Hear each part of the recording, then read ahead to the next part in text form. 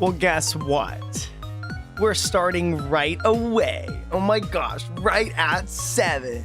Let's go. Hi, everyone.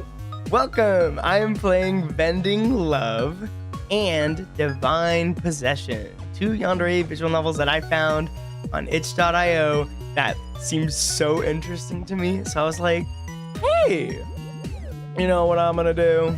I'm going to stream it. So that's exactly what I'm going to do. So without further ado, honestly, we're just going to jump right into it, like straight away. Hi, Pluko. Oh my gosh. A tired artist does art. Hi. How are you? And Dragon. Hello. Let's get started right now. Let's do this. And I have the V-Roid model. My PC, I updated the drivers, so like, it's not, terrible. I'm doing some cleaning. That is awesome. I'm so glad to be your background streamer for your cleaning. We're gonna be doing some Yandere shenanigans. So, okay, let's just get started. Oh wow, it just like jumps me in. You always catch me when I'm drawing. That is good. I'm glad. I could be in the background for that. All right, let's go. Let us go. I haven't done narration in a bit. Aster usually does the narration for characters. But now it is me. Now I'm gonna use my voice a lot. Drinks my water. It's almost evening. You stop at the end of the street while looking at the building looming in front of you. It's fine. Nothing particularly special. Just a place to stay for now. I'm also going to be dyeing my hair. That is sick. What color? Until you find something better. You play with the key in your hand. Your fingers brush across the cool metal, and you can feel the small scratches that line its edge. Boxes sit piled up beside your door, stacked rather unevenly and sitting on an old, worn-out mat that was here when you arrived. With a quiet sigh, you push your door open. Red? Oh, that's sick! That is so sick. I love red. Time to start dragging them inside. After a few trips, you've made a bit of a dent in that pile, but there's still some sitting patiently to be pulled into your new place. By now, the sun is starting to sink lower into the sky. You glance down an alleyway next to the building. You're thirsty. For some reason, the alley is making you curious. Your curiosity gets the best of you. It's just for a moment, then you'll continue moving in. You leave the boxes at your doorstep, pressing them a little closer to the wall with the ball of your heel. Keep them out of the way, just in case. This is interesting. Usually, I've played the ones we played recently, like, it would usually be the main character talking to themselves, but this seems not like that. Hello, everyone. Hi, Sunset. Hello. Welcome in. Then you step into the alleyway. The music stopped? It's darker now. There's the sound of footsteps in the distance, and a flickering glow spilling across the pavement. Then you hear it. Oh gosh. Someone is speaking. Oh, this is someone. Just like this? I'm in the right place, right? This isn't too much? It's coming from further down the alleyway. You slow your steps, holding a breath as you walk. Whoa! Hello! Okay. I know. I shouldn't worry so much. Sorry. Yes, I'll be okay. I can handle this. I can handle this, can't I? After all you've done for me to set this up, I want to think I can. There's a pause. Light pulses across the ground, a dim electrical sort of light that becomes clearer as you step closer. Oh, wait. Hello.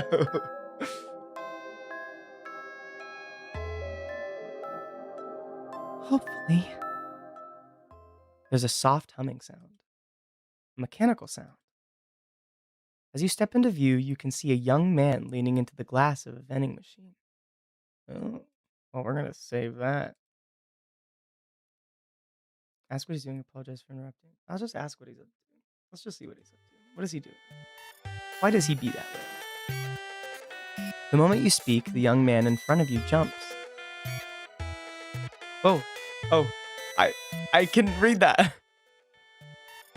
No, I mean, sorry, I didn't hear you coming. There's some automatic, clicks here that I did not do. He shifts his weight, straightening himself as he looks at you with a flustered expression. I was just talking to a friend. A friend who just happens to be mechanical. He points a little shyly to the vending machine standing behind him. Oh, he's talking to the vending machine. That's great. I talk to it sometimes to get my thoughts in order. That's cute. It doesn't get tired of me. Aww. Or ignore me, or leave halfway through. It just listens. He takes a shaky breath, a light shade of pink dusting his cheek, and then he glances away. His eyes seem a little more focused on the pavement. That's more embarrassing than I thought it would be to say out loud. The machine seems to hum just a tad bit louder. It's really good at listening, though. And it always tries to help. You'd be surprised. It helps me more than you think. Honk. Oh. You hear him gasp. That's a good sign. His laugh is small, and he is still clearly flustered as he reaches into the vending tray. I can't get over how beautiful he is on my... Right? He's so cute. It does that sometimes. It gives me exactly what I need. Sometimes I don't even have to ask. Like right now. It's a soda can. Oh, can I get a free bag of chips? That's exactly what this reminds me of. This character is so silly. It's adorable. Right? Oh my gosh. He pulls the can out of the tray with a look of awe and gratitude, and he turns back to you. His gaze is even more flustered. Soda. Tell him that's a little weird. Should we be mean? I don't want to be mean. Like, it would make it interesting, but I don't want to be mean to him. I'll ask about the soda. What? The soda? His eyes watch yours before quickly dropping the can held previously in his hand. His fingernails lightly scrape the brushed metal surface, clenching and unclenching. And then he speaks. Do you want it? You're tired, aren't you? It knew, so it dropped a soda for me to give to you. Will you take it? Holding the can out to you, his hands seem to shake just a little more. Trembling. Aww. It's cherry flavored. I know you're tired and you like this brand, so please. He gestures a little shyly, and when his eyes meet yours again, they hold you in place. You open the soda. I mean, yeah, let's drink some soda. You hear him gasp when your skin brushes his. A soft sound, and it causes his eyes to widen for only a moment, but just as quickly his eyes dart away. He stays silent for a few moments, his fingers withdrawing with another breath, albeit much shakier this time. What? What did he say? Do you want to sit on me? He freezes. Do you want to what? Whoa, buddy. Okay. Even my dogs are reacting.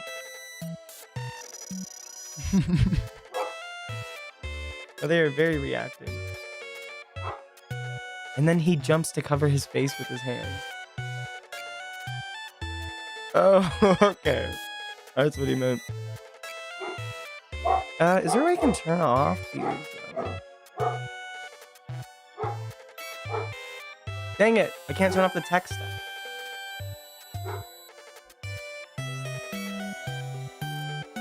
my gosh, I'm yelling at my dogs. With me! I meant with me. Do you want to sit with me? Not so beautiful now. Yeah. I mean, he's still cute, but like, what? That was very quick and forward. You can barely hear him breathe, the sound of the pure embarrassment and mortification radiating off of him with every second passing. We just meet this guy? Yeah, right? His face is buried beneath his hands, but you can clearly see every bit of skin underneath is just about as red as the can of soda in yours. Ah, Coca-Cola. Coca-Cola. Well, that's just a guess, but like it could just be like a non-brand cola. But what is your guys' favorite favorite soda? I don't know. I'm not a big soda person, but I'll drink a carbonated drink and then I'll just take one sip and go ah, and then that's it. I can't believe I just said that. The vending machine hums again, pulling your attention away just long enough for the young man to try to compose himself. Not that he's able to do so. Not really. Great. With a squeak, he gestures to the small pile of crates near the vending machine. They look oddly clean considering where they were. Let's sit on the crates. I cleaned them up a bit before you got here. I don't drink soda, I usually have lemonade or hot chocolate. Why are you so based? I love any soda with cherry, that's real. Lemonade or hot chocolate is so real. Lemonade is like, usually I drink water, but like milk and lemonade. He reaches out to help lead you, although his hand hovers for a single second before darting back. I mean, did he said that he cleaned them before we got here. Does that mean he's like he dusted it off knowing we were coming here? I really like some Sprite, it scratches my throat. That's like what all like soda does to me. Anything carbonated, just like that's what it does. I do like Sprite though. Sprite I'll drink. He's still flustered. Lemonade is very universal. Yeah. It's not much. The silence continues for a minute, and then you ask his name.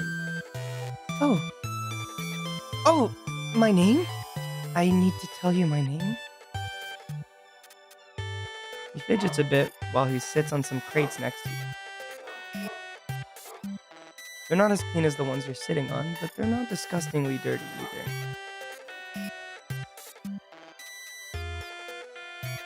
Just a few dark stains and trash littered around, like scraps of fabric or dust and hair.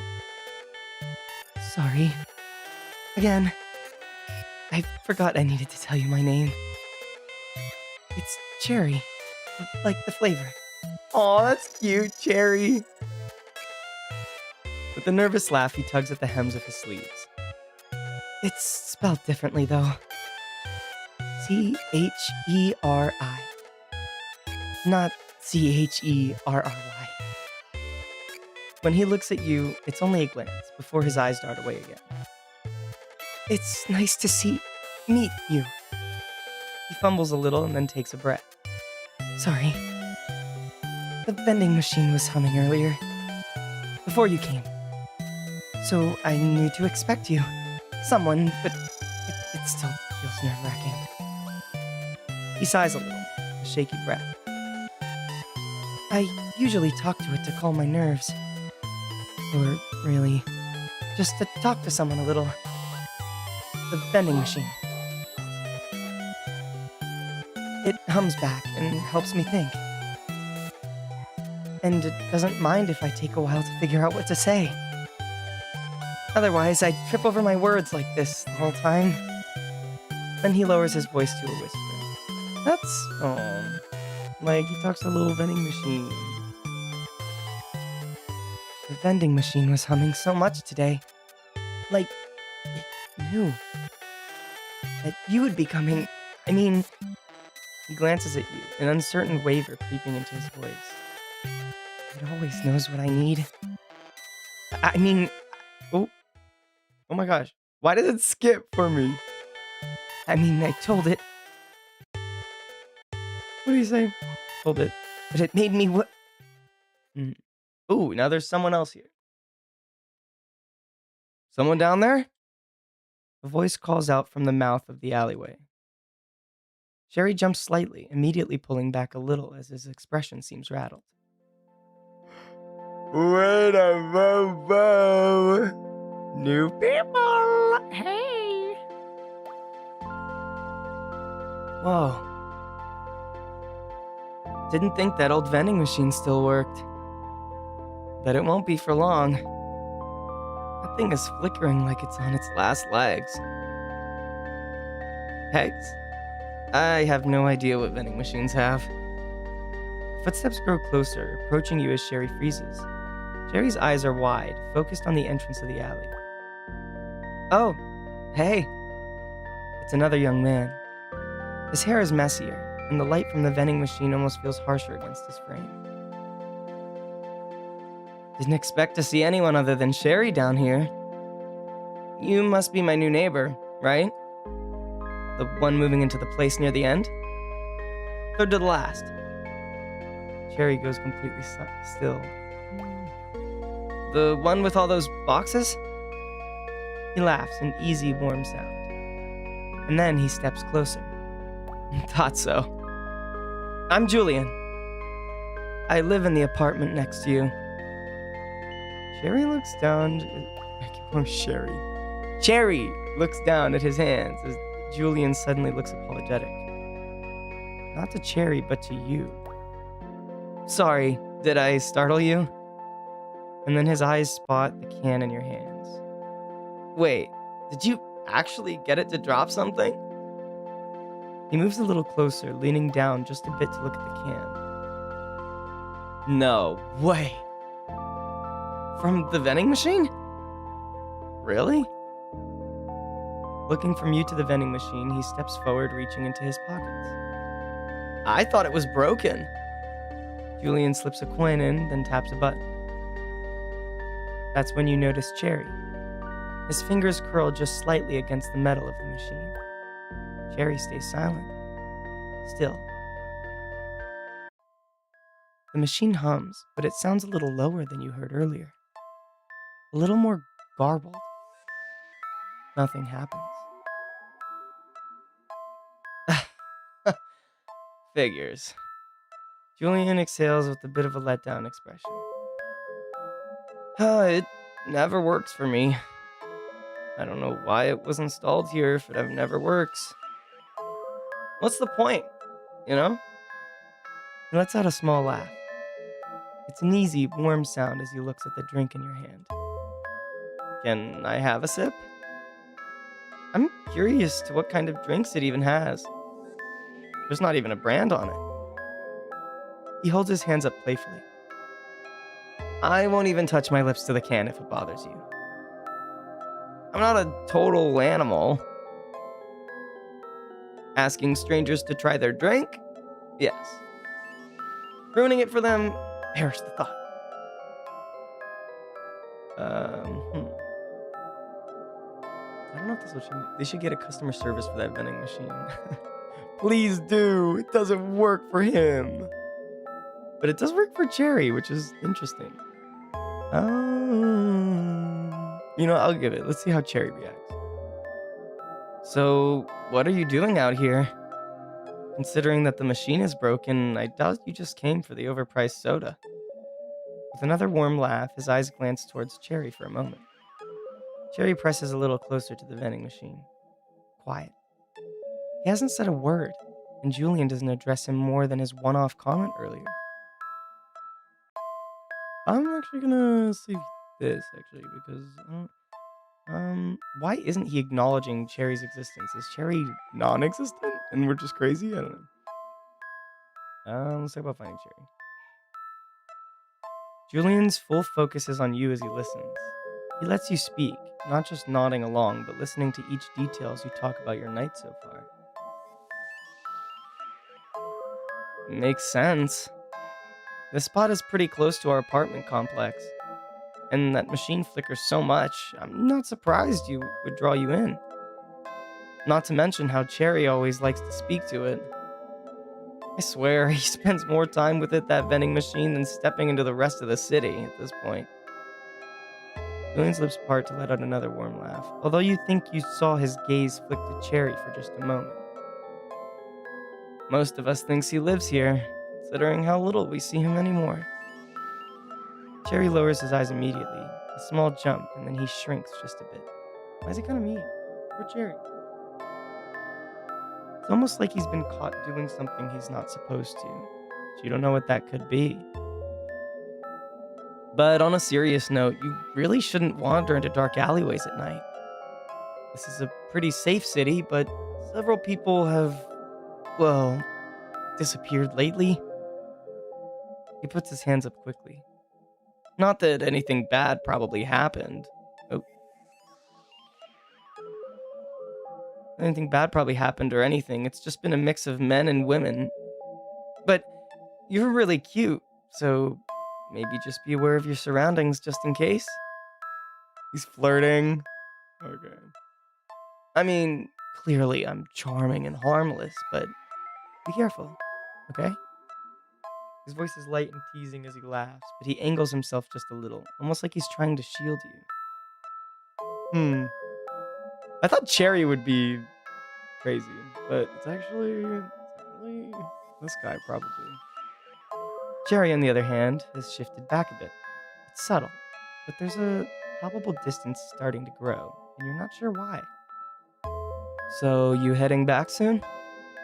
More boxes to handle? Julian smiles, his eyes meeting yours with a nice warmth settling in. I can walk you home, if you'd like. We'll be going the same way, if you would like some company. No pressure, though. He shrugs casually before giving you another small grin. The neighborhood is a little less intimidating when you have a friend to talk to. And carry boxes, but only if you ask only if you ask extra nicely. Not exactly built for manual labor, if you couldn't tell. Okay, this is probably a big choice. Because I can either probably stay here with Cherry or go to this guy or walk with this guy either back to my room or to his room. I don't know. This would be interesting. Let's see. Okay, I'll just save. I saved it here. Let's go. Let's go. I think something bad's gonna happen, but you step down from the crates as Julian waits for you, and Cherry keeps his eyes glued to the ground. Sorry, Cherry. Oh no! Oh.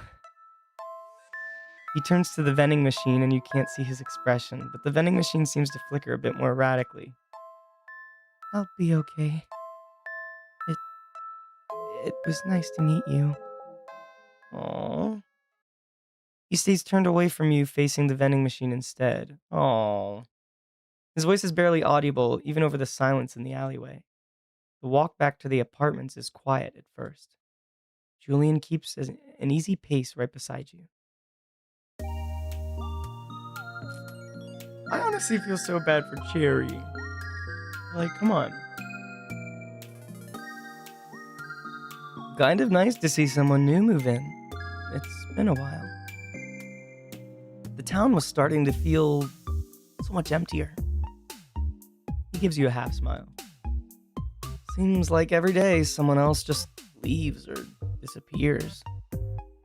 With a sigh, he continues. I hope I'm not scaring you. This really is a nice place to live. It's just a little different now. It's probably nothing. This isn't the biggest town. It's pretty run down these days. Plenty of empty places, broken things. Like that alleyway. I swear that vending machine back there has been busted since it appeared. He laughs again as you both reach your building, and he tries to hide the smile on his face as he sees the number of boxes piled there. And in particular, the old welcome mat seems to amuse him. Well, that's more than I expected. With a small whistle, he looks at you and then at the pile of boxes again. Not a one-person job at all.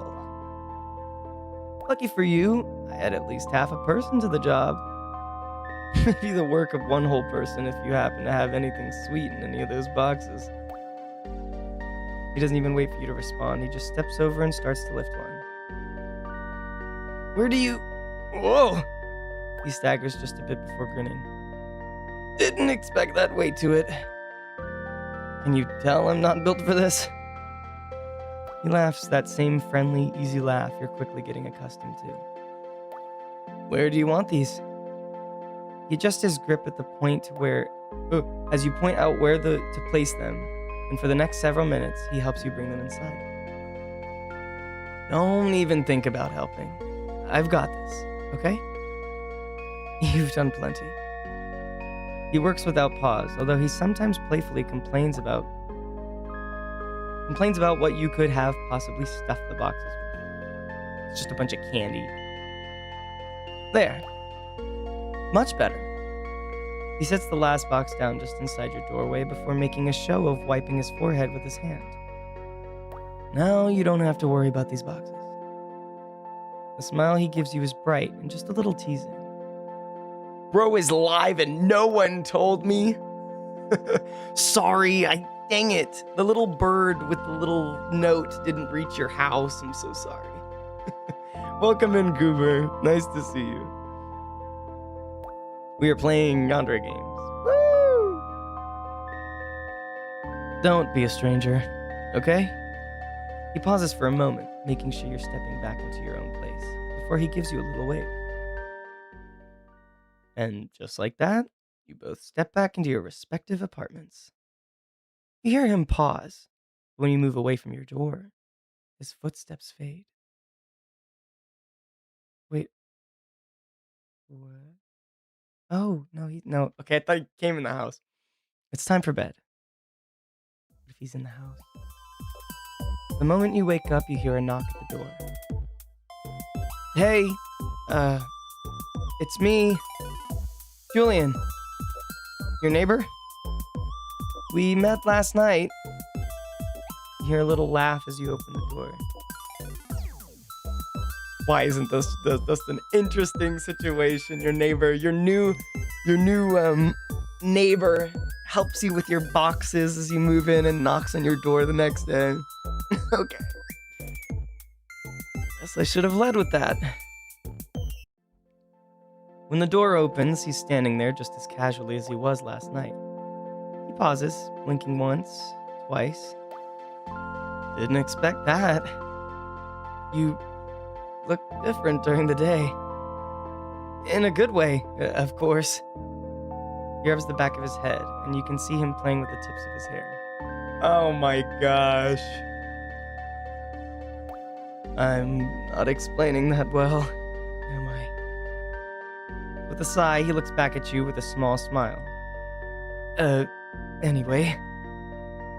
Before I got all tongue-tied, I was wondering if you'd like to walk around the neighborhood with me. I have a day off, and the sky's actually clear today. It's so blue. It would feel like a waste not to bring someone around with me to enjoy it. And you're new, so I figured I could show you around. He pauses, teasing you a little with a grin when he speaks again. Chat, what game is Noah playing currently? I will answer that. Haha. I'm playing Vending Love. And then after Vending Love, we are going to play, it's in the description, we're going to play Divine Possession. These are both Yandere games. But both of the links are in the description, so you can check them out and give them the support, because like these, I looked at them and they seem really, really, really cool, so I just decided to play them. I was like, I have to. And we can avoid broken vending machines and dark, dirty alleyways. Just saying. I know how fond you are of wandering into them at the dead of night. Let's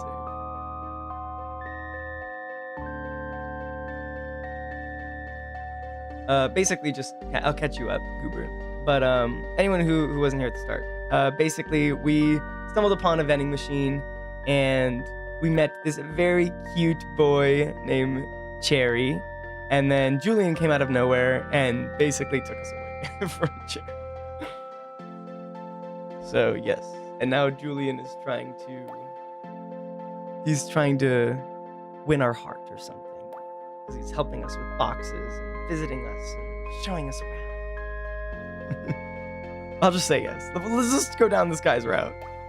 Let's do it. He smiles immediately, a bright, warm smile that seems to come naturally to him. Oh, perfect. I already know the perfect place for us to go first. He holds out his hand, a light, easy gesture that does without even thinking about it. And the moment you take his hand into your own, he smiles even wider, as if he didn't expect you to take it. Wait, why are we holding his hand already? Organ Harvester, just in time for the recap. Cute boys yonder, eh? Yep. So we're taking this guy's hand already? We met him last night. Okay. He guides you along through the neighborhood while the sunlight dusts everything in light. And my dogs are yelling at that fact. It looks different during the day. You walk hand in hand while he looks at you. So,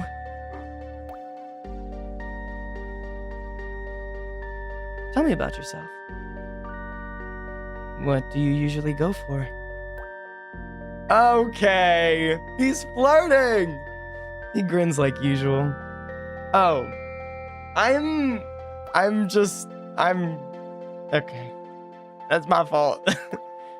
Drinks? Snacks? You knew I asked. They did that on purpose.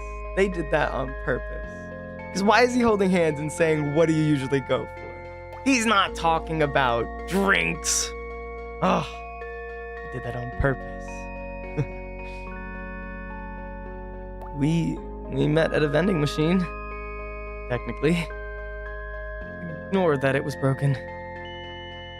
I'm still impressed you even got something from it. He glances at you in thought. That was a cherry soda last night, right? Do you like cherry-flavored things? Do I, yes or no? I hate cherry-flavored things! I think this is honestly like a romantic date on our way to a vending machine, real.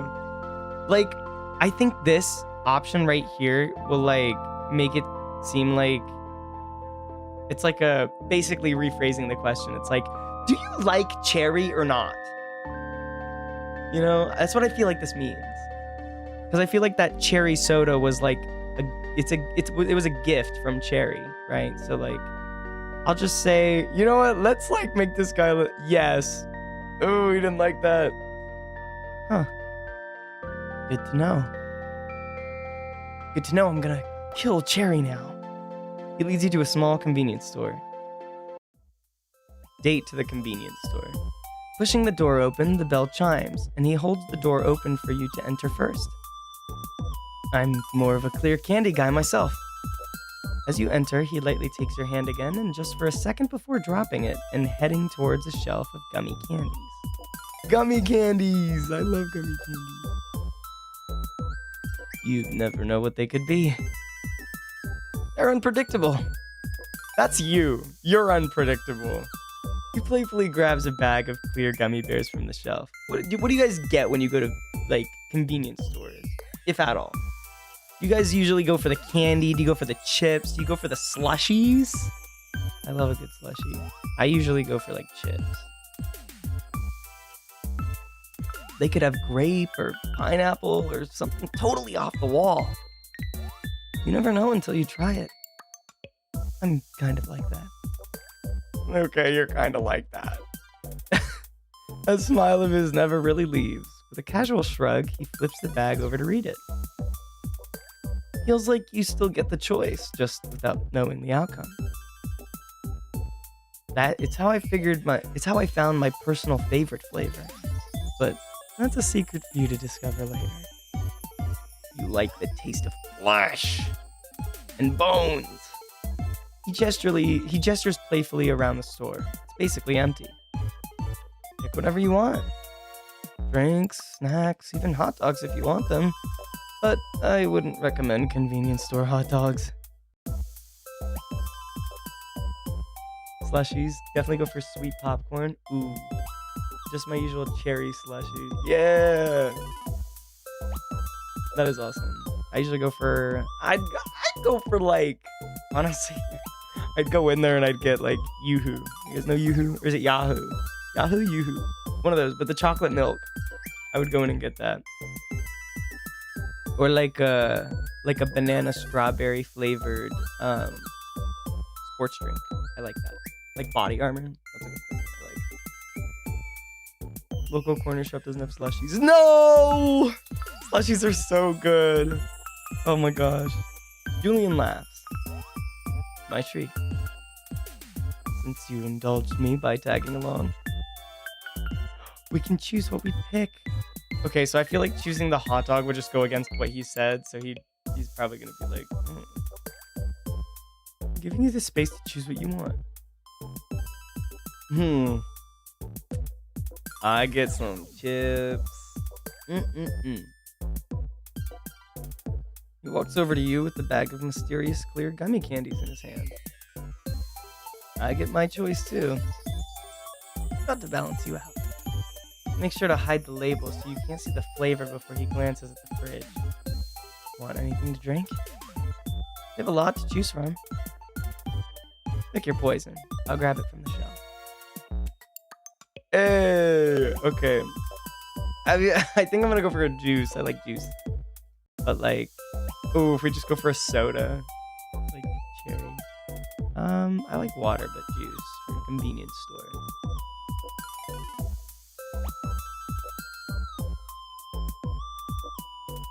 Got it.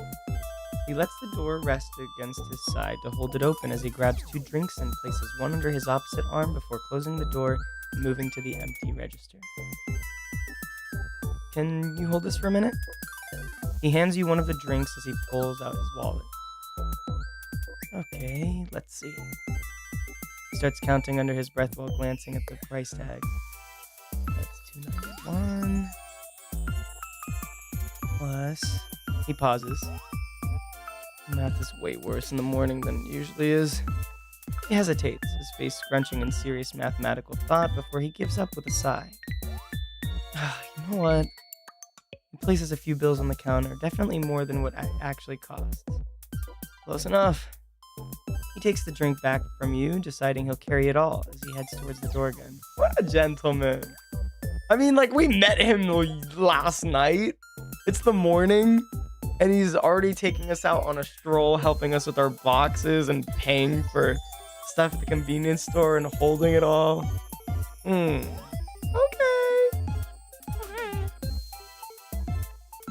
Come on, I know a good spot down here. He gestures with his chin as you both leave the store. The sky looks amazing from down there too. That's why I offered to show you around after all. See the sky. I can't go back on my word. You follow him to the bench sitting outside. You side by side and the town feels oddly still. You occasionally hear a person or two, but in general, everything seems empty. I really like the art style in this game and how everyone's green. I do really like it, the like retro, but I do love the art style so much. It's so good. Is it just me or do these types of stores hit different at 4 a.m.? Absolutely. I mean, they're kind of scary. Right, they're kind of scary, but they're really, really good at like, night. Julian, however, doesn't seem to notice much. Instead, he opens his bag of candy after splitting everything between you both. He pops one into his mouth before pulling another from the bag. With a playful grin, he holds it up to your mouth. Now he's feeding us! Alright, time for the mystery of what my favorite flavor is. Try one. See if you can figure it out. No looking at the bag, though. You might be cute, but I won't tolerate cheating. Like, he's literally just flirting. Well, maybe. When he laughs again, he watches you carefully as you take the gummy bear and pop it into your mouth. Okay, he didn't eat it. Interesting.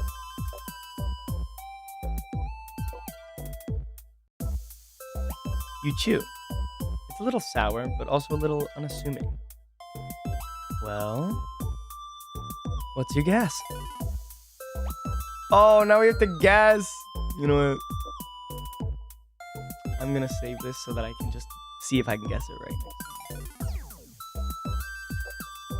Okay, this has to be this guy's favorite flavor. What does he look like? Oh, I feel like it's lemon. I don't think lemon tastes good. I don't know. I feel like he has to have like a different kind of taste. He seems like that person. I'd say like a green apple. His laugh is even louder now. Nope. I win this time. He tilts the bag towards you. Okay, so there was no way I could guess that. Cucumber lime. Cucumber lime. What an interesting flavor. His laugh fades into that grin of his as he watches your expression when he says the flavor. I know. Don't make that face. They're so good. He laughs again, a cheerful sound amongst the emptiness around you. When he speaks again, he leans back a little to stretch out his legs before taking another gummy bear into his mouth. See what I mean about clear candy? If they were green, you probably would have guessed the lime half. Doubtful about the cucumber half. But the color gives you an idea of what to expect. Without it, you have to guess. The breeze picks up a bit while you both eat your snacks and drink your drinks. It feels nice out here today. Julian stretches a bit more, offering you the bag of his candies just in case you want more. It used to be busier around here. Now it's just empty. He glances at you. It's not necessarily bad, just different. He gestures with a hand to the buildings around you both. Some places still have people, like that bakery over there, or that pharmacy over there. He frowns as he pauses for a moment. But others, like that convenience store, it always used to be busy. The guy who ran it always kept the place nice. Then one day, he was just gone. Then the cashiers left too. Some went to other places to work, but some just disappeared too. Julian lets out a heavy sigh. Some of the other folks said it was just what happens. That maybe they just decided one day that they didn't want to be here anymore, and left without a word. Me? I don't know. I couldn't say. He looks at you, his eyes becoming just a bit softer and more focused. I'm glad you came. With a smile, he stays to stand, making sure to grab any trash the two of you might have had. And I don't just mean coming out here to sit under the sky with me. I mean that you moved in here. He smiles as even the sunlight running across you both feels a fraction warmer than it was just a moment ago.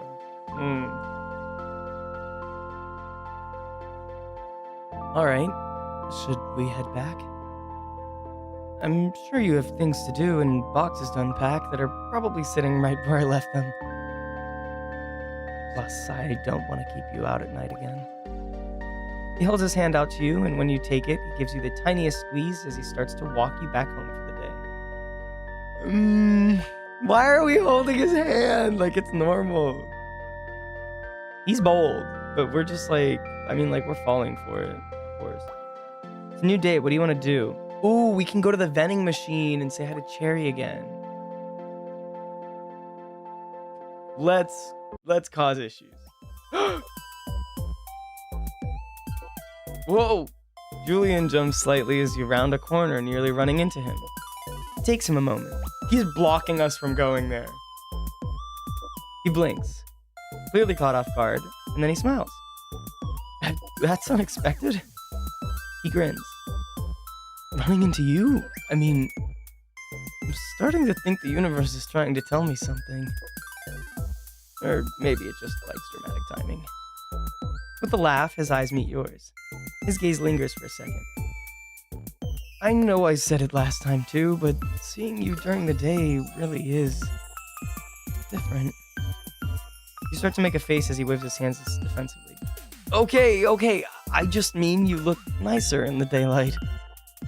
You know, meeting you in that alleyway was quite a first impression. The ambience of being in a creepy, narrow alleyway barely lit up the ominous flickering from a broken vending machine really changes how you perceive a person. Another grin. I think I prefer you like this. Daylight definitely suits you. Feels more real. He pauses for a second. So, what are you up to today? Exploring? Guess I didn't show you enough last time. Julian falls silent, humming quietly to himself at the top before his eyes meet yours again. It would be weird if I invited you back to my place right now, wouldn't it? A pause. Oh my god, now we're going to this place. He immediately shakes his head. No, don't say it. I heard how it sounded the moment I said it. He starts to laugh a little as he glances at you. Yeah, no, that's definitely weird. I have a tub of vanilla ice cream and a bowl of choco chips near me. That is so awesome. Here you are exploring your new city, and I'm over here trying to redirect the plot and get my cute neighbor to come home with me. Yeah, you know what? If it gives us an answer, I'll go. If it does that, I'll go. Not to mention, we just met the other day. Although, his eyes drift a bit as he speaks. You definitely strike me as the type who would say yes anyway. With a small wince, he quickly cuts himself off. And that's precisely why I'm going to cut that thought off right there. His laugh is warm. See? I'm responsible. So when I do invite you back, you should remember this and say yes? He straightens a bit, stretching his limbs before continuing. So, what were you looking for out here? What do you mean I'm the type of person that would say yes? He's clocking us! Ugh. I'm afraid it's even emptier than usual today. Julian sighs as he looks around. His eyes trace the horizon, moving across the buildings. He isn't wrong. The whole town is empty. In fact, Julian is the only person you've seen so far since you left your apartment earlier. It feels like it would be a missed opportunity if I just left you here all alone. And yes, I am turning the charm on. With another grin, he gestures around. Feel like taking a walk with me? He hums in thought again. Or we could sit somewhere again. I promise I can choose a different bench from last time. His lips pull into the warm, casual smile, but you can tell it's a bit different this time. He's just flirting over and over again. Oh, how about we explore a bit? That's educational, isn't it? Especially when I say it like that. Pause. I have no idea what I'm saying anymore. His laugh fills the air again, and he shakes his head. Forget I said that. I'm saying every awkward thing I can think of today. Then his voice turns a little. What I'm trying to say is, you've got options? Anyways, I believe in that. Choices, especially optional ones. Optional options. Excessive optional options. Julian smiles, squinting a little against the light as he looks around again. Wait, Cherry or Julian? I haven't met Cherry. Honestly, we're doing Julian's route first. Cherry's cute. Very cute. But we don't really know Cherry. Cherry's very held back. He is bold. Julian is bold. Um, and like Julian is like he's putting in the effort, but he's definitely like crazy in the Yandere. I don't know about Cherry though. Cherry seems more held back. Like I feel like Julian would kill Cherry more than Cherry would kill Julian. Wait, did it do it? Actually, I have an idea. He holds out his hand waiting for you to take it. Yeah, and this is just like a normal thing. Like he just holds out his hand and then we just take it every single time. Only if you'd like to.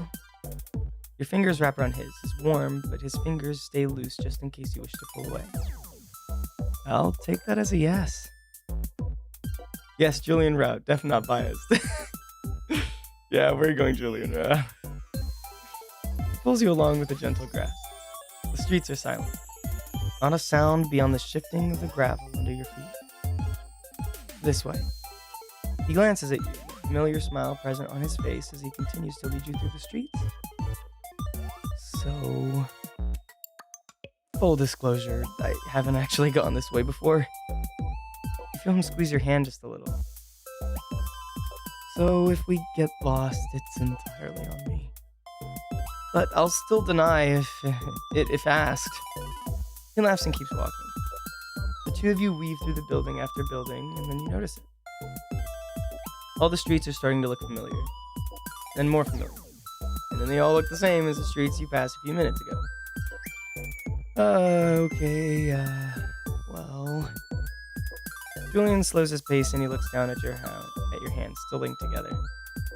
So, we might be slightly lost. He slowly releases your hand when he stops. Instead, his hand moves to brush through his hair. I have no idea where we are. With a sheepish look, he glances around. We're still in town. I know that, of course. Another pause. I'm at least 95% sure of that. He sighs. When he looks at you, though, you can see the amusement in his eyes. I figured this would connect back to the direction I had in mind. His hand drifts to his hair again. I'm also not biased. Yippee, Julian, the bold person you are. Yep. He's, like, very bold.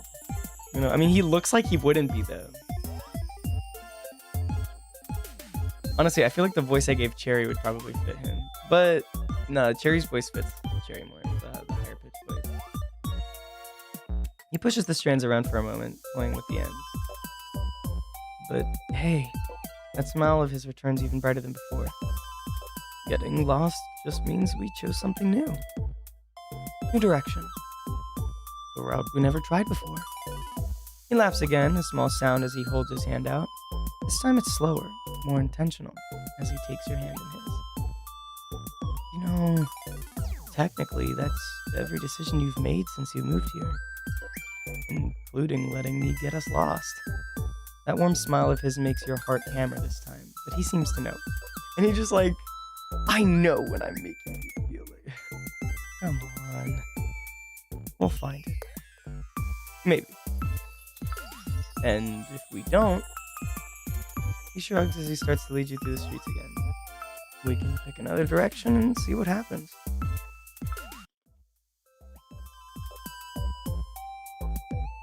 Isn't this the same alley as before? It takes a while, but he keeps you as close as you walk. You both walk together, and occasionally he points out... I need to stop. I'm eating something. Okay, boom. You both walk together, and occasionally he points out a place he used to go to or a spot he likes to hang out. Places that used to be filled with people and their stories. Eventually, he stops in front of an older building.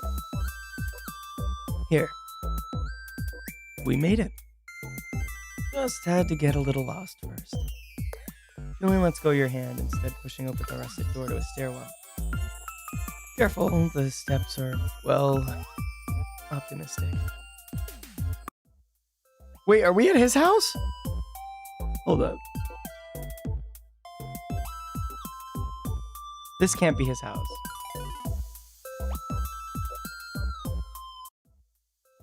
He holds the door open, gesturing you to walk first. As you pass him, climbing, his hands hovers on your back. He doesn't touch, but his hand is protective just in case you trip or fall. Keep going. I'm right behind you. We're going all the way up. He guides you gently, and then you finally reach the top. Here it is. His eyes are sparkling with quiet excitement. You've never seen him like this. And someone's at my door. Hold on.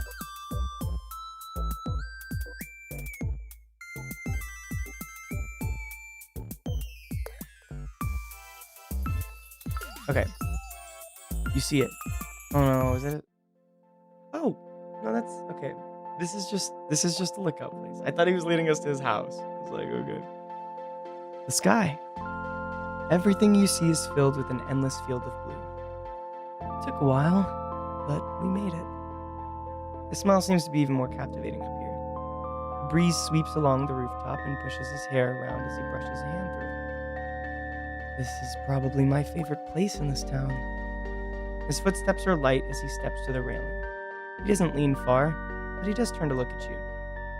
The sky is ridiculous up here. Look at it. It's everywhere. It feels like I could swallow everything if it wanted to. It feels like it could. I usually come up here to think. Used to, anyway. The wind picks up a bit. His smile turns softer as he leans against the railing. The town can feel so loud sometimes. He pauses. Sometimes I wonder if it really was. Or if I'm just remembering it as louder than it ever was. Julian takes a breath, his eyes drifting up as the sky is swallowing his thoughts. He doesn't speak for a little while. I don't think that's blue, honey. Yeah. The sentence hangs in the air, breathing alongside him. And then he speaks again, breaking the gentle silence that settled on the rooftop. I used to have a routine. He laughs a little. I know.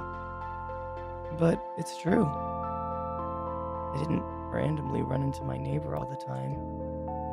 He glances at you before he keeps speaking. It felt a little planned out, you know? And then meeting you felt almost like it was inevitable. At least at first. He shakes his head softly. But I don't know if I believe that. His eyes watch you, and for a moment it feels like the two of you are in your own world. Like everything else, it stopped. Ooh, this is sweet. It wasn't inevitable, was it? It was very unlikely.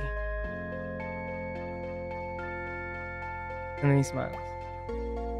The type of smile you're used to by now, only it feels different again. Warm. Impossibly warm. I like unlikely. The wind kisses his hair again and he slowly sinks to the ground. Sit? You do. You move to sit next to him on the concrete. I don't like to think everything moves towards one ending. He looks at the sky again. I think everything moves because someone chooses to. They choose the next step. Even if it's a small one. He leans just a bit closer. Like how we met. How we wandered around. He lets out a loud, teasing laugh. Or how you were absolutely offended by those cucumber lime gummy bears. He grins, and his eyes never leave yours. I still stand by it, by the way. It's the best flavor. The smile softens from something teasing to something softer and more affectionate. I'm the wind, guys. Yeah. And how we got lost? I swear I didn't plan that either. Coming up here, that was the plan. Getting lost was just a bonus. His hand rests near yours.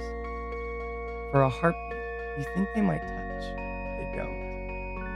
Not yet.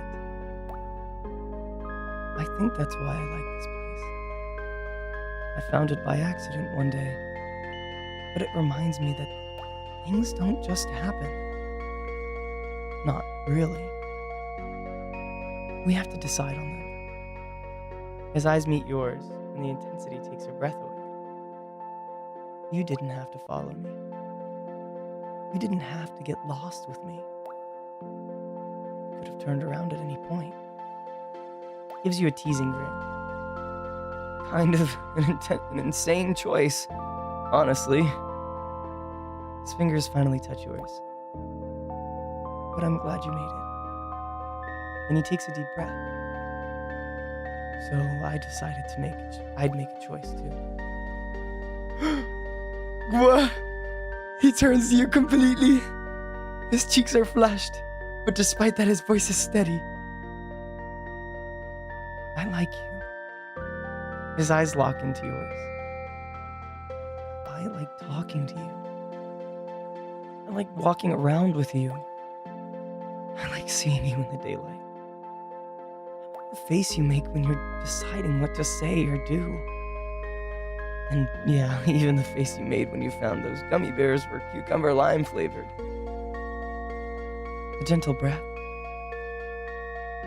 I really like how you look right now too. With the sky behind you like this. He leans a little closer, but he doesn't close the space between you. This is the second day. Wait, no. This is because we met him on a night, and then the next morning we went out with him, and I guess then this is the day after that. The day after the next morning. What? It's only been 2 days. The day of pure beauty, yeah. Ooh. I don't want this to feel like momentum. Or like we're in a scene that has to go somewhere. Like this has to lead to something. His thumb brushes yours. Julian, buddy. If you stay, I want it to be because you decide to. And then it moves to your wrist. You feel important to me.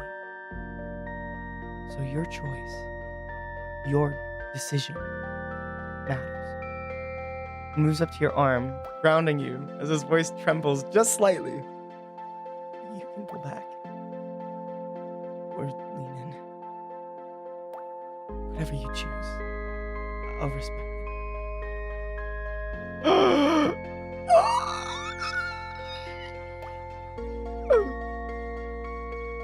This is probably the one over right. I don't care, Julian. Kiss us, you fool. If you stay, if we don't live in the same apartment complex. No, but we have an option now, guys. We have an option.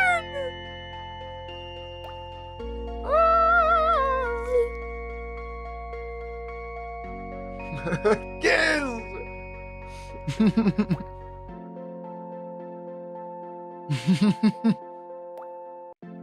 Let's do it.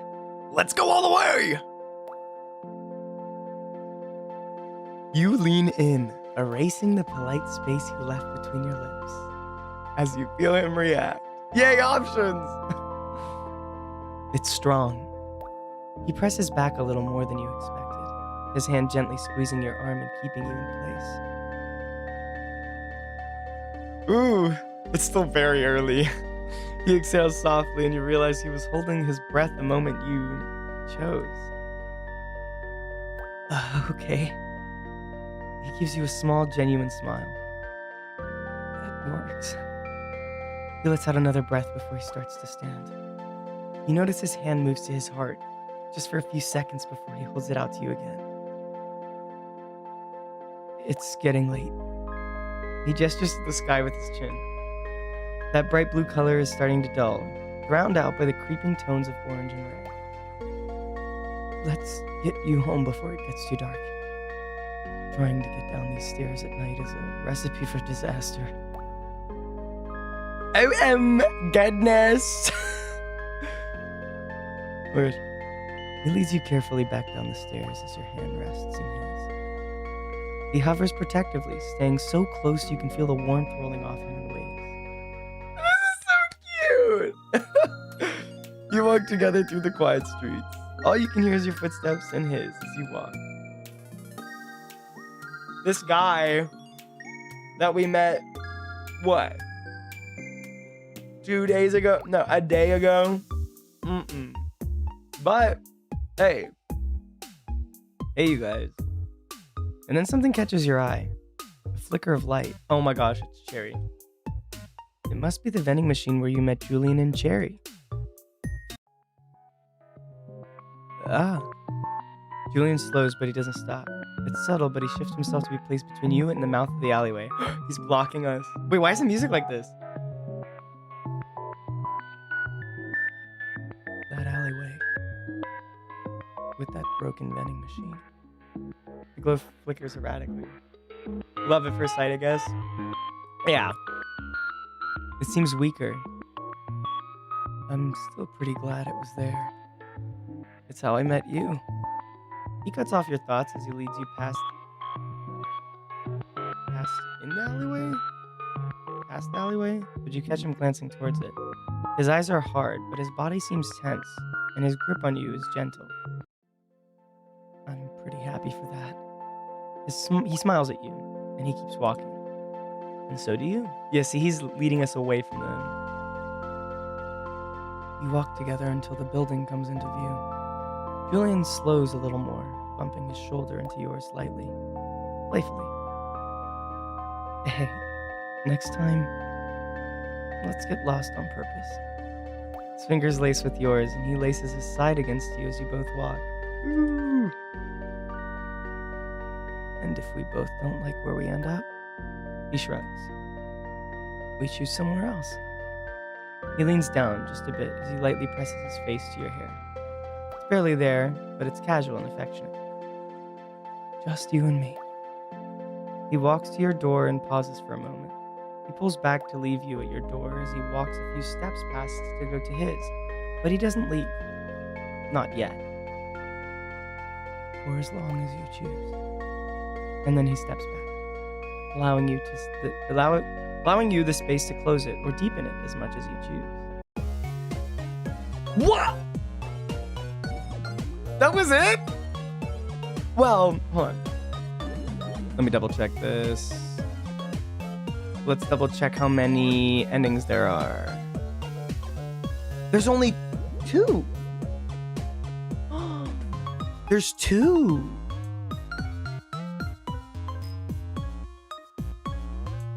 So, okay. What if we don't kiss him?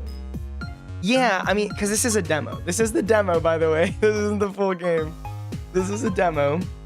But let me see what happens if we don't kiss him. If it's the same. Let's just see. Because there is only 2 routes. It says that there's 2 routes. So you pull back and you can feel his disappointment as he stamps it down immediately, especially when he feels your fingers lace around his.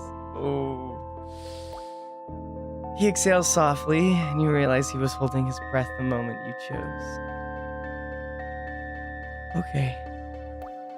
Gives you a small, genuine smile. That works. He lets out another breath before he starts to stand. You notice his hand moves to his heart in just a few seconds before he holds it out for you again. It's getting late. Is this the same? Gestures to the sky. Let's get you home before it gets too dark. This might be the same. Let's see if the vending machine is there. Flicker of light. Must be the vending machine where you met Julian and Cherry.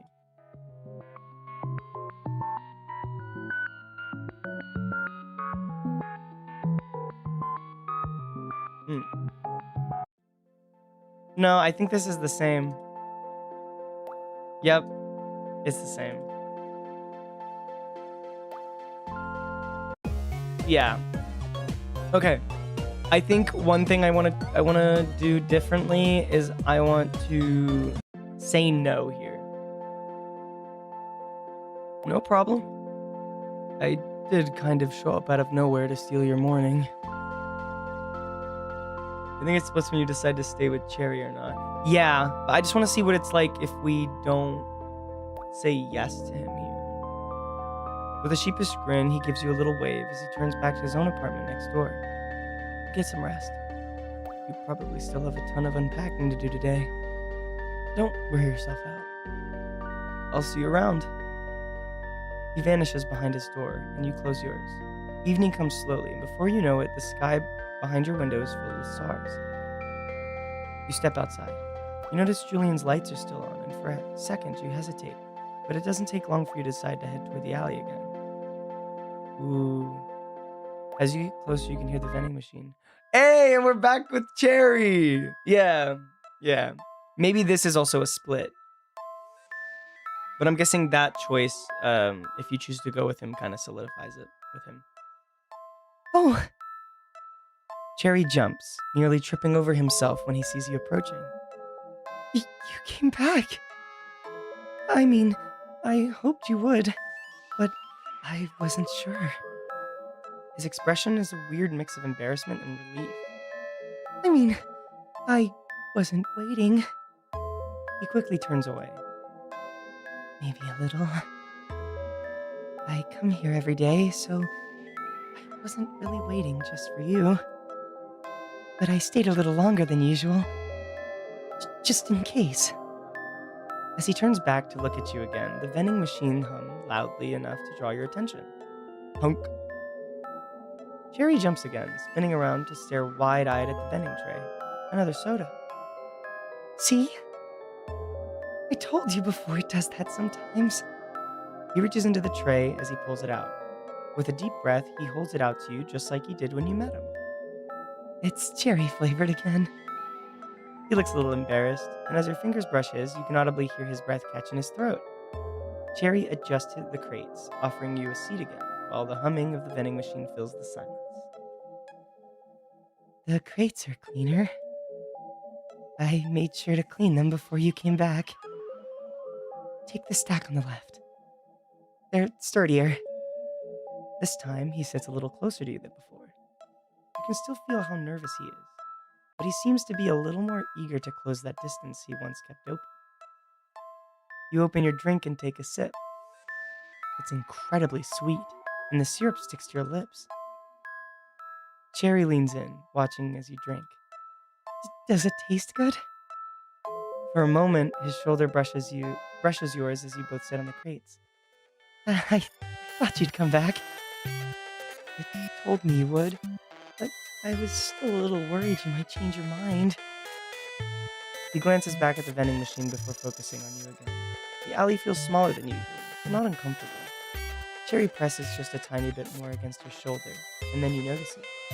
The vending machine is getting even louder. Punk! With that, some little jump he's made before, he jumps a little back and looks at the vending machine. Oh! His face flushes a little as he stares at the machine. The lights flicker. He closes his eyes. When he opens them back up, he looks up at the night sky, then back to you. It does that a lot more when you're here. I like it when you're here too. Eventually, you finish your drink and stand. Already? He pouts a little, glancing at the sky again for a moment as if expecting something. It is late. He looks up at you hesitantly as he stays on the crates. Can I walk you back? Just to the building? So I know you get home safely. When you nod, his expression brightens instantly. He moves to stand next to you, giving a small nod to the vending machine behind you both, before the two of you start to make your way out of the alley. You're almost there, and then a water drop hits your cheek. It takes you a moment even to realize it, but by the time you do, another lands on your arm. Oh, wait! You don't even have time to really react.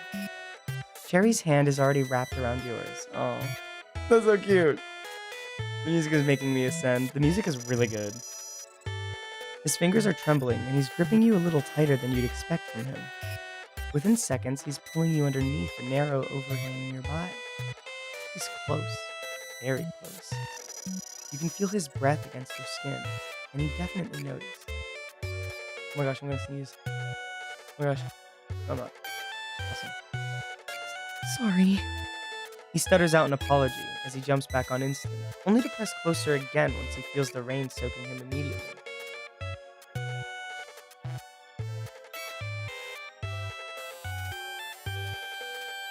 There's just got a message by accident. Awesome. He's nearly pressed against you. Not quite, but close enough that anyone passing would assume you were. I was trying to get you home before it rained. The vending machine told me it would, but I wasn't fast enough. Cherry's voice is soft. The rain nearly drowns it out. If you weren't so close, you probably wouldn't be able to hear it. That's when you notice it. His heartbeat.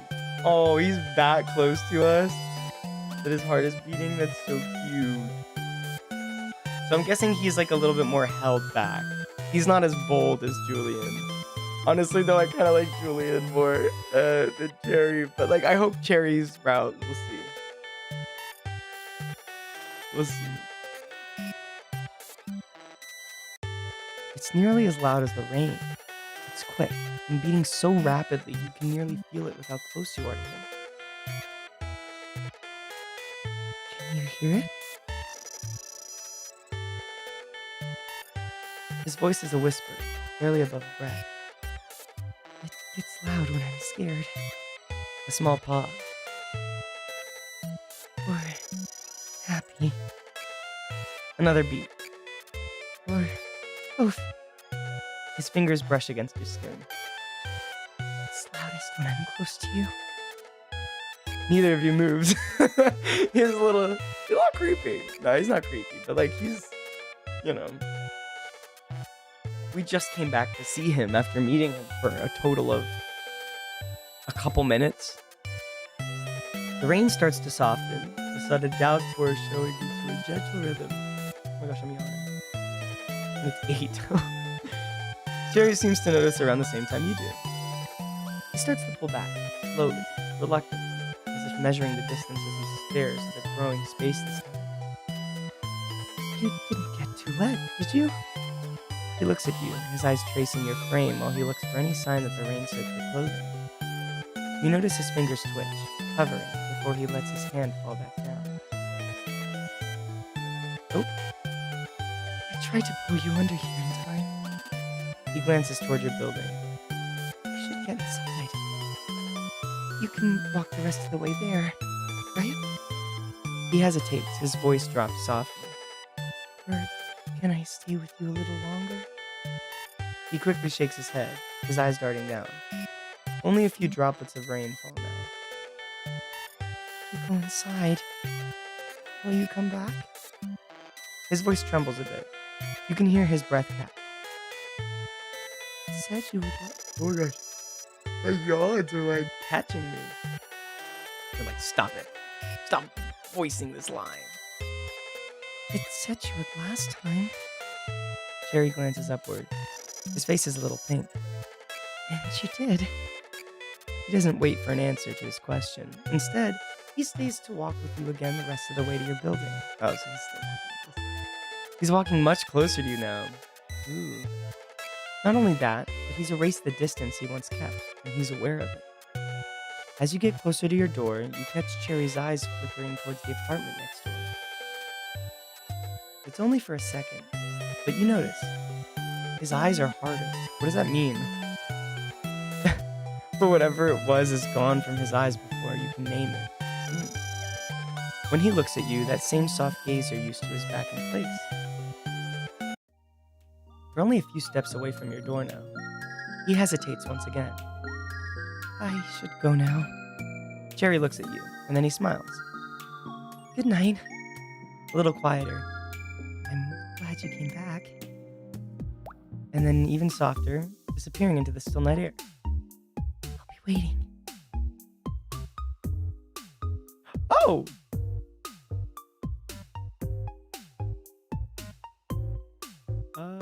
This one.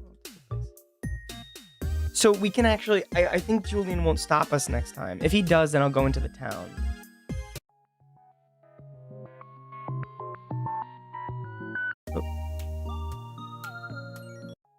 When you step out of your apartment, something catches your eye. It's a soda can.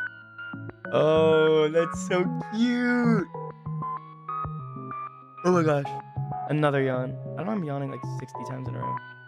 For seconds, you think it's untouched. It's sitting upright, neatly on your doorstep, but then you notice it's expanded. The metal is slightly warped.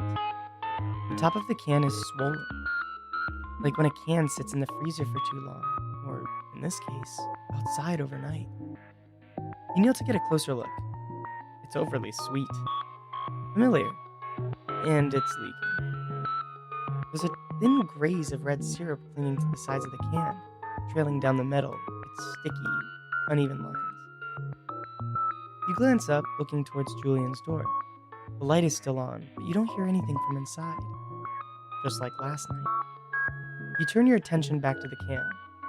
There's a small note stuck carefully to the side of the can. It's like another one. They're like sneezes at this point. Let me drink my water. Everyone, hydrated, hydrated, remember. You do things in your day and you get distracted, so you need to drink water because you could go all day without drinking water. And don't do that. It's sticky and stained, but stuck to the syrup as if it were keeping it in place. You peel it away carefully. The handwriting is neat, but incredibly uneven. Some letters trail off or go too far. Others look as if the person writing it pressed too hard into the paper, as if they were trembling. That's another one. Trying to keep their hand steady. Yawning 60 times on stream. You don't have to answer right away. But when you're with me, everything feels right. So, oh wait, no, this isn't his voice. No. You don't have to answer right away. But when you're with me, everything feels right. So, I just wanted you to know I miss you. You look down the hall. You don't see anyone. You don't see Cherry. The syrup is sticking to your fingers as you carefully try to lift the can and move it closer to the wall, just in case. The residue sticks to your skin. It's weirdly warm and tacky. You attempt to wipe it away before you head towards the alley. So you're visiting him again. Yay! It doesn't take long for you to spot the glow of the vending machine. Even though it's still light out, the flickering of the vending machine looks brighter than usual. Steadier. It's a more vibrant color as well, more saturated. A deep blue that reminds you a bit of the sky. Oh, a bit of the sky, Julian reference. Cherry is standing in front of it, blocking the glass as he speaks softly.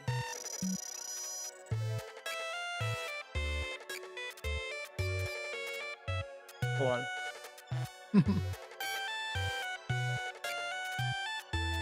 Eating apple. You can't hear what he's saying, but you recognize the soft tone being used. You've heard it before. It's the same tone he used before when he didn't realize you were there. Oh! The machine is humming louder than last time you were here. Oh, you came back! I knew you would. And then his eyes fall into the note in your hand. You read it! His face flushes immediately, and you grip the little note just a bit tighter. My note. You still came back. Just like it said you would. Just like I knew you would. The vending machine gets louder. Jerry steps closer to you, but then he hesitates. Halfway there, he hesitates as he swallows hard. You can see his fingers twitch. It's almost as if he's fighting the urge to erase the distance between the two of you. But he doesn't. Not yet. Sorry. I'm not very good at this. Talking.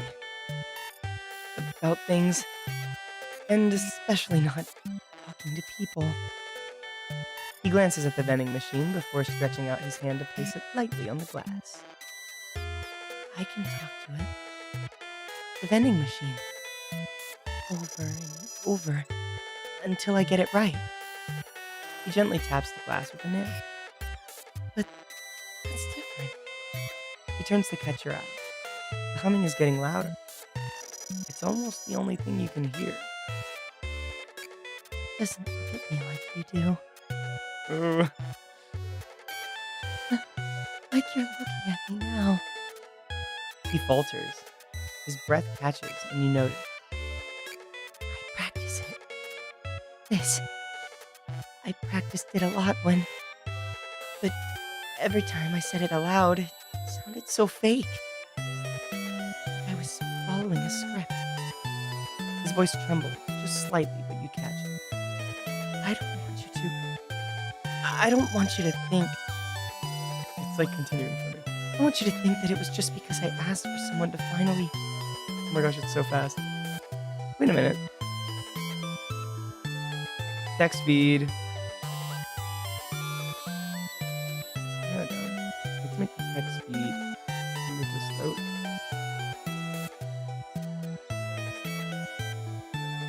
I don't want you to think that it's just because I asked for someone to finally choose me that it means all of this is rehearsed. Because it's not. And then the distance is gone. Suddenly, his arms are wrapped around you. You're trembling, but it doesn't matter. Oh, he's hugging on. Okay, Cherry is kind of growing on me. Yeah. Cherry is cute. He isn't hesitating this time. He's holding you as tightly as he can.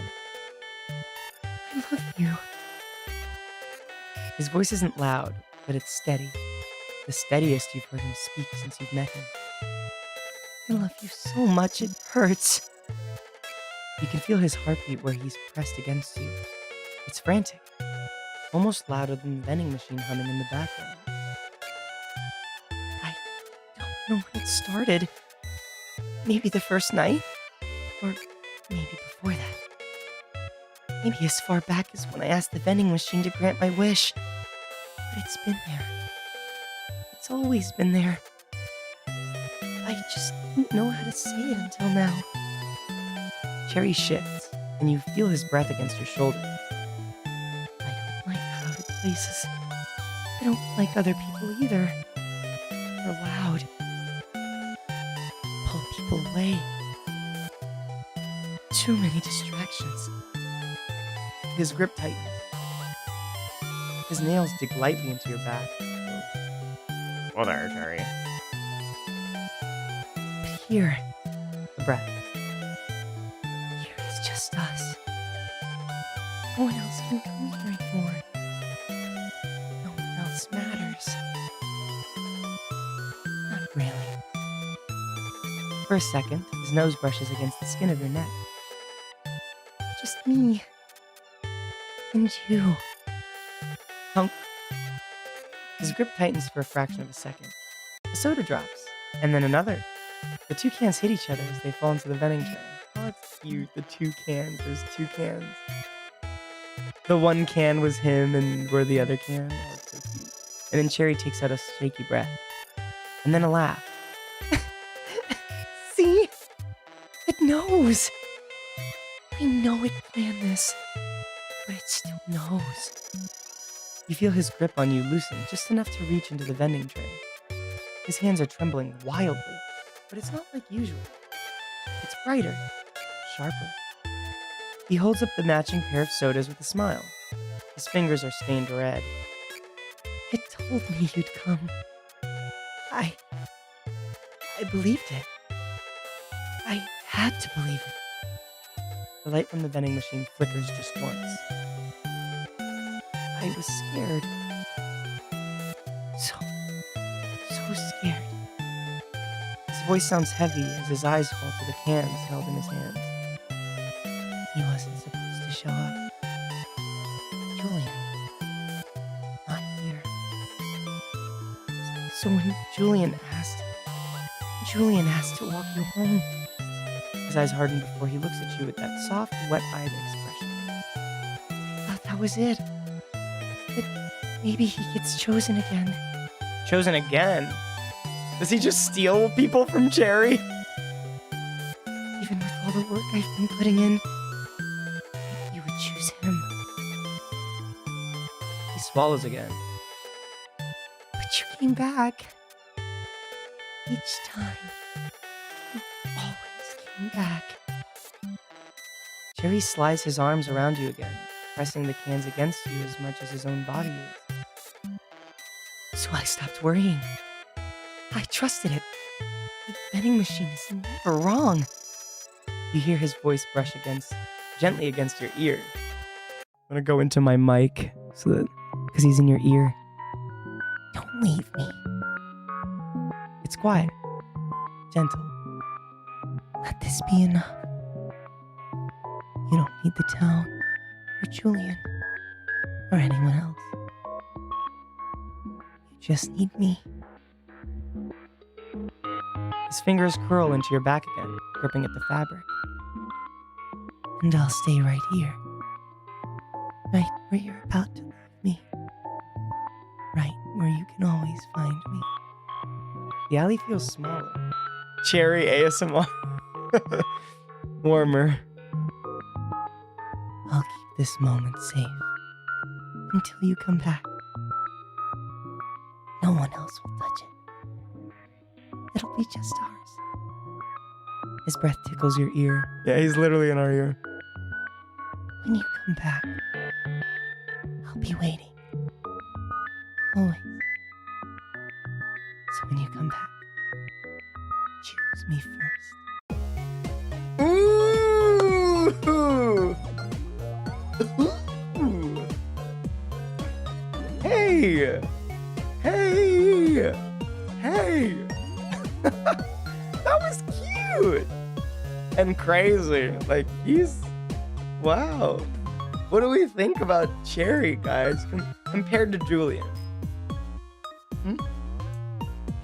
Wait, that goes so hard. Right?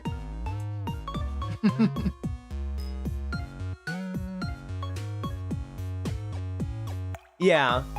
Honestly, yeah. I feel like if this game fully releases, I feel like Julian's part's gonna be so interesting.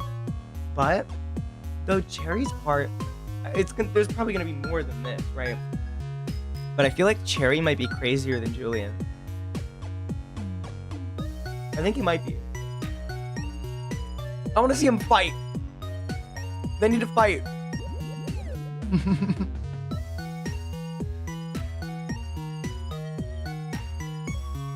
They really do. I really think, though, I don't think we should leave this game right here. I think one thing we should do is go back. And not walk home with Julian. I don't think Julian's part has any more extra stuff.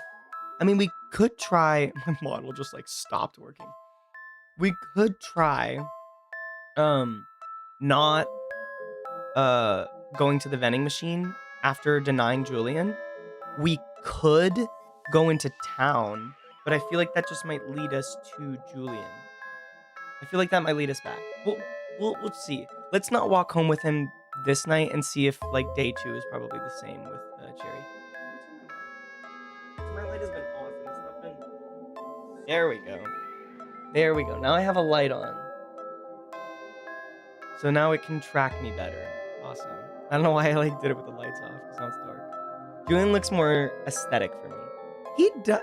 I mean, both of them do, but like Julian looks really good.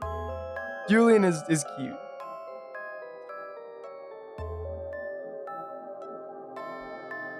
I like Julian's route. He's cool. But we need to see if anything changes with Cherry. Walk on with him, decline. Got it. No worries. He gives you another easy smile as he steps back. Maybe another time then. We're bound to run into each other again at some point anyway. Neighbors always do. With a wave, he glances at the mouth of the alleyway. It was nice meeting you. Just try not to stay out too late by yourself, okay? Julian glances at Cherry for a split second, then he turns and heads back towards the streets. And then there's silence. Yay! Cherry's gaze is still downcast, but he watches Julian's feet disappear before he looks at you. His eyes are wide and surprised, and then he speaks for the first time since Julian had appeared. You stayed? You didn't go with him? He lets out a breath of relief spill from his lips. His eyes watch yours before he speaks again. It, it is late and dark. Can I, can I maybe walk you back? He makes a small jump to his feet, but just as quickly, he looks away, as if he's unsure whether or not it's okay to have asked. I mean, only if that's okay with you. You didn't go with him, so I thought maybe. Cherry's eyes search yours, and when you agree, he lights up. Really? Okay. Let's walk home together then. He catches himself with a small squeak. I mean, let's walk you home together. Sorry. I got nervous. Cherry follows a little slowly, and you slow your own pace to match his while he keeps a small distance. Almost like he's being extra careful not to get too close to you. But every once in a while, he leans in just a bit like he's considering closing the gap. And when he does speak, his voice is soft and just as unsure.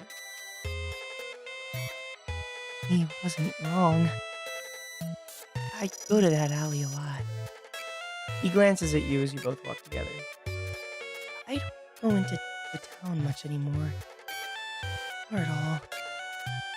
I just went to visit the vending machine. I prefer speaking to it instead of people. His eyes meet yours for a moment. Usually. He hurriedly looks away again on his fingertips as his fingertips fidget with his sleeve. You're the exception. He's walking a little closer now. The two of you fall into a comfortable silence again, and just for a moment, you can feel his hand brush near yours. Is that it? Cherry eventually breaks the silence as he points out your apartment building. That's where you live? He looks happy to know that. He is very happy to know that.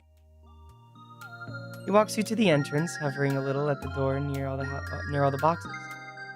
That's a lot of boxes. He hesitates. Do you need some help? I can probably move one or two, if you want. You nod, grabbing one box yourself while Cherry picks one up carefully. Yeah, Cherry helps us, but Julian does the whole thing. He does the whole thing. He handles it slowly, checking his every step as he brings it in, and then another. My hand's already stained red with the dye. Oh my god. Oh no! The work goes quickly between the two of you. I think that's all of them.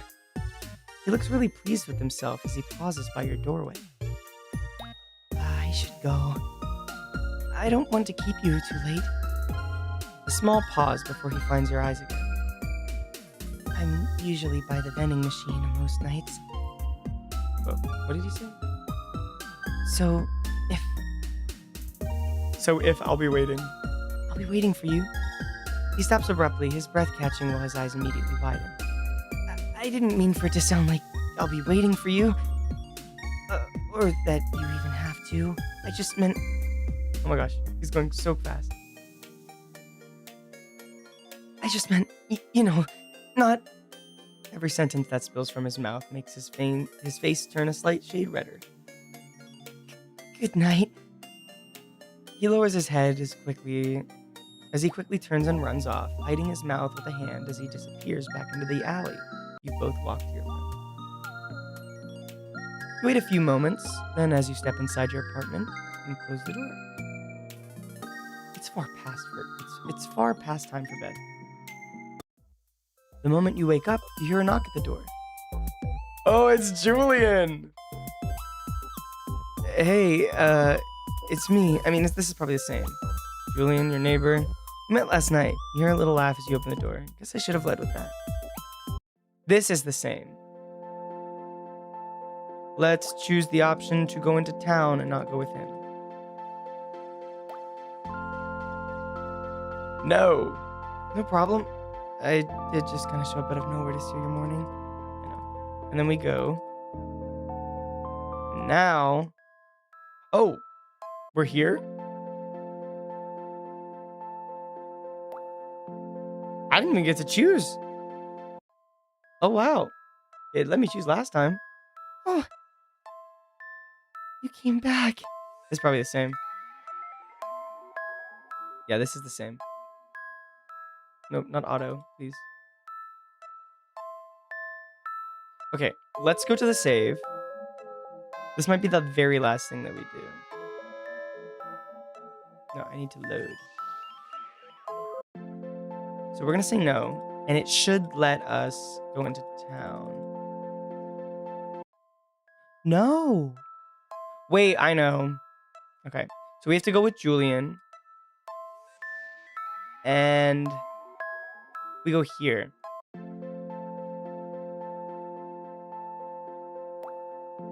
And so then we just say yes. And this is probably the very last thing that we do. Pick candy.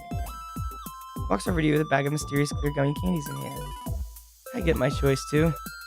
Gotta balance you out. Make sure to hide the label so you can't see the flavor. Yeah, everything's the same. Just choose water. We just choose whatever. Here.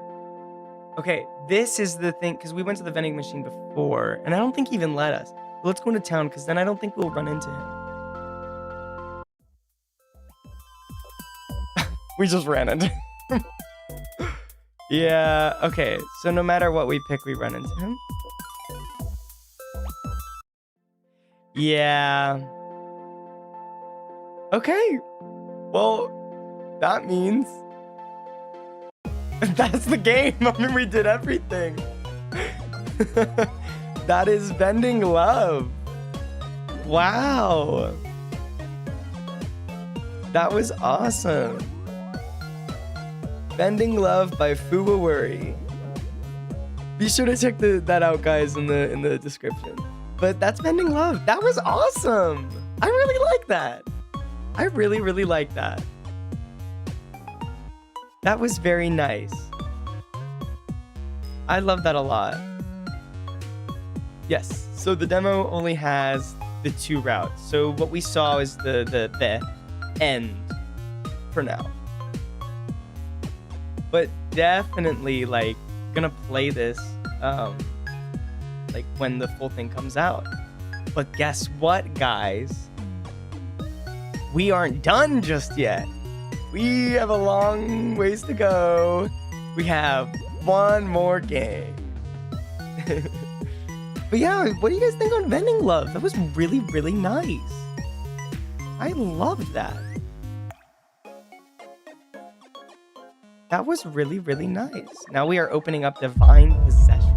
You guys can already hear the music change. Okay, guys. This is what's next. If it will let me... It's not popping. But we are doing Divine Possession next. Divine Possession. It's not popping up. Let me do window capture. Oh, because it's full screen, that's why it's not window capture. Actually, no, it's just not. I will get it to work. Yeah, you can hear the dramatic music already.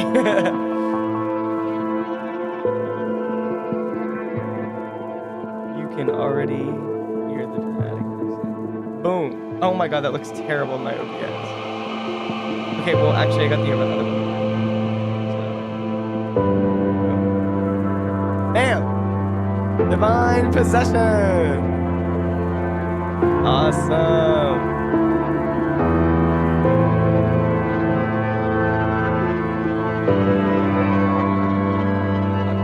Boom. Now, this is Divine Possession. Let's read the... I'll read you guys the little thing about it. Okay, but this is very loud.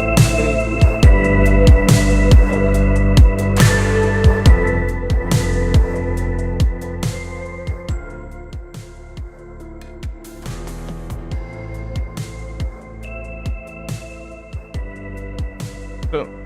There we go. They are gorgeous, aren't they? So, You awaken something that should have stayed forgotten. He loves you in a way only a god can. Quiet, patient, and terrifyingly absolute. After all, what is a god without the one who remembers him? Interesting. So this guy is a god, and he's a love interest. Okay. But yes, divine. Let's see. Let's get this going. I'm excited. And I get to pick my name. Awesome. That is me. Whoa. No more green. No more green everywhere. Poop. Spring break was supposed to feel like freedom. Instead, it feels like a deadline. 3 months and still nothing useful. Stacks of notes cover the desk, some neatly written, others scratched out aggressively. A slow breath follows, then another, but neither helps. Frustration lingers. The topic was never the problem. Gods, religions, history. It should have been that easy. There's no shortage of material, no lack of interpretation. That is exactly the issue. Everything that could be written was already been written. Every idea feels recycled. Words linger longer than they should, settling into the silence of the room. The assignment demands something new, something unique. The more the work continues, the more pointless it feels. The silence presses in again, heavier this time, almost suffocating. Then a thought appears, simple and sudden. The library. Even the thought of going there feels like a chore, but it is the only option left. You searched every part of the internet, every book you could find, but still nothing. The library across the street is really old to the point no one goes there anymore, as they do not bring anything new to borrow. You pray for the best and head out. Am I getting this desperate? You shake off the doubt and head out anyway. Library. You arrive at the library. It is as quiet and empty as you expected. You are glad that you made it before closing time. You roam around the shelves hoping to find something that could spark an idea. The place is dusty and dimly lit. Let me actually see really quickly how many endings this is. 3 endings. One might take longer to find. Interesting. So we have 3 endings in this demo.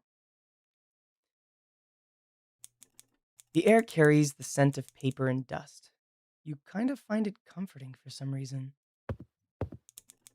No background music in this. Everything is just silent. Most of the books are familiar. Titles already checked, proven, unless. You reach out the end of the library, where the oldest books are kept. The shelves are worn and the books are covered in dust. You take it back when you said you'd like the smell of the dust. This is too much. Some of the book smells rotten in here. You clench your jaw, cover your nose, and start looking.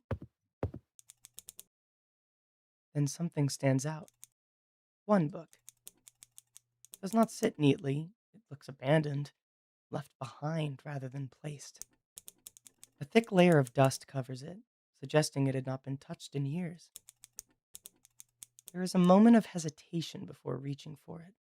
Something about it feels wrong. But it is the only option left, so you grab it anyway.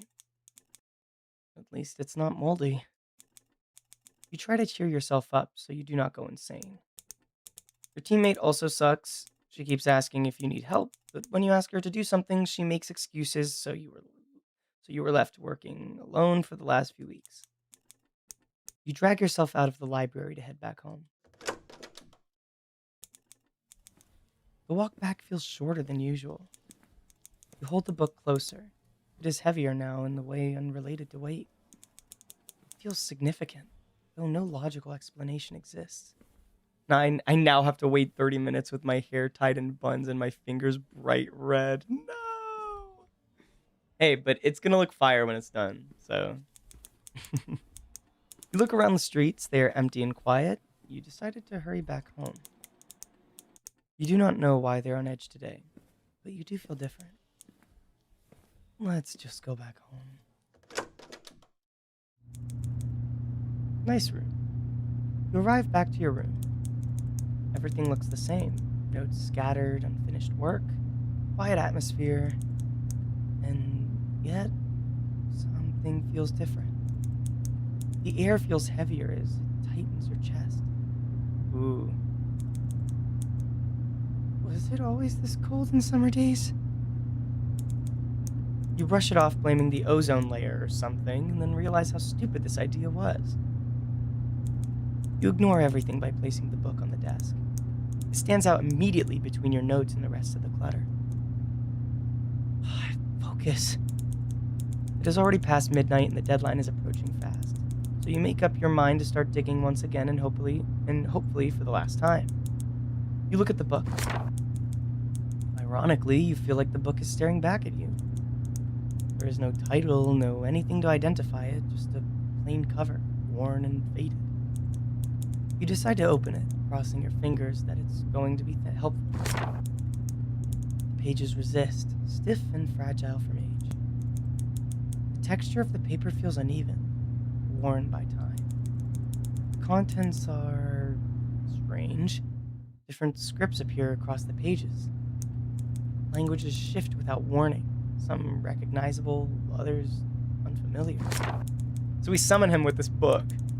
Interesting. You flip the page as your excitement, I'm guessing that's what that meant, grows. You feel like your hard work will finally pay off. Some words are recognized here, and there are some sentences that you cannot make up with full meaning of the dialogue. It is talking about gods. You cannot hide your excitement any further. You keep reading, trying to uncover more of the content. Certain lines are scratched out violently. To be specific, symbols? Letters? Their colors are different. Is this dried blood or just dried ink? You can't tell. You don't know how to feel about this, but you are too invested in the book to stop now. But you can't shake the feeling that something is wrong with it. Let's continue reading. It is just a book after all. You open up your laptop trying to decipher the meaning of the letters or their pronunciation. You find a blog about learning Japan's about learning Japanese. You try to match the symbols with the oh gosh. Guys, I'm gonna mess this up. So that's on me. I'm sorry. Hiragana and katakana charts. Hope I got that right. The two characters that are scratched out are Kage and Yami. So sorry, guys. So is it Kage or Yami? Maybe both? Then which one is it? Kageyami or Yamikage? Guys, I'm probably messing this up so bad. Right after you say that, you feel a sudden chill, as if the room itself had responded to the name. The air grows colder. You feel weird about it, but nothing happens. Must be this stupid window leaking cold air again. The air grows colder. You are getting tired and cold, so you decide to go to bed, hoping that you will feel better in the morning. You lay down in bed. The temperature drops even more. You feel uncomfortable, but you're too tired to care. Start by covering yourself with a blanket and closing your eyes. Still not able to fall asleep, you grow more and more uncomfortable by the second. You feel something creeping, but you do not want to face it. Not even wanting to open your eyes. This is so real. I don't know. Maybe like if I watch a horror movie and get the heebie-jeebies at night, like I just like if I keep my eyes closed, nothing can get me, right? Do you guys see it that way? I feel like that makes sense.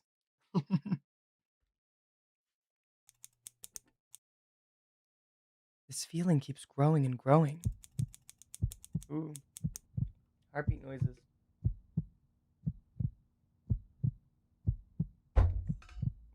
Water noises. Heartbeats throbbing faster and faster in your chest. You cannot ignore it anymore. You open your eyes. Oh, absolutely not! Oh my god. That is terrifying.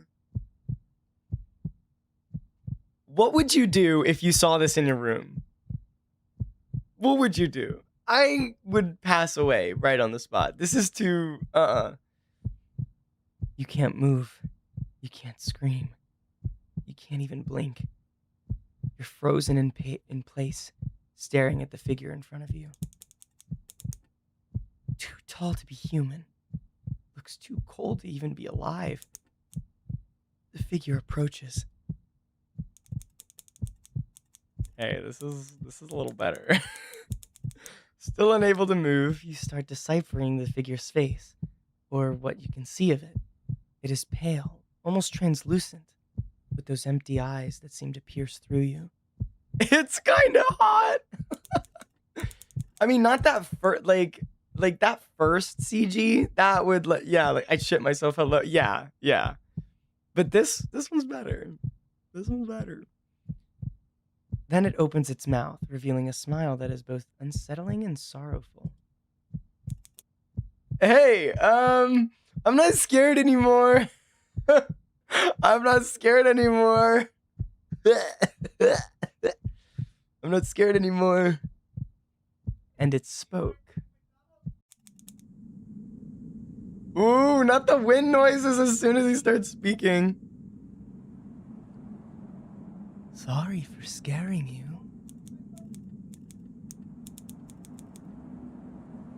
Tired giving you subtle hints of my presence. The cold spots and stuff, you know? That did not work, did it? Didn't want to do the whole thunder and lightning thing, but you left me no choice. So here I am. It's been a while since I saw a human. That place. Quiet. It's very quiet. I guess we're going to be together for a while now. Oh, where's the save button? Oh my god, my phone is in the way. Oh my gosh. Save. Saving. Hi. You'd cry if you saw him in your room? Why? I mean, maybe the first CG, like, that looked terrifying, but, like, hey. This isn't, like, I wouldn't be scared anymore.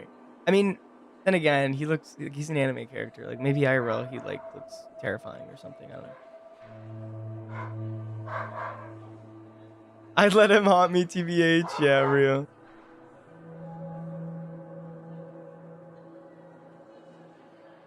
What should we say? Who is he? OMGs. Who are you? Stay silent, get away from me. Let's say, who are you? Who are you? No. What are you? Something that no longer existed until now.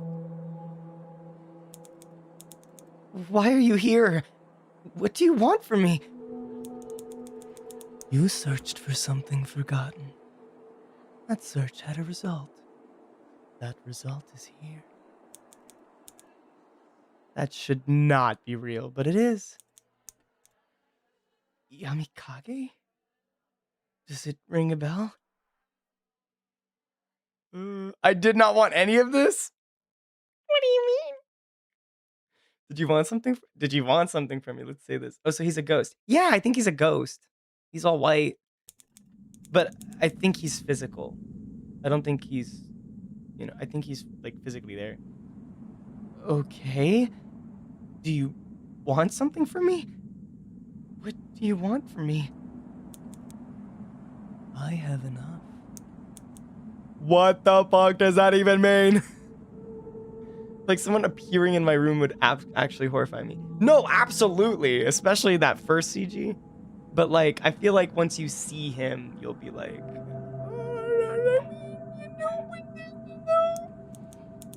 asking the question only got you more confused. It is still there. He is still here. A few minutes pass, and he's just standing there, staring at you with that smile on his face. Dot, dot, dot, dot, dot, dot. Is there something wrong? Look like you're about to cry. Not that I'm gonna hate it, though. Though? Oh my god. Honestly, would not want to make you cry. He's still smiling. Was that a threat or a comfort? I can't tell. Were you not trying to sleep? Yeah? Then why are you still awake? You should be sleeping. It is good for you. What the hell is even going on? You don't even know what to say or how to react to any of this.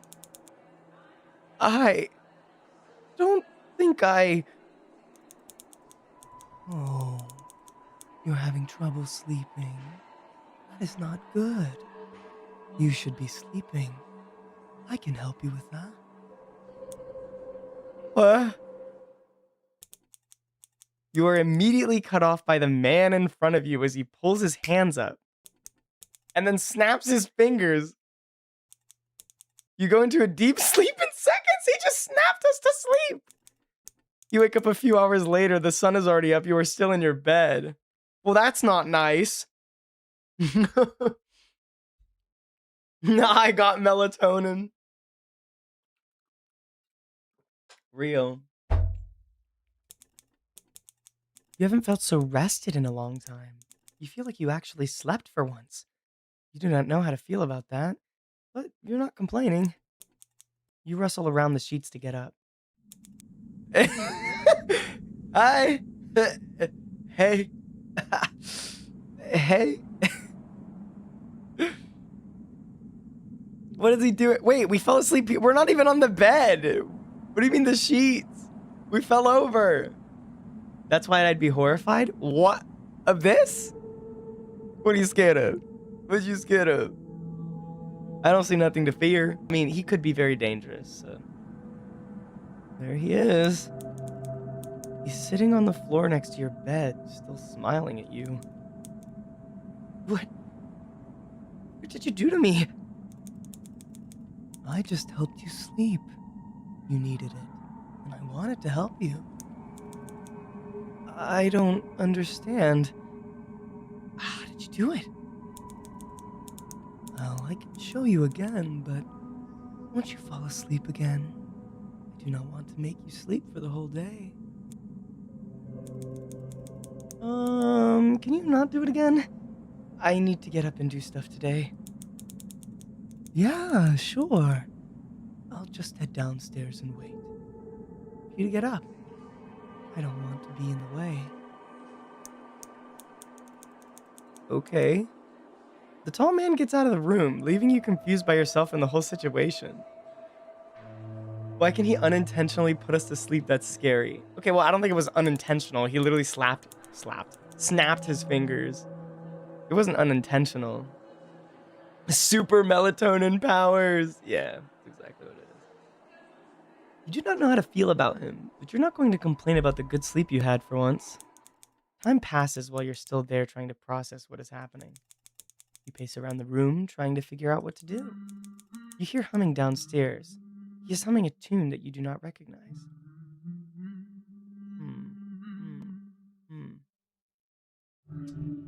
This is wrong. I need to get rid of him. I'm nervous, but I don't know what to do. Talk to him. I'm gonna go talk to him. I'm gonna go talk to him. Everything happens so fast. You do not even know how to react to any of this. You're still trying to process everything, but you still don't know how to approach the situation. You don't even know how if you can approach it at all. Is he going to be here all day? Wait, that's so cute. That thought lingers in your mind, making you uncomfortable by the second. It is time to face whatever this is and head downstairs. I see a singing career in front of him.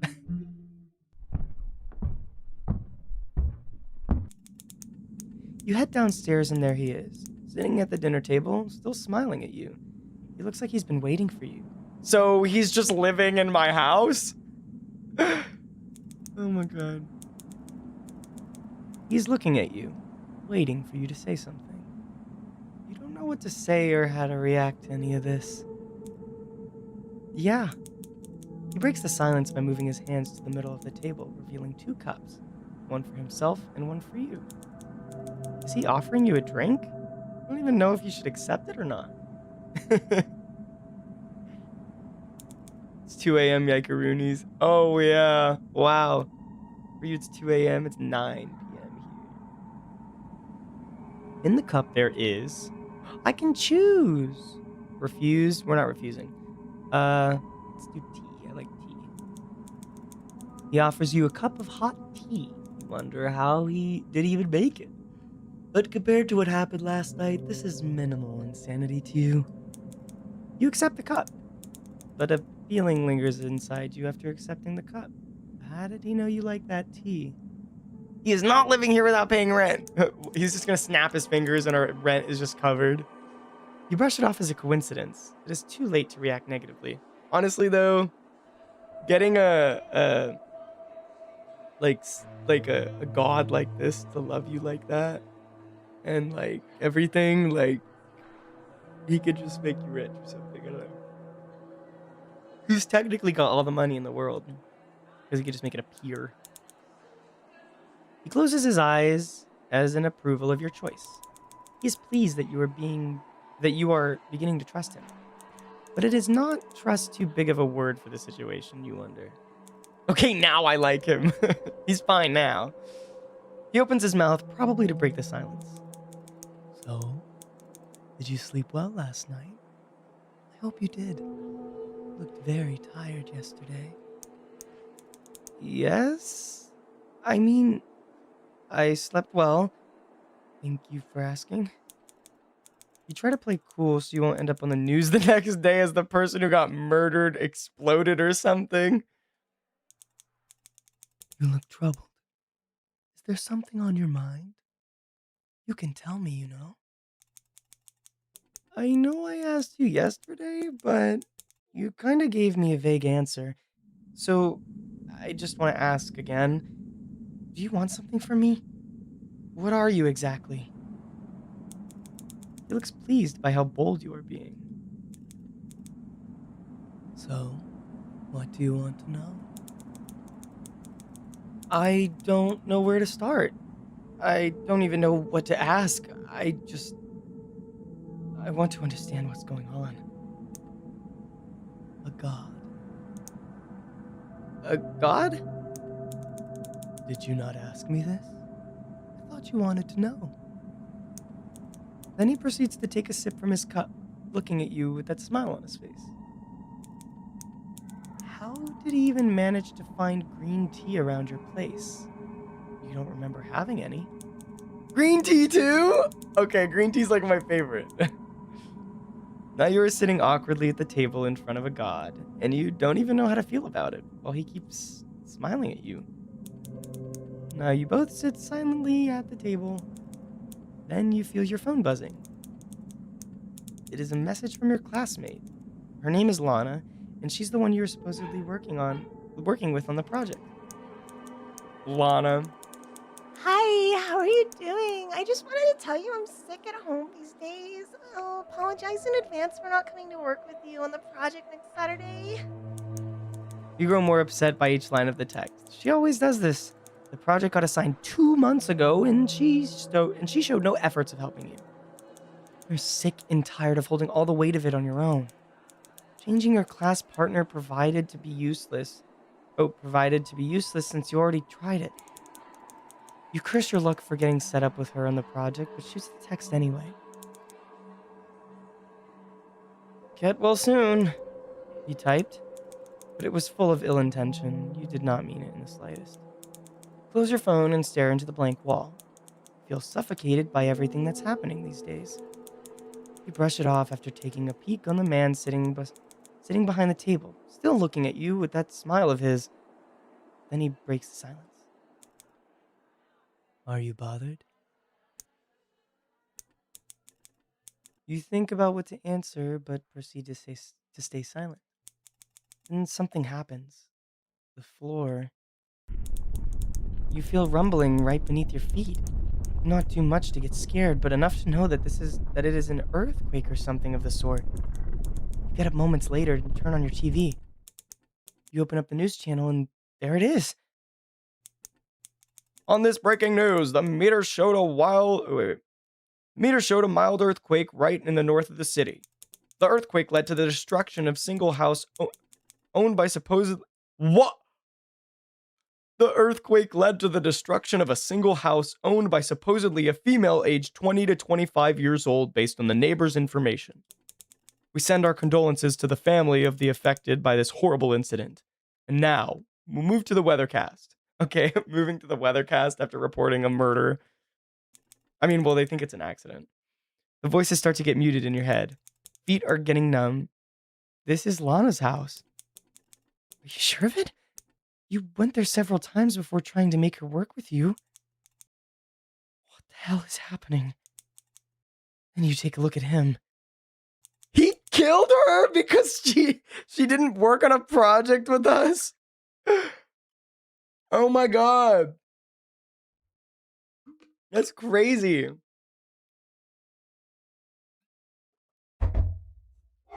Water break, guys, by the way.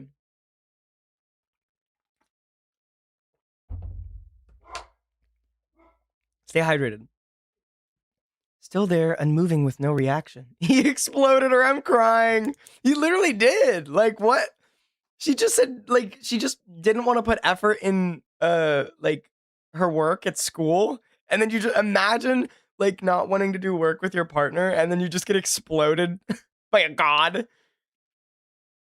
Looking down on the world like, what the hell? That empty smile. Looking. No. Stare at you, not look. Did he do it?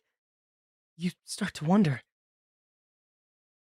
Did he? This is insane. He did it. I know he did. We know he did. Your head is dizzy. You're confused. You feel trapped. It's getting heavy. Your whole body is getting heavier by the second. You didn't want any of this to happen.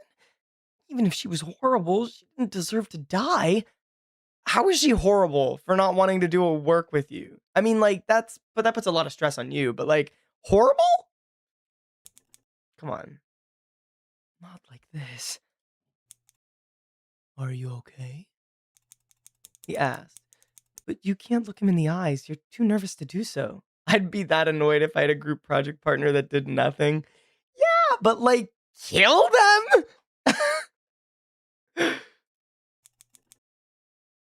I just need a moment. You leave the table and head upstairs to your room. Relentlessly pacing in your room, you start thinking on how to move forward. She's dead, but you still don't feel like it's real. Like, any of it, like, none of the things are real. You shoot her a text and start calling, but she doesn't pick up. You sit by the edge of the bed. You stay at the room feeling helpless, sitting by the edge of the bed.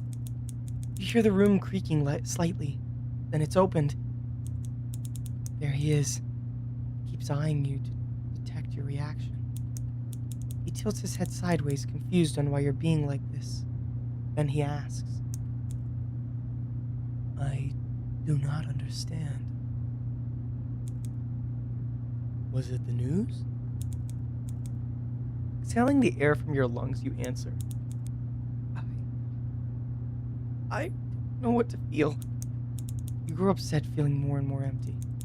Looking at the window in your room, it is bright, way too sunny.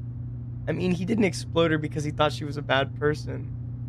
He did it because he wants MC bad and doesn't give a fuck. Yeah, he wants MC bad. But like, what did he think that was gonna happen? Like, we're gonna be like, yay, jump for joy, she's dead. did? No. What? You wish everything would disappear for a moment. Silence fills the room, and you notice his smile is back on as he reaches his hand out. Here. You keep his hand hanging, but at this point, you just want someone, anything. For once, even if it's temporary, you want to rest your head on someone's shoulder. You reach your hand out and hold his hand. He drags you out of the room. You notice how cold his hand is. You try to keep up with his footsteps as the both of you go outside of your house. Then,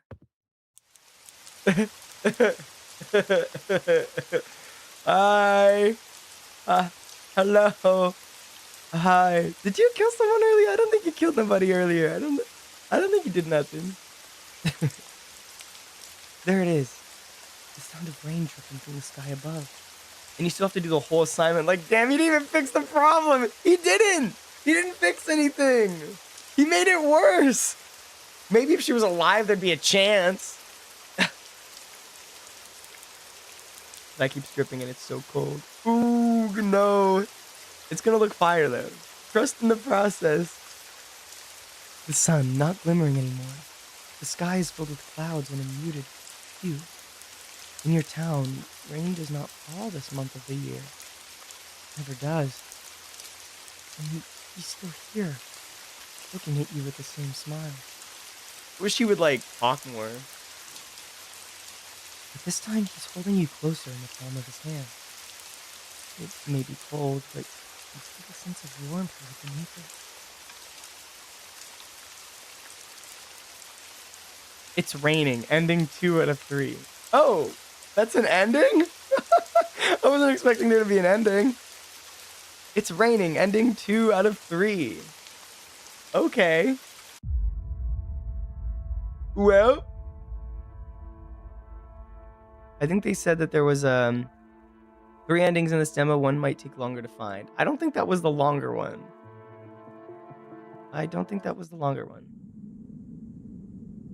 Let's just be completely like avoidant to him and see what happens. Get away from me. Don't come any closer. You shout. I will if you need me to. But do you really want that? Why are you here? What do you want from me? You searched for something forgotten. That search had a result. That result is here. That should not be real, but it is. Yamikage. Does it ring a bell? I don't want any of this. I didn't mean to do it. I didn't want any of this. All you wanted was to finish your project. How did it escalate to this? Do you regret it that much? Your head is spinning. What does he mean by that? I don't even know what to feel about this whole situation. Is it still there? He's still here. 2 minutes pass and he's just standing there staring at you with that smile on his face. Is there something wrong? You look like you're about to cry. Not that I'm gonna hate it, though. Honestly, I would not want to make you cry. He's still smiling. Was it a threat or a comfort? You can't tell. Were you not trying to sleep? Okay, well, we know this. Yeah. Why are you still awake? Snap me out of existence, please. Boom. Deep sleep. Hello, good morning. But yeah, okay. What'd you do to me? Okay, so we know this right here. Now we need to say something. Oh, this is wrong. I need to get rid of him. This might be one where everything happens so fast. You don't even know how to react to any of this. You're still trying to process everything, but you still don't know how to approach the situation. You don't even know if you can approach it at all. Is he going to be here all day? A thought lingers in your mind, making you uncomfortable by this. Oh, I just got jump scared by a yawn. By the second. It is time to face whatever this is and head downstairs. Grab the mace. Shh. No, but then what? Just like goes through him?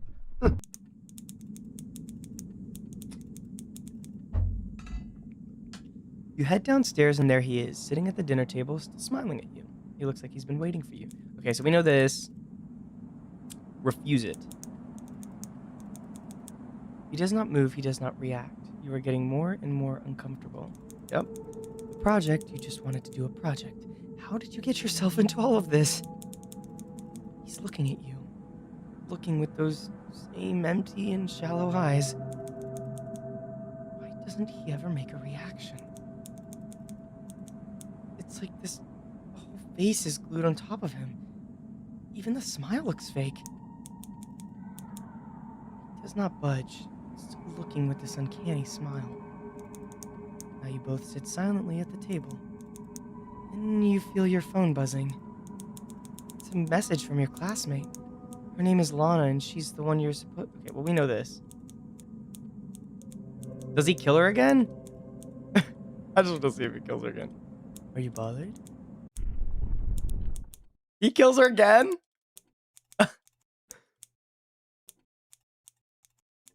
Is this the same? I know he did.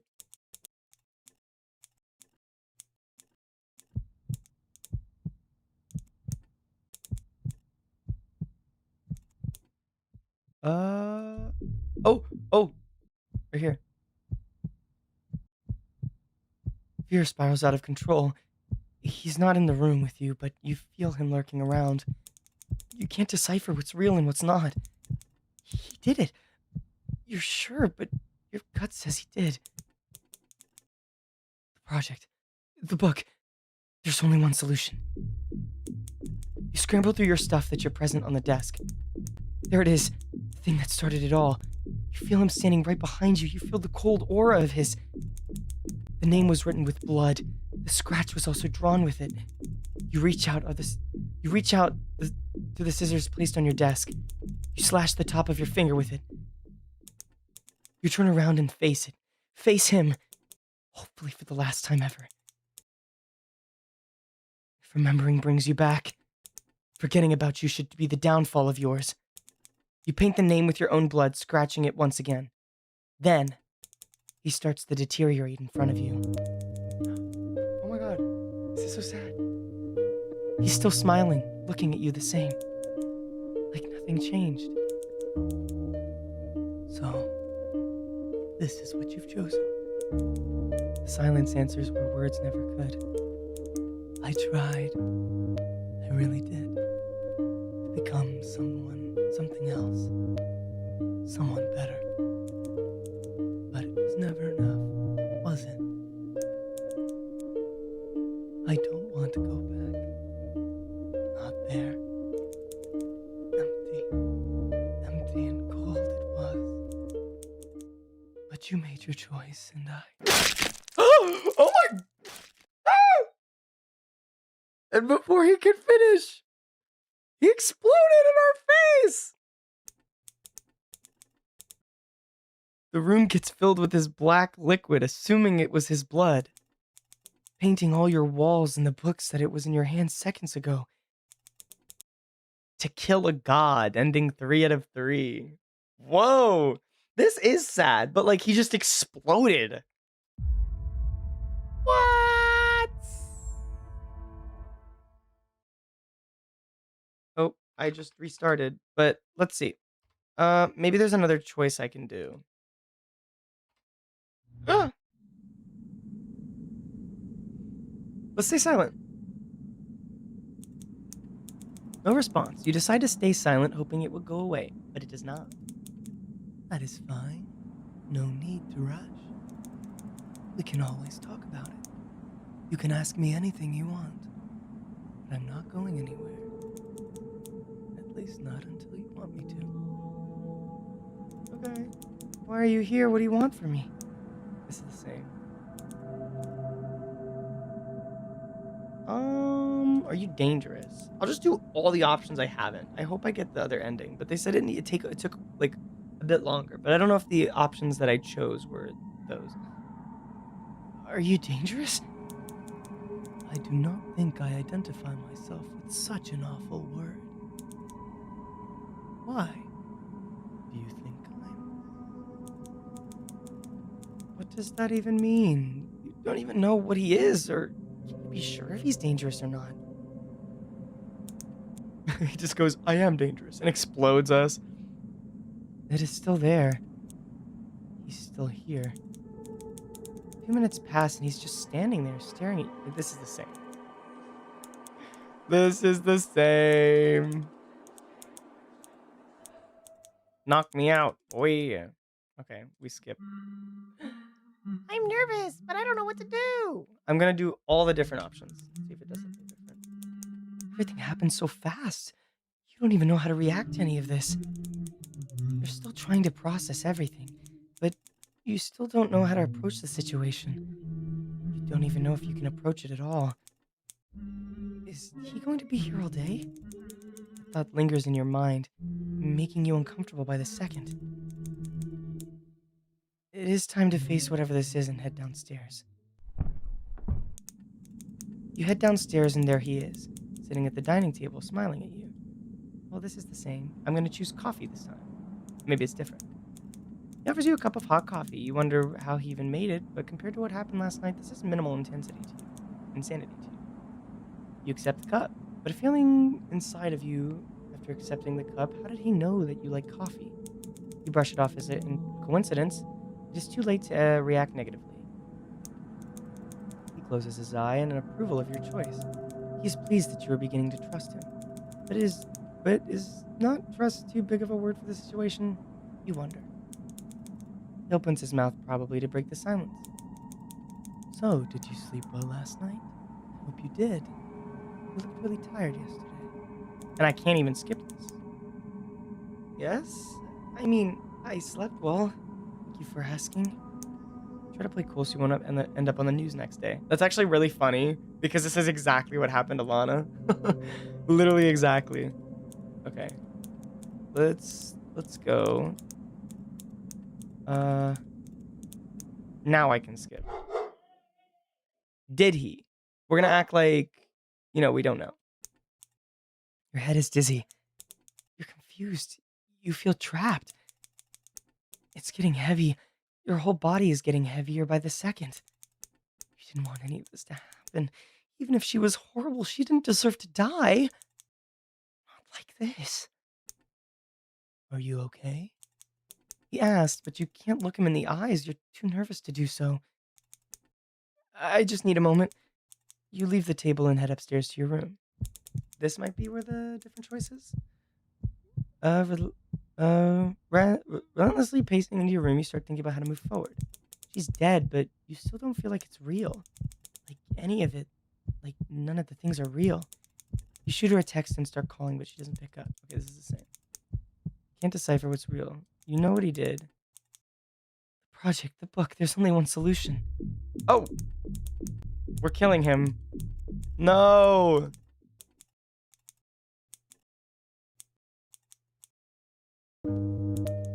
No! This is the ending 3 again.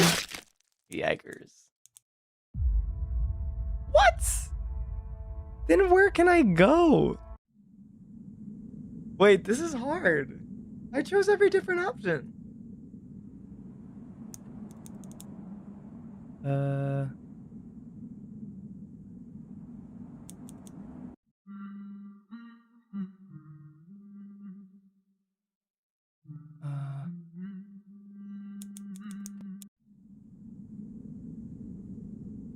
Hot tea.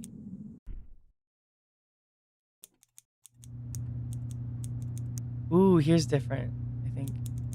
You hear the room creaking slightly, and it's opened. There he is. He keeps eyeing you to detect your reaction.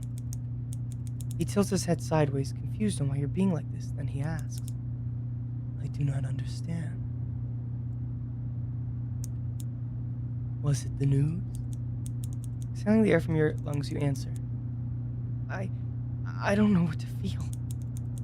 You grow upset feeling more and more empty, looking at the window in your room, but it's bright, way too sunny.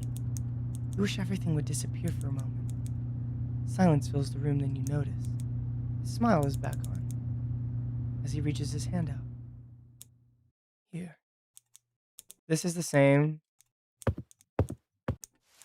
No! Dang it!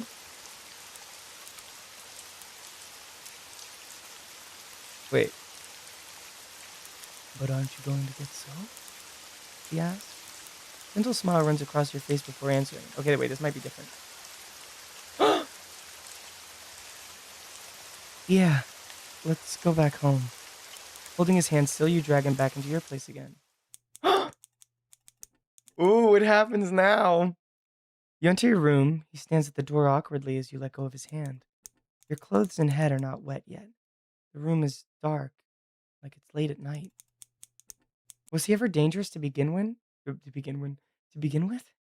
ask yourself. You know for a fact that he's still able to pull this off. How strong are his abilities, really? Hey, as you lay in your bed, you cover yourself from head to toe in the blanket. You can notice that his presence alone brings cold air in your surroundings. While you are fully covered, unable to see him anymore, you say, "Thank you." He does not answer. Then, you feel him getting in your bed.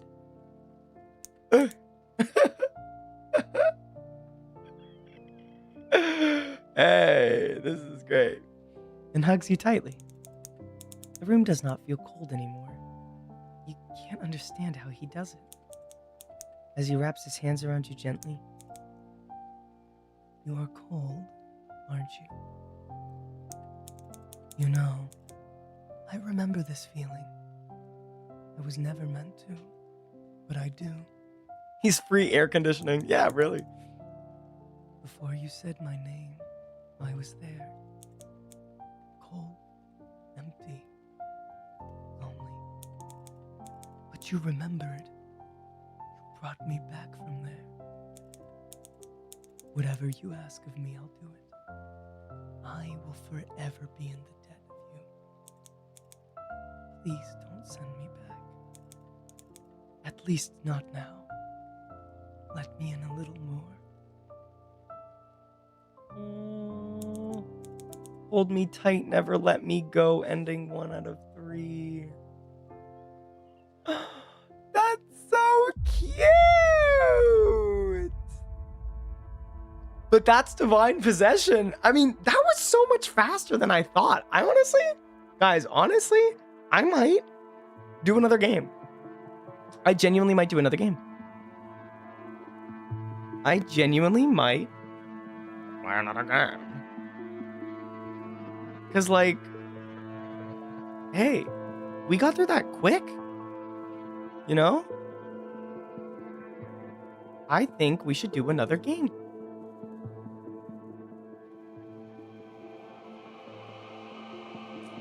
I think we should do it.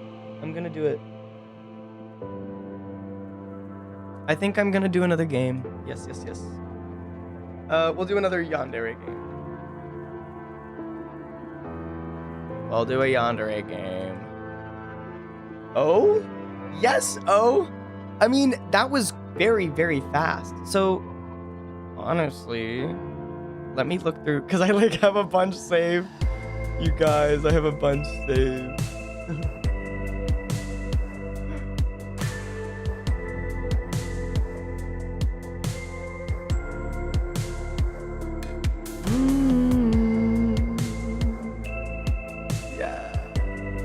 I found one with 4 endings. I don't know if this will be too quick. I'm gonna try to find a relatively quick one.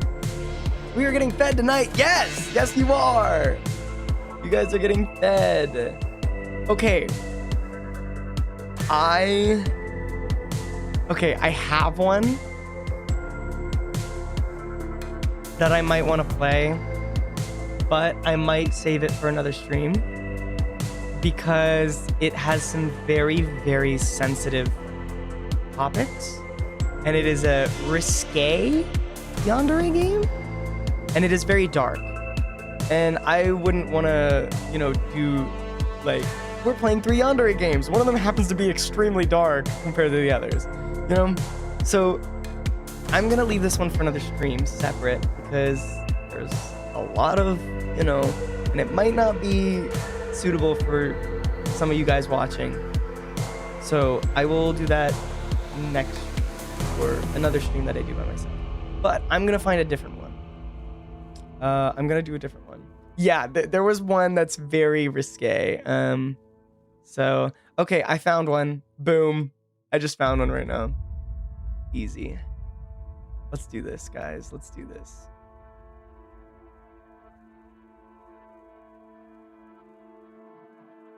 I just found one.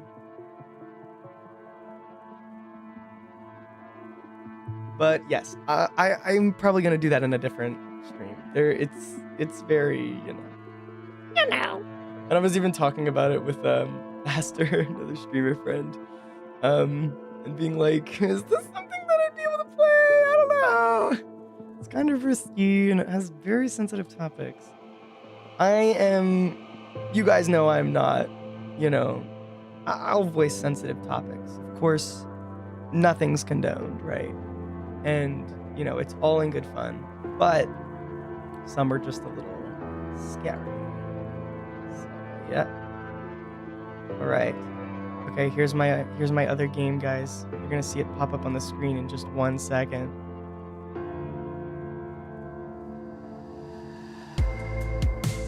Boom.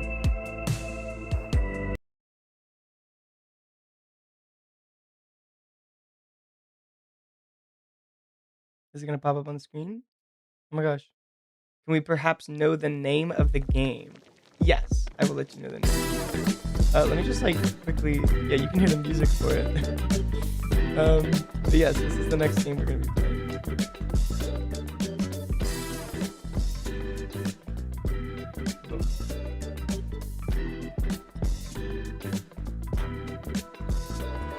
I just needed to register.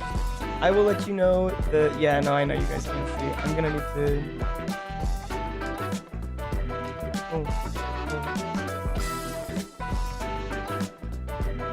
That is not the one. It only works when I do this weird switch thing. Boom. There you go. Awesome, you guys. Here's the next game.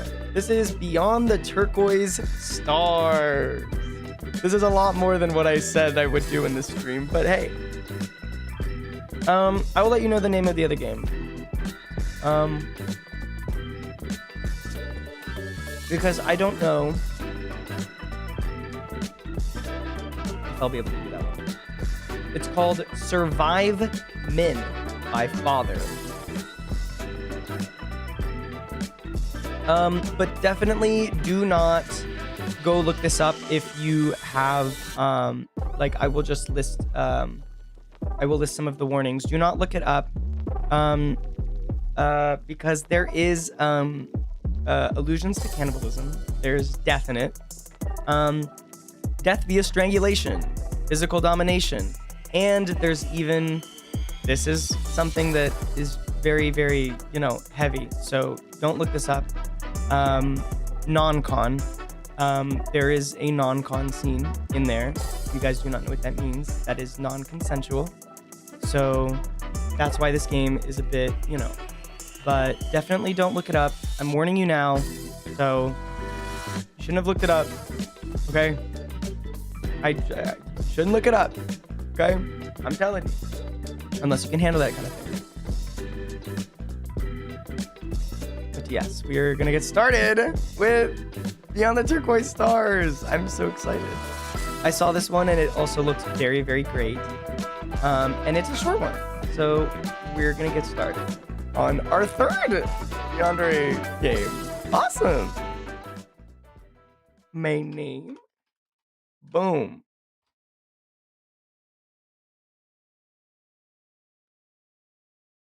As the years go by, everyday life seems to get harder. This is a reality shared by, okay. Oh, I accidentally just went back. This is a reality shared by many people. Ooh. It is in times like these that it is important to have at least one person by your side whom you can rely on. An intriguing young man with angelic features approached you a few months ago in a park, seeing your distress. Since that evening, you've been meeting regularly in the same place to share your worries, but also the few good things that happen to you. His presence is strangely reassuring, yet melancholic. One evening after a harsh week, you decide to head to that one place. This game looks like FNAF, but you can romance free. What? It's not what I would think.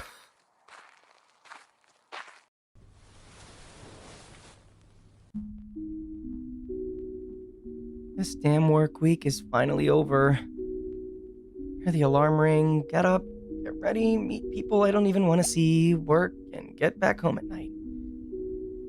On repeat. I mean, there's got to be at least one FNAF themed fan made dating sim out there. Oh, there's plenty. There's plenty. I've played the mobile versions. Exhausting. At first, work was going kind of well. My tasks weren't that exciting, but at least I had a good time with my colleagues. But now they won't even speak to me. I don't know if they hate me or if they avoid me since that incident a few months ago. Things have never been the same ever since.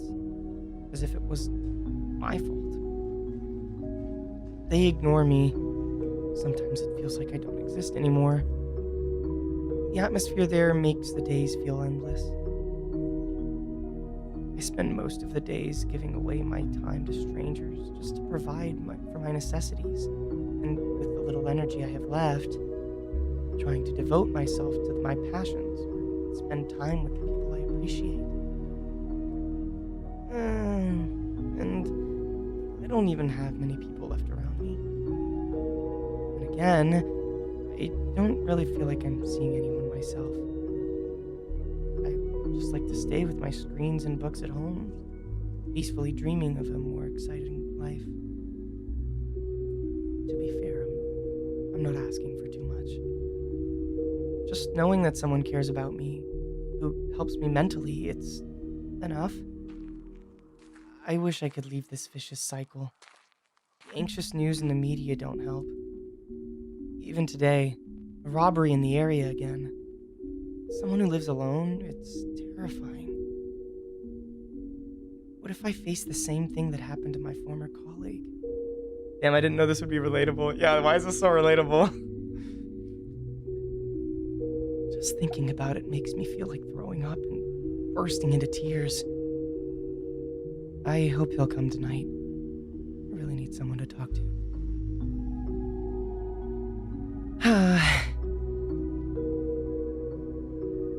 Well, that is a big sigh. Looks like someone spent a terrible week. Ah! You scared me, Turquoise. I didn't even know you were here. Well, I said good afternoon, but you didn't answer. For a moment, I thought you were ignoring me.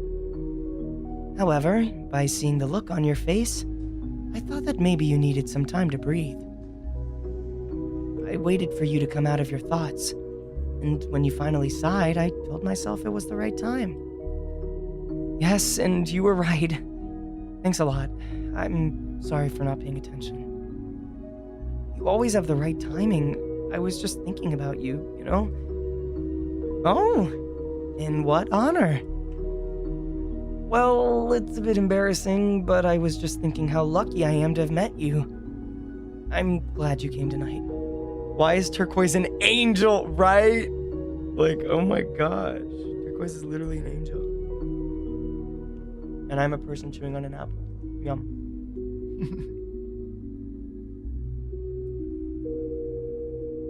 I'm the one who's lucky to have met you. But why are you so melancholic tonight? Did something happen? Do you want to talk about it? As usual, Turquoise gently sits next to you, Your events kind of look like wigs too. I love the character design. Yeah. That's what they want you to think. He's probably a demon. He's probably a demon. You often meet at the park at night after you've each finished work. It became a routine. He always listens to you with attentiveness. As you kept meeting, you both got along really well. You even took some time to go out together on weekends. It must be said that Turquoise has a positive effect on you. His personality fits perfectly with your needs. He's really attentive, calm, and perceptive. He gets interested in your hobbies and your likings. Be not afraid, but actually maybe be afraid because he's probably a yandere. Right. You're right, Santa. They're gonna show up on Ramsey's bed later, probably. Yeah, you guys. Remember, this is a yandere game. Talking with Turquoise is liberating. You can share with him all your troubles, but also all the good things that happen to you. He's always there to find a solution to your problems. Your life clearly doesn't have any secrets for him. And you like it that way. It's reassuring to have someone you can count on no matter what. Tell me, what's going on? No, it's just that I walked past a kiosk and the front page of the newspapers were about a robbery that happened in the area. And it made me think about that sordid story again. I'm sorry that it reminded you of this unfortunate event. This wound will potentially never heal. The loss of someone we care about is an obstacle we must all face at some point in our lives. It's perhaps a bold claim, but I can assure you that I will do all I can to make your daily life more pleasant. So that we can build new memories that will replace that sorrowful event with cheerful ones. Turquoise, I can never thank you enough. I don't know where I would be without you by my side. Thank you. It's nothing special. No need to thank me that much. You know, I would say you're the one who saved me. That night I met you in this park, on this bench. Tears were running down your cheeks, and you were silently staring at the sky. For a moment, I saw myself in you, and I knew I had to act. When I built up the courage to go see you, you told me that you had lost your coworker. What if he shows up over your bed like he's floating in plaster to the ceiling? Awesome. I hope that's not what happened. Out of all of these yandere games, they haven't killed anyone.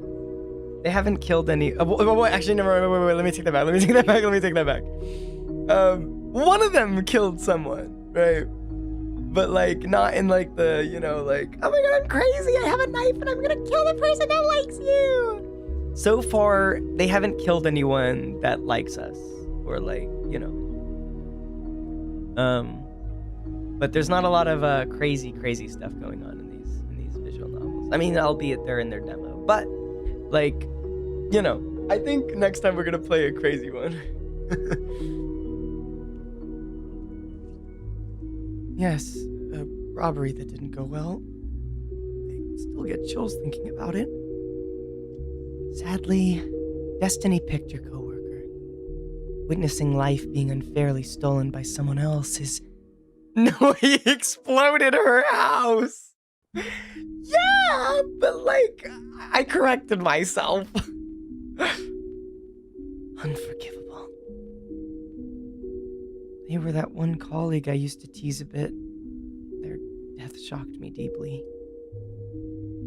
They were one of the few people I could have a good time with at work.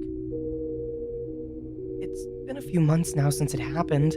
The worst is behind me. I accepted and mourned. I must really be unlucky with love sometimes.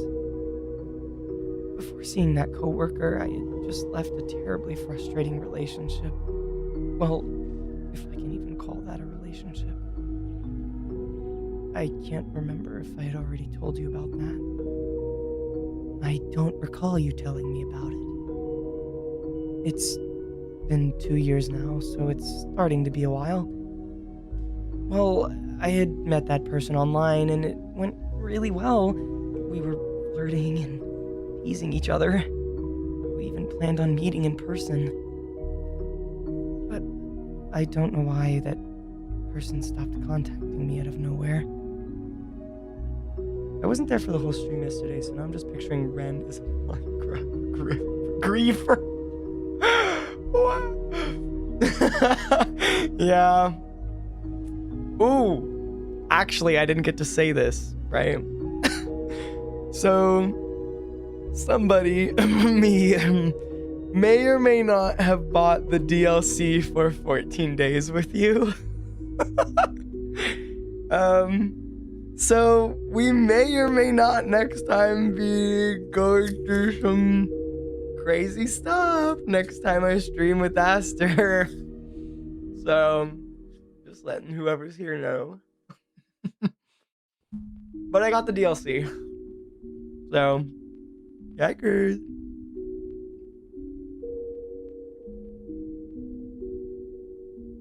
The day we were supposed to meet, he canceled our date and blocked me everywhere. That's so fucking sad, actually. The block everywhere, not even like the talk or nothing.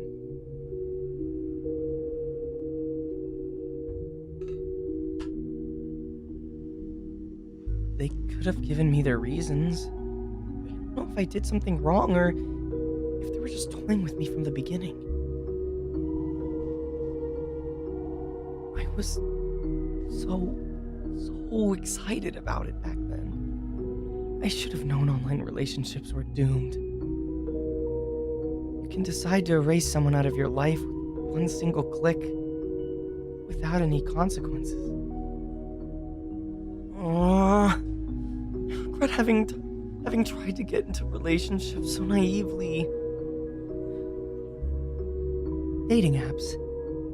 You don't seem to pick the best ways for meeting people. He's right in front of us. Like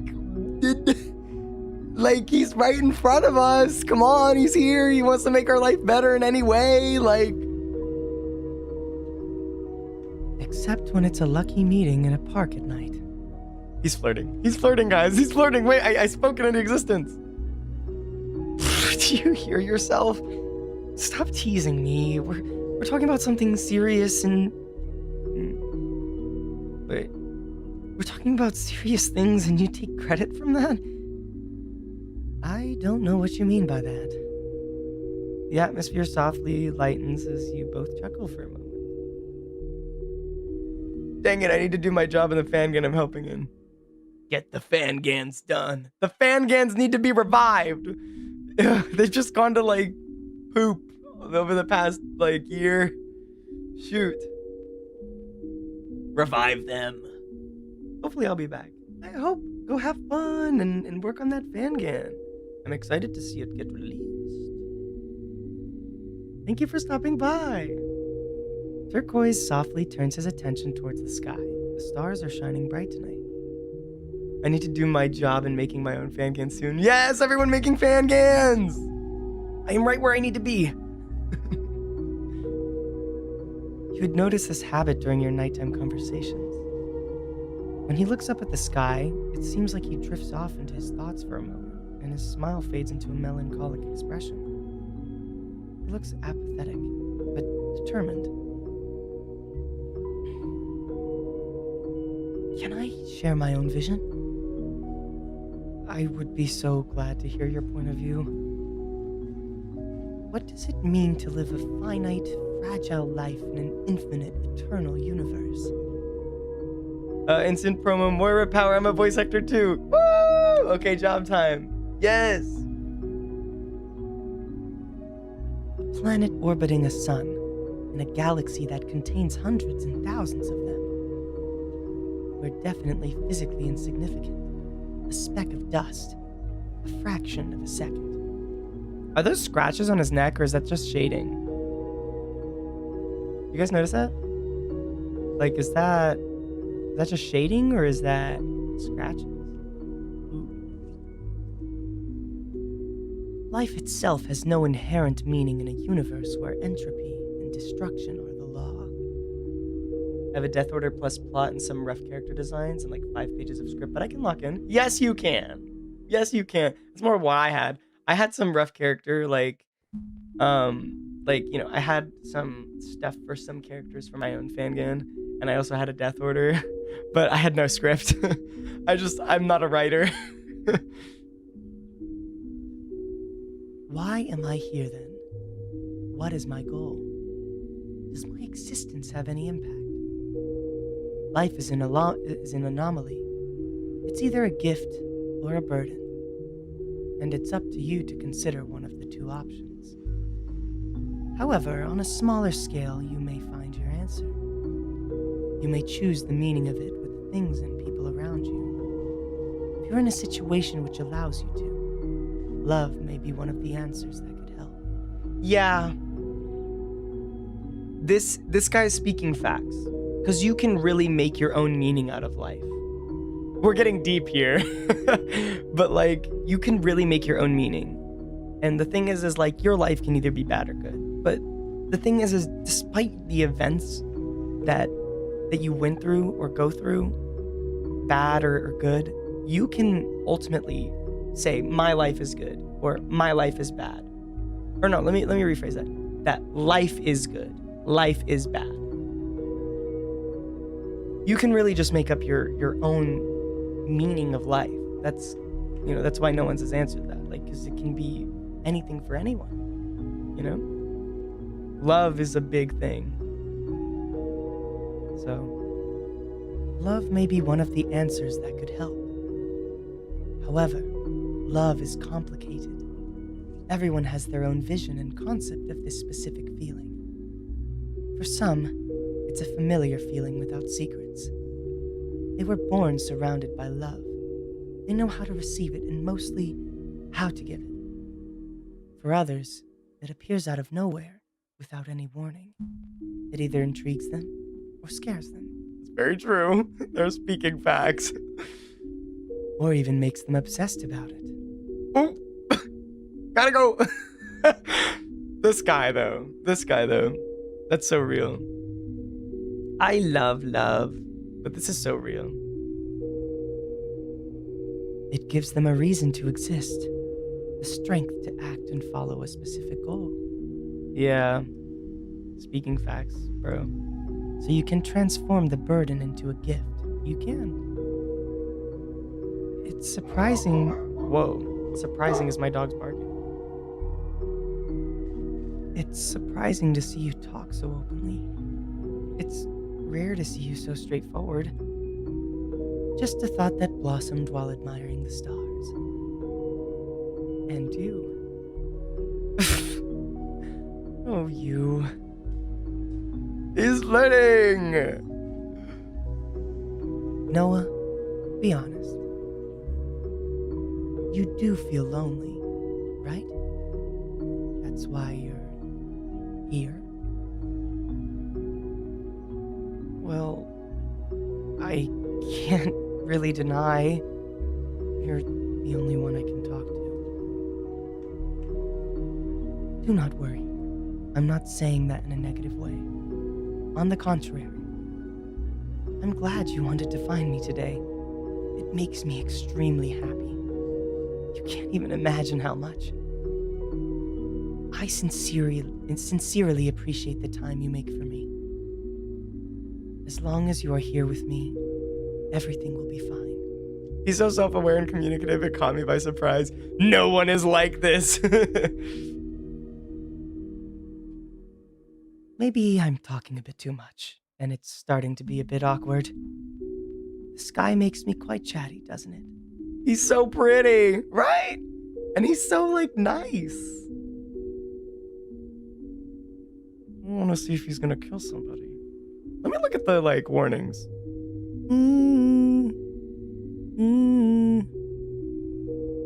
Ooh, it's a slow burn, Yandere. Oh my god. Yandere behavior, manipulation, obsession, mention of harm, blood, slight. But it is still safe for work, so that's good. But it's a slow burn. We love slow burns. It's important to have frank and serious conversations from time to time. You also have the right to share your feelings, but you don't do it often. Usually who listens to me.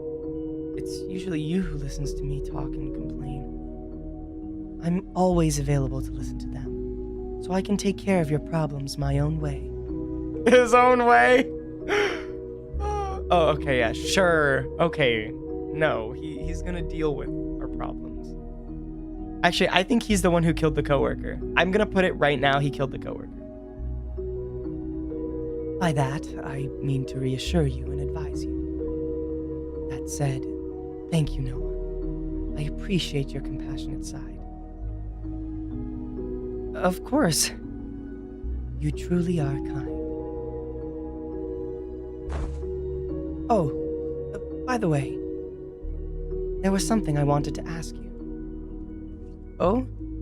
Yes, I'm all ears. I've been thinking about it for a little while, and we've been seeing each other for some time now. We got to know each other better and had diverse... Oh, date. And had diverse date hangouts. So I thought that maybe... Turquoise, get straight to the point. No need to be so hesitant. Yes. I'm sorry. Turquoise is intriguing. This is making me smile. Turquoise is intriguing. Behind his adult and thoughtful looks is a really immature part of him, or inexperienced. He's easily uncomfortable when he has to truly bond with people. The most obvious is physical touch. Hold his hand, I dare you.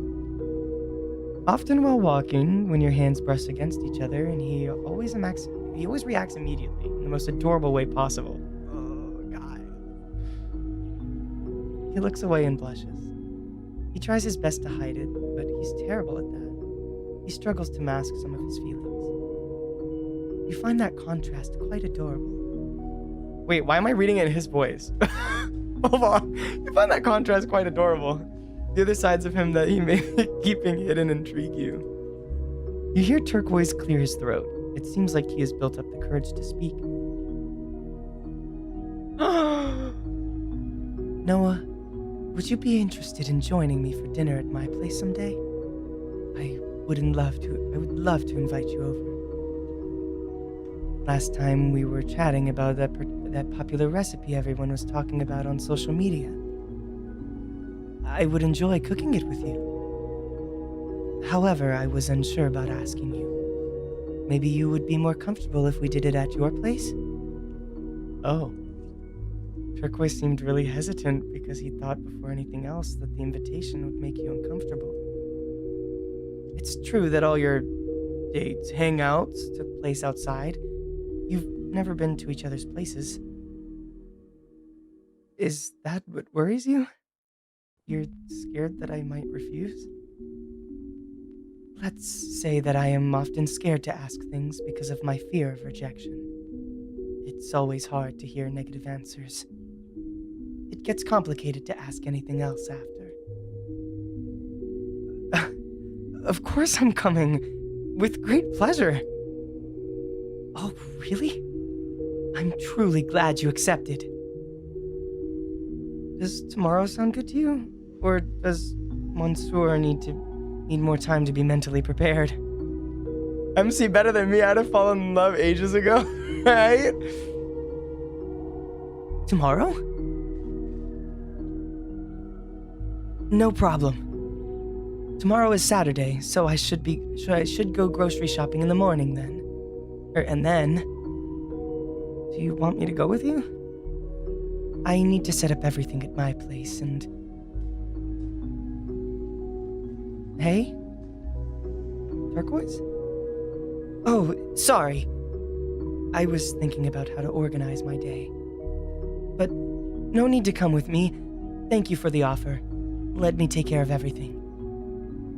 How about tomorrow early evening, so that we have time to prepare dinner? You can bring games for after dinner if you want. I sadly don't own any interesting ones. Or perhaps you'd rather watch a movie. I leave the choice to you. Sounds great. I'll try to bring something entertaining. I'm so excited for tomorrow. To be honest, I've been waiting for this moment for a while. How adorable. You know, there's nothing weird about inviting me over. It's been a few months since we've known each other. And it's been months? Guys, what are you doing? And as you saw, this week really crushed my mood. So, coming to spend time at your place, only the two of us, will clear my mind. Why am I like, oh my god, this is like affecting my voice acting. I'm like getting a little too like happy. Like this is so cute. I love this. This is so like sweet. Like they've known each other for months and like he's just been hearing us talk about our feelings and stuff. And he's just been nothing but kind and listening and he's inviting us over. Oh my gosh. This is so cute. I love slow burn. Oh my god, I can't wait for the full release for this to come out. Ah! Oh my god. You know, you always have the right timing, Turquoise, so be more confident. Yes, you're right. I tend to worry a bit too much. It's just that I can't stop overthinking. And even more when it's about you. I wouldn't want you to see me in a bad light because I've been clumsy. I get you. I'm the same. But it's a sign that we are very attentive to and sensitive about other people's feelings. It's reassuring. I love this side of you. Well, we'd better get going then. Let's have a good night of sleep to be in shape for tomorrow. Yes, let's do that. I can't wait for tomorrow. Likewise. I'll walk you home. It's already late. And he's walking us home. I don't know how to say this word. I'm probably just gonna mess it up every single time. Oh, if Monsieur insists. Turquoise walks you quietly to your building. Your hands sometimes brush against each other on the way. Stop, I'm smiling so hard on my phone right now. He's so sweet. Right, I'm literally just sitting here trying to voice act it. It's so cute.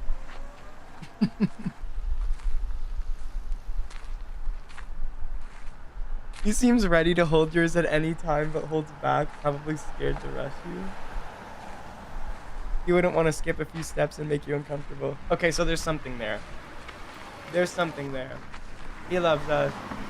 We are too focused on our life, and he's gonna bring us to the light.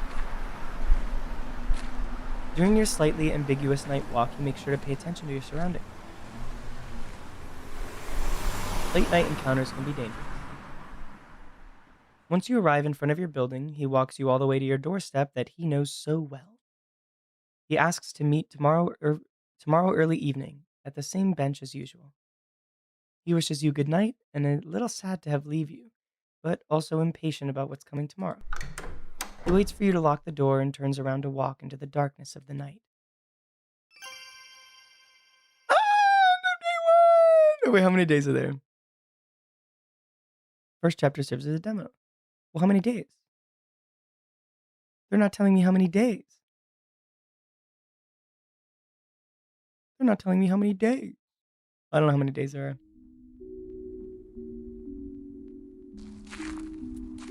Ha. This is so cute. Turquoise said he'd pick me up at the park at 6 p.m. Perfect. It's 5:50 p.m. I can't wait to see the face he'll make when he sees I'm early. He's gonna be like, "Oh, you're already here." Hell yeah, I am. You're not the only one excited about tonight. Now that I'm thinking about it, he could have given me his address directly through text.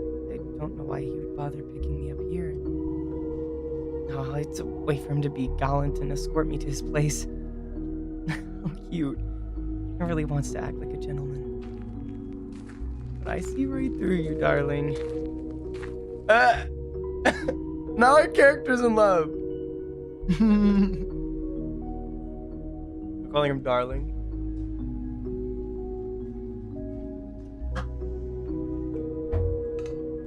Oh gosh, let's see this.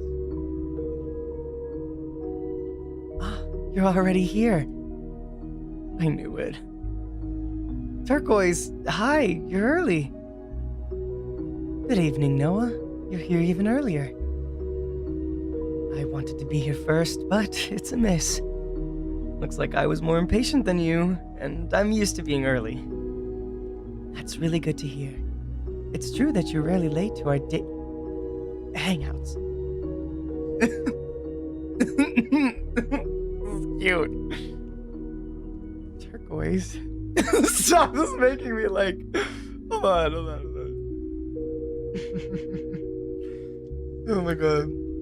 Not me like grabbing my face so like my model just like... He poses. Oh my god. Hold on. What are you hiding behind your back? Oh, well, I got you a present, but I'm feeling shy now that I'm in front of you. Oh?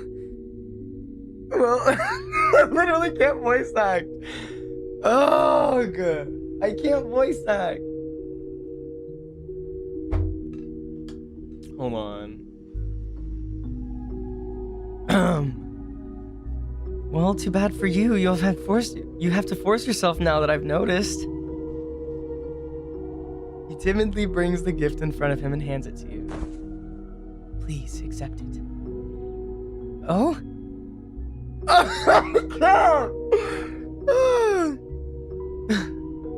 A bouquet? I had never been gifted flowers before. They're beautiful, and they smell so good.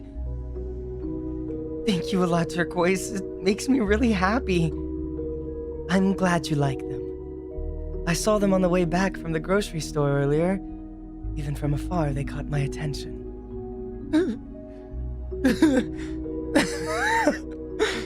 They reminded me I can't. All right, like, ugh. They reminded me of you. And I thought you would like receiving them. I sure do. Thank you again. You're welcome. Gifting flowers while we're headed to my place maybe wasn't the best idea, but I still wanted to give them to you. I can hold on to them for you, if you don't want to be bothered while walking. Please don't mind. I want to keep them close to me. As you please. Well, shall we go? Let's go. I'll follow you. At this point, I'd become the yandere for him, bro. It's so over. Literally. Oh my god.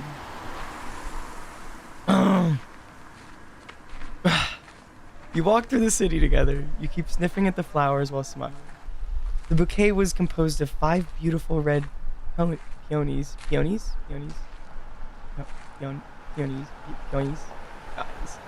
And 4 white liliums.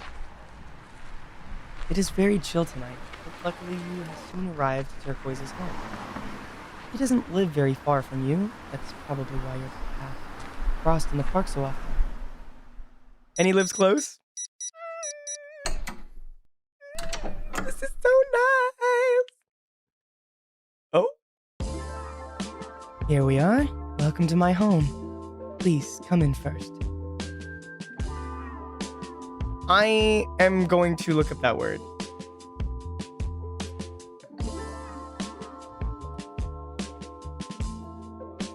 I'm gonna look up that word so I don't keep,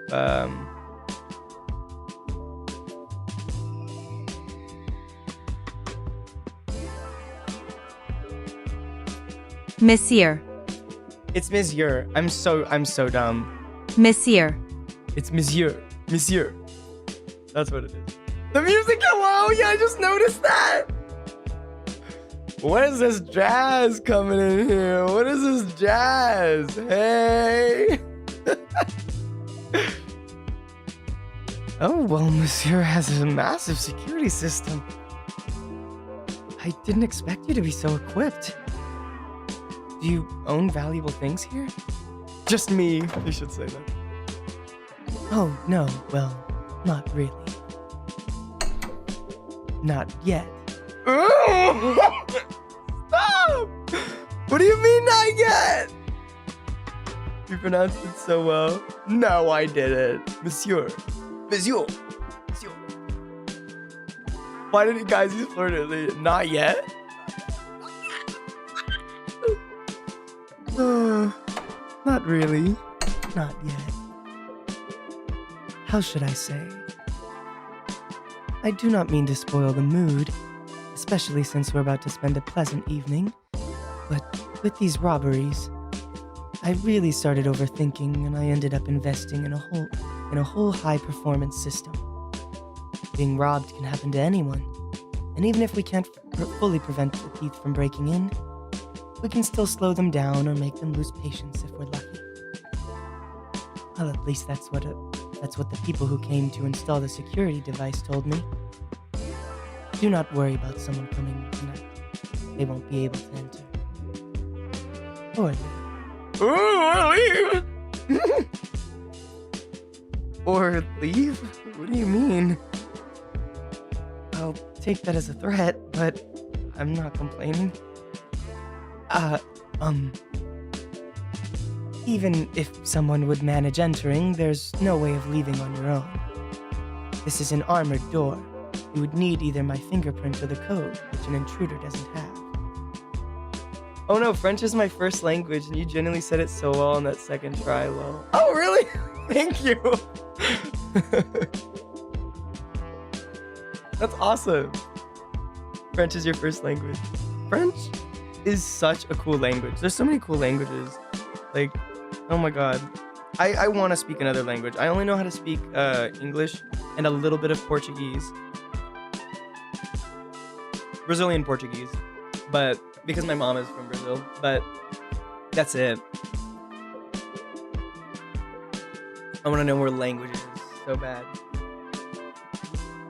All I know is English and fala pouco de português. Pouco de português. But I'm not really good with the accent as I used to be. Wait, he has an armored door? This is bad. We can't leave if we wanted to. If anybody enters while I'm not here, I receive a notification on my phone. As I call the police, they would be locked inside, and I highly doubt they tried to leave by the window. The 7th floor can be quite high to escape out of. Yes, indeed. Nobody would think about leaving from so high. Is that why you always have your phone on hand? Because you're checking through the app? I didn't know you were so paranoid. Teasing me again, Noah? Oh! Anyway. But, well, you're partially right. My phone allows me to keep a close eye on suspicious movements. I'm just now done!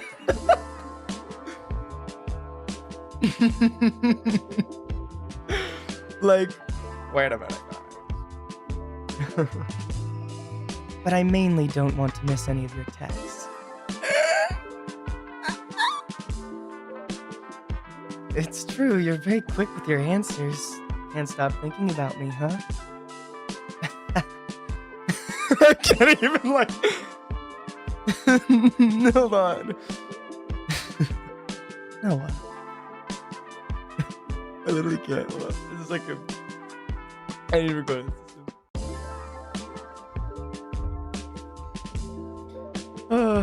But at least even if someone comes, you're here to protect me. Certainly. You're safe with me. Oh, by the way, I'm sorry about the central heating is down. If you're cold, please let me know. I'll lend you warm clothes. His clothes? I'm cold! I'm cold!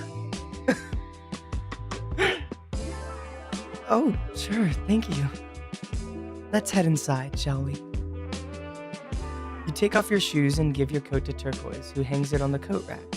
However, he keeps his on. Okay, he keeps his coat on.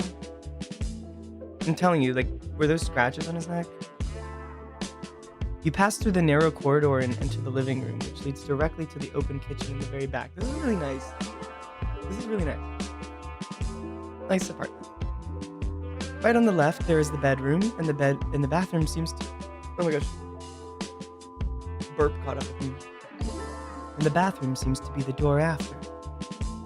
Please excuse me for a moment. He quickly heads to his bedroom, comes back right after and closes the door behind him. Sorry for the wait. Oh, he's hiding something. What did you just put in your pocket? You're fine, don't worry. By the way, I am kind of surprised about your apartment. Ah, is there something weird? No, it's not that. Let's say that you kind of have an atypical clothing style, so I thought that your apartment would be more whimsical. But thinking about it, it being minimalistic fits you well. Oh? This simplicity gives a certain feeling of comfort. No fantasies, but rather calm and soft. It's just like you. I see. Thank you. Shall we start cooking? I'll show you the kitchen. Oh, but first, give me the bouquet. I will put it in a vase. Yeah, sure, here you go. Would be a shame to damage those beautiful flowers. Turquoise leads you to the kitchen. He immediately picks up a vase, fills it up with a bit of water, and puts the bouquet in it. He then delicately places the vase in the middle of the dining table. Cute! All done. They will be fresh by tomorrow. Back to the cooking. Fortunately, I found all the ingredients for a recipe this morning. We'll be able to follow it through. Oh, I'm glad to hear that. I don't think I've asked you before, but do you know how to cook turquoise? Just to know if I should expect a massacre or something delicious. Yes, I do know how to cook. He knows how to cook! Yes, I do know how to cook. Well, I try my best, let's say. I only started cooking recently. Yes, for us. I became interested in it almost 3 years ago. Oh, never mind. I'm slow. This is the first choice we've ever been given.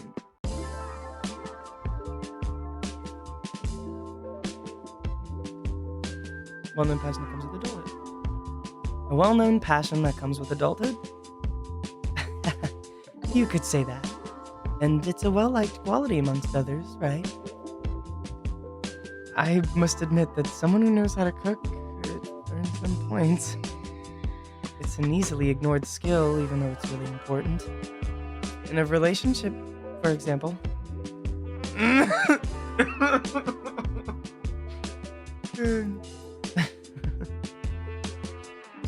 Let's start that famous quiche. I'll take... like, I'm stuttering. Let me drink one more.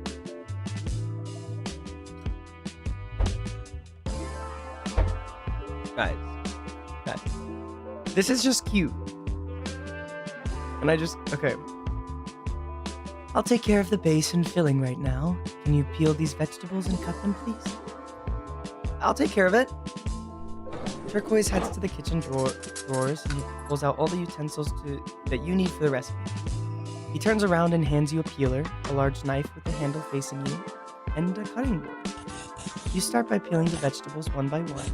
They all look very fresh and delicious, even without being cooked. Once it's done, you cut one of them in slices. Turquoise, is the cutting okay? Let me see.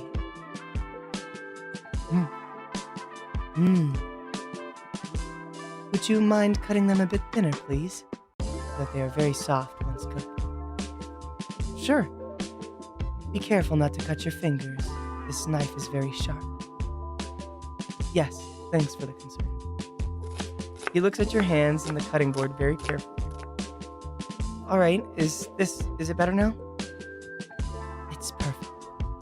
You're doing great. Thank you. Gosh! Gosh. This won't help my appreciation for praise. Once he made sure you didn't get hurt, he turns back and preheats the oven. He then grabs homemade pie crust from his refrigerator and starts spreading it into the pan while poking the bottom with a fork. He's literally so charming it makes you forget he's an armored door and an angel halo on his head. Literally. He knows how to cook. He's caring for us, you know, like, it's just. Oh, honestly, this is making me, okay. I don't know yet. Honestly, this is really rivaling 14 Days with You, kind of. It kind of is. I mean, we have a lot of time with him and not with any other character. Because 14 Days with You, like, there's other relationships in there, right? But, you know, him and Ren aren't too different. They aren't, like, at all. But, like, he's, like, flirting. Ren is, like, he, like, protects, right? And makes sure we're good. But, like, this guy is, like, flirty. He's flirty, and he's good with it. I think Ren will flirt more once he's more comfortable. But also, the main character in this, we're not, like, as slow. I mean, then again, he's very charming. So, like, he has a lock, like, an armored door in his apartment. It's an apartment. This doesn't look like a home. And he's, like, floors up. This is probably a penthouse. Actually.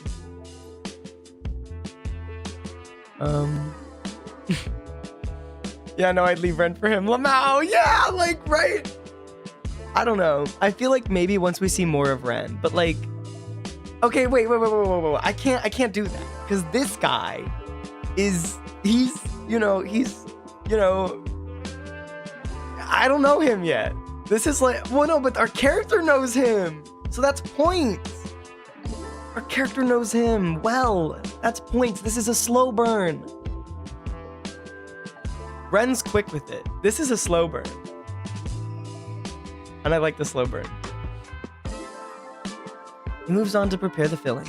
He carefully combines the different ingredients and then adds nutmeg, salt, and pepper. He beats everything together in a mixing bowl with milk and eggs. He really knows how to use his hands well. Come on! They've known each other for months now. Yeah! His fingers are positioned elegantly on the whisk. Now we're just analyzing his hands. He holds the utensil firmly in his right hand, where his index rests delicately on the handle. You notice that his fingers are long and slender. Not that you have never paid attention before, but rather you never had the chance to. And he's been so caring and attentive it hits different TBH. Yeah! He often hides his hands behind his back. His nail polish accentuates the delicacy of his fingers. You can tell he takes really good care of them. As for the left one, his hand is vigorously gripping the mixing bowl, revealing more masculine traits, his veins and bones standing out. Oh! Why are we doing this? He performs a quick and precise wrist movement in regular intervals. You're hypnotized by his gestures. Feeling your insisting gaze on what is perfectly ordinary scene, Turquoise turns his head in your direction. Is there a problem? There's a problem. Is there a problem? No, it's fine. Is it? I was lost in my thoughts staring at your... Oh my god. Literally all of us would react in this situation like this. At your... Please find something decent enough to answer. At your wrists. Yeah, your wrists. My wrist? It's so embarrassing. I was just thinking that you've got a good hand with that whisk. No!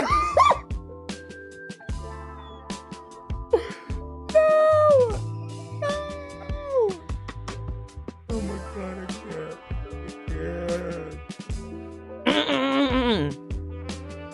Huh? Oh. You worded it terribly. I'm sorry, I panicked. My hands? Yes, I practiced to get the right movement. You do that effortlessly. When I'm making crepe batter, my wrists start hurting quickly. You just need to get the hang of it. When you have the right gesture, it's less tiring. Are you done with the vegetables? Give me the bigger ones, I'll cut them. I'm also pretty good with knives. I can show you. He's showing us. He seems really excited to show you his talents. Your weird worded compliments somehow had an effect on him. Yeah, because he knows what he's doing now. Give him the cutting board with it on it. The vegetables you cut beforehand. He puts them in a big bowl. He then places half a butternut on it, grasps one of the sharpest knives, slices them thinly with a flawless agility and speed. Oh, impressive. You're indeed really skilled. It looks easy when you're the one doing it. Well, it's reassuring. With a good cook like you, our dinner can only be a success. It's thanks to you I could become this good at cooking. Thanks to me? Wait, what? Thanks to me? I thought you learned this 3 years ago. He needs to be nerfed. Why is he so perfect? This is illegal. He's an angel! Remember? He's an angel. No, but he needs to be nerfed bad. He needs to be nerfed bad. He's gotta go. He's literally gotta go. And it's especially thanks to our common work that it will be the best quiche of the entire universe. Because it's ours. All I did was peel the vegetables. Without you, the vegetables wouldn't have been peeled and the taste would have been different. This is silly sometimes. I'm allowed to tease you too from time to time. I'll pour all our preparation on the pastry and put it in the oven. It shouldn't take long to bake. While the quiche is in the oven, you set the table and prepare a salad as a side dish. You keep talking about cooking and the future dishes you'd like to make together. There are so many saved videos in your app. Time flies when suddenly the oven rings. It's time. Turquoise approaches the oven and to turn it off and opens the little door. The delicious smell of butter and vegetables fills your nostrils. Oh, it smells so good. It looks perfectly golden. I think we did a really good job. I'll cut it and then we'll be able to taste it. MC and Turquoise kind of remind me of Shinji and Uoru from Evangelion. Oh, I need to watch Evangelion! I haven't watched Evangelion. Oh my god, I need to watch Evangelion. I would get the dynamic, but I'll just attribute how they're acting to that. I'm gonna be watching Evangelion and be like, oh, they're acting just like MC and Turquoise! Like Evangelion was at first. Turquoise puts on his oven gloves, takes out the quiche from the oven, and places it on a trivet. Trivet? He then grabs a long knife, turns to put the plate on the living room table, and starts meticulously cutting your magnificent creation in equal parts. He serves a slice both to you. I'm thinking just now, I'm so glad I decided to play another one, because this is great. This is literally great. He serves a slice to both of you. There you go. Go ahead. The honor is yours. Oh, it looks delicious and it's so well cut. Nothing sticks out. Again, excellent knife handling. Thank you. You pick up your cutlery, placed on both sides of your plate. You cut the first piece of the quiche. The pastry is crispy and nicely thick. The filling holds together well. It remains juicy. You slowly bring the first bite to your lips and finally taste the fruit of your efforts. The finely chopped vegetables melt instantly on your tongue. The rich pastry crunches beneath your teeth. And meanwhile...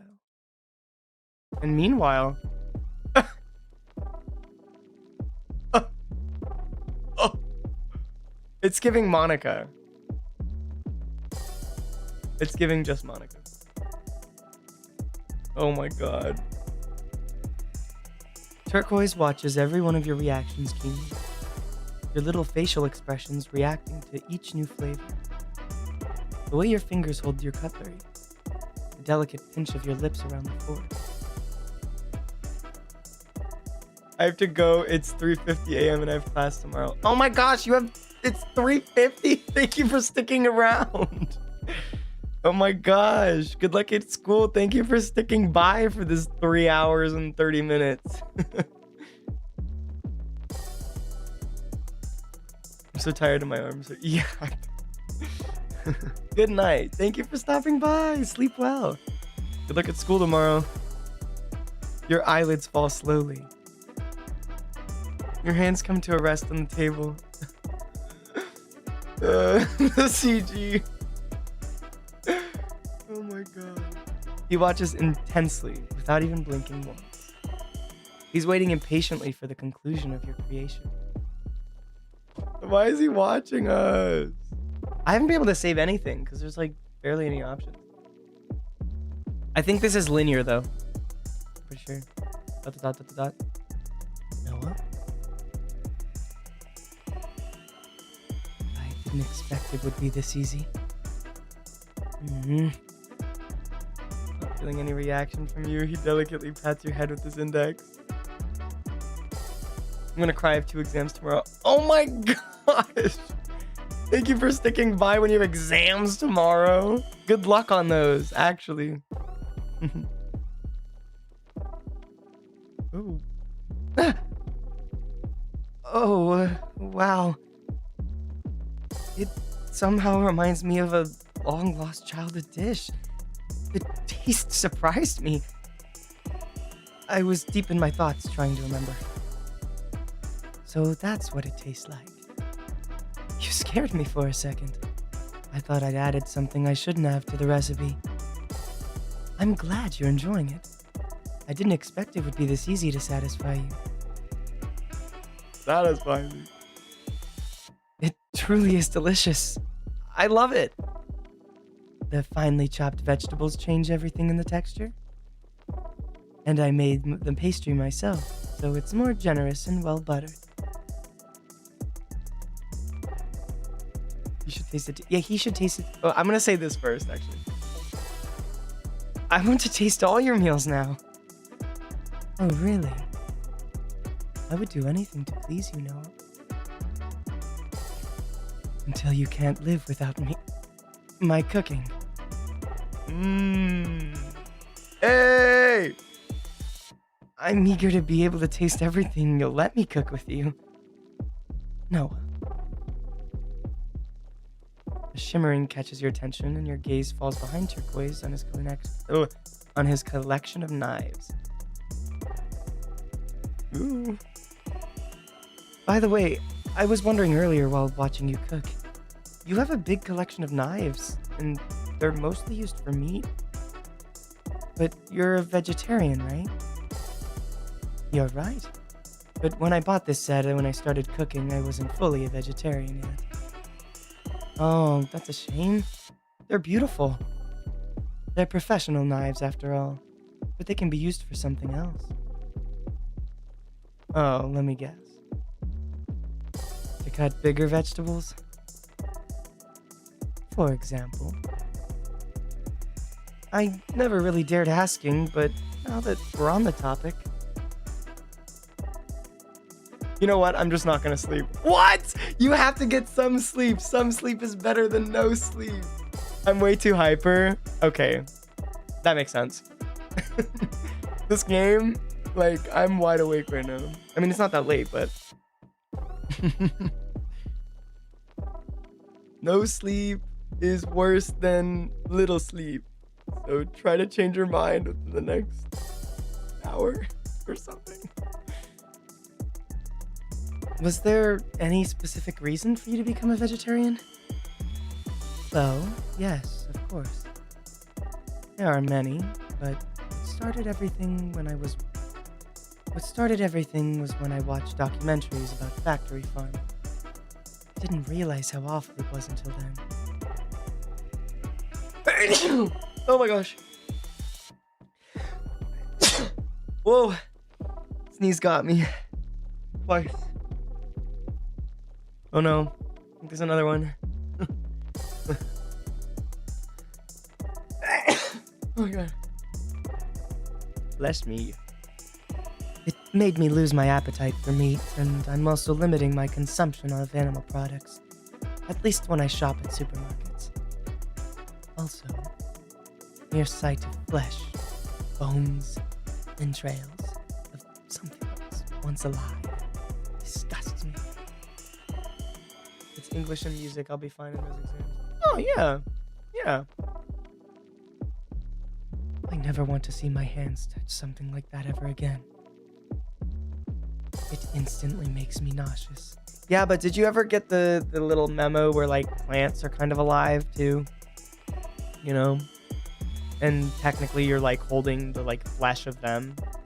So anyways, yeah, Turquoise, not to take away from your very noble thing.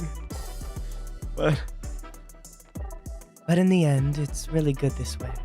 It was easy to transition anyway, since I barely ate meat before. was it the same for blood? Oh, you're actually quite... We'll save this one. This one I'll save. Oh, you're actually quite a sensitive person? What do you mean, actually? That wasn't how you perceived me? That's not what I meant. What I meant. Toward me, you definitely are. I was talking about animals. I didn't know you liked them that much. Oh, well, I sure do.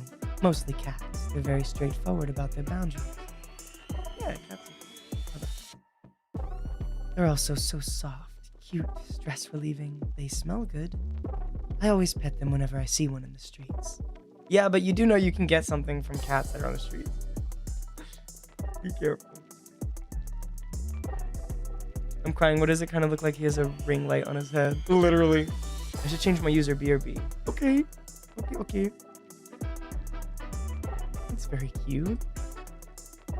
Anyway, I apologize for bringing up the topic. I didn't expect it to be so serious. Please, don't worry. Everything is fine.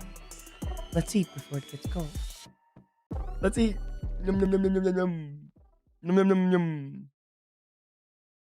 We're gonna watch a movie now.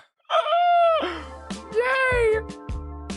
Turquoise reaches for his cutlery to join you in his harmony of flavors as you both finish eating. You clear the table as Turquoise takes care of washing the dishes. You help him dry the dishes and put everything away.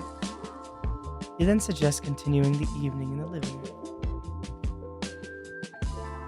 We ate well and tidied everything up. The evening started off great. The recipe you spotted was definitely a wise choice.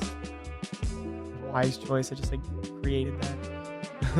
A good choice. I'm glad we could try it together. I didn't expect it to be this good. Your cooking skills definitely helped. Back. Hello. Oh my gosh, you did change your user. Thank you. Did you bring something to keep us busy after?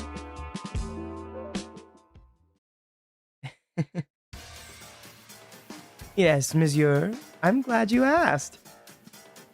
For you and I tonight, I brought the one and only deck of cards. You want to play cards? That's right. Just the two of us? Yes.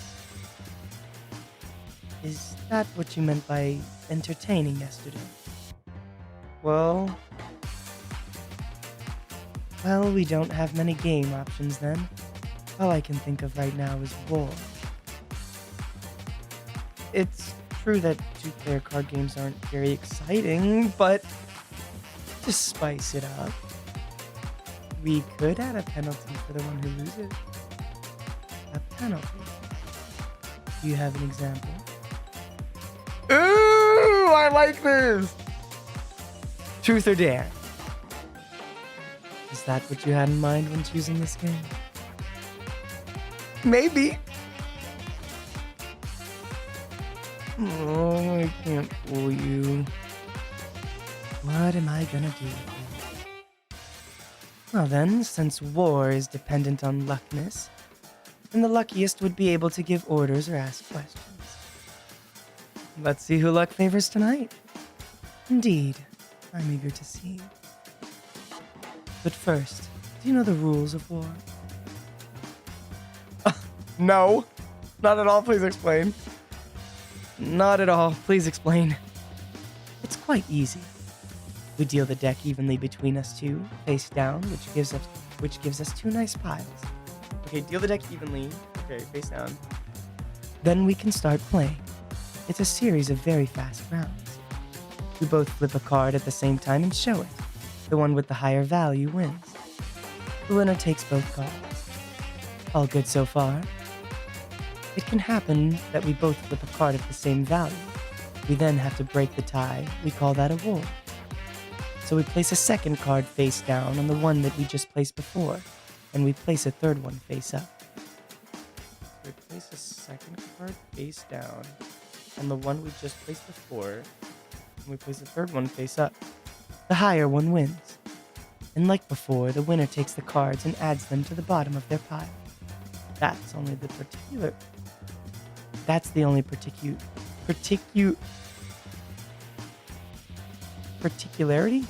Oh my gosh. Did you understand? The goal is to take all your opponent's cards. So it's mostly about luck, since we can't choose which cards we place. The CG looks so pretty. Yes, it does. I tried to keep it short, but you'll have to get the hang of it as we play. Well then, let's start. We should sit on the floor. It would be easier to play face to face. If your legs or back hurt, we can move to the couch later. Don't hesitate to let me know. Move to the couch. Move to the couch. You nod and sit down on the comfy rug in his living room. You both get seated facing each other. Turquoise kneels and reaches out his hand. You give him the deck. He opens the packaging and puts all his cards on his left hand.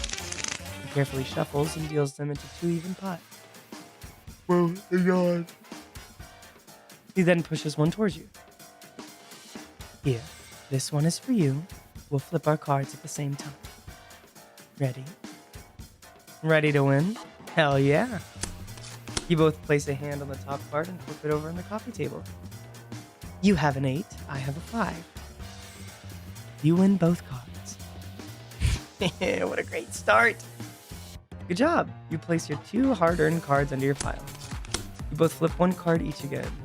Okay, now I'm actually getting sleepy. Yeah, you should probably go to sleep. It is much, much later for you. And you should get some sleep before going to school. You should. We recommend healthy behaviors here at No Make Your VA Production. So yes, if you have to go to sleep. You should go to sleep. You have a queen, I've got a jack. You on again? Have to win at least one round. I won't let you win. I have so many questions I want to ask you. Oh, so you're more interested in the questions. If I win, I'll pick Dare without a doubt. Ooh! You? Dare? That's surprising. I'm so intrigued that I might let you win. But I also have my questions to ask. Only fate can decide. You keep playing, and after 20 minutes of intense cards flipping, the verdict falls. I have all your cards. I won! Congratulations. Luck is on your side tonight. Be prepared. Time for your penalty, Turquoise. And you have to be honest, okay? Of course.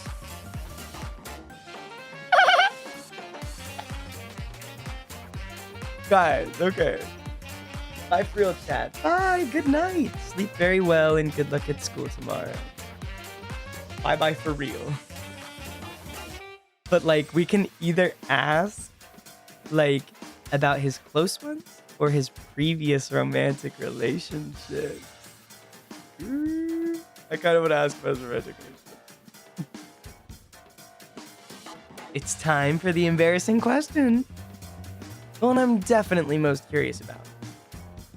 Have you ever had a romantic relationship with someone? Are you asking out of curiosity or of jealousy? I am the one asking the questions. Never. That's it? No further explanations? Bye, Luca. Sleep well. Thanks for coming in. That's a little disappointing. Noah, it's embarrassing enough to answer. Being past 25 without having any romantic experience, people can easily judge you negatively on that. Maybe that's why he's so lovey-dovey and sweet. Because he's still a person before he gets broken by this world. I would never judge you for something like that, Turquoise. Everyone goes at their own pace. You're also free to not want a romantic relationship. Even though I would be a little sad if that was still the case. Noah. I'll try my best. Ooh. Well, nothing more to add? Not really. Let's play again. I have many other questions. You start a new round, and around 20 minutes later. And I won again! Questions, here I come. Congratulations. That's I've been very curious about it. Are you close with your family? Oh, that was like a serious question for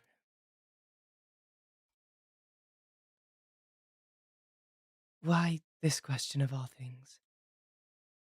You need to answer. It's the game. Hmm. Well, if you insist, I will. I'm an only child and I still have my parents. But I don't have much to say about them. I don't even have anything to say to them. And they don't seem to have any either.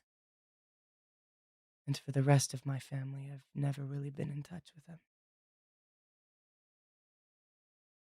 Mood suddenly became uncomfortable. Your question seems to have hit a sensitive spot. It's probably why he never brought the topic up with you. As the silence falls, he realizes how cold the atmosphere became. Ah, well, do not worry, Noah. It's not about serious things like physical abuse. Just a lack of attention towards me. Well, Turquoise, I'm not an expert, but I'm pretty sure it can be considered as a kind of abuse, especially if it happened when you were a child. You're probably right. I never I've never seen it that way, but that may also have been my fault. Oh, come on now. You can't say this. You're the sweetest person I've ever met. I highly doubt you were a troublesome child. I definitely wasn't. Sorry, I shouldn't have asked. I was just curious about your inner circle you never talk about. What about friends? Do you have any? The penalty is only one question. If you want to ask more, you'll have to win again. I thought I could steal more information from you. I'm not easy to fool, Noah. Alright, let's get back into the game. I have other embarrassing questions for you. Oh, but before that, my back started hurting. Can I sit on the couch? Of course. Go ahead. Go next to the coffee table to lay the cards out. I'll stay on the floor so that I can still play facing you. You head to the couch. Turquoise pushes. And my yawning came back. You head to the couch. Turquoise pushes the table towards you, and you lay all your cards on your side. You start a new round, and after 20 odd minutes, oh, I won. Oh, I thought that things come in threes were. Oh, too bad. Hope didn't fully abandon me. I chose there. I'm so scared. Whoa! Turquoise gets up, he pushes away from the coffee table and slowly gets closer to you until he's right in front of you. Guys, guys. And he sits back down on his knees. Your cheeks flush alongside his. Okay. After a few seconds, he takes a deep breath and finally finds the courage to speak. Noah, May I hold your hands in mine? Whoa. Yes, but you're not supposed to ask, but order. Give me your hands.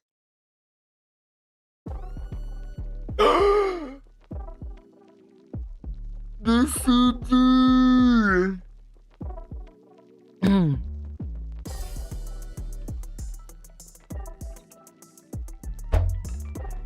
Gonna need water for this. You offer your hands to Turquoise. I love this CG. Hello! After a few seconds of hesitation, he places your hands under yours. He delicately folds his fingers around. You realize from close how well done his manicure is. His nails aren't too long or too short. His dark blue nail polish is perfectly applied. He places his thumbs in your palm. He brushes your skin repeatedly while drawing shapes. Yacht attack. The feeling tickles you and you accidentally let out... What? The feeling tickles you and you accidentally let out a quiet moan. This music really is something. Yeah, right? And we're moaning to his touch? Okay, what are we doing? Your reaction amuses Turquoise. He moves his palm to your fingers and repeats the movements on them to inspect their shapes and flexibility. You truly have beautiful hands. I love everything about them. He continues his little performance and now locks your hands in his. Handcuffed. But instead of the icy cold of steel, it's his skin that caresses you. He now takes one of your hands and slowly brings it to his face. He slightly tilts his head and presses your palm against his cheek. With one hand cold and on the other side of his face, and on the other side of his warm face, a mix of temperatures makes the moment very pleasant. A short moment after, everything feels warm, as if all his passionate feelings were flowing through you. His skin is soft. It makes you want to move your fingers to caress him, but it's his penalty. He gives the orders, and you obey. Plus 100 Riz, literally. Your hands are so warm, and they feel so soft against mine. I don't think I've ever been this happy in my entire life. I've been dying to feel your touch on my skin. I've never dared to take your hands outside. I'm glad you allowed me to tonight. I want to stay like this forever. No. Both of your pulses notably speed up a little too much. Turquoise feels it in your right radial artery where his fingers are placed. He immediately looks up at you. I'm sorry. I've been spacing out. I probably went too far. I hope I didn't scare you. No, it was the game and I gave my consent. You did nothing wrong. I would have asked you to stop if something was off. I know you wouldn't have forced me no matter what. Of course. Thank you.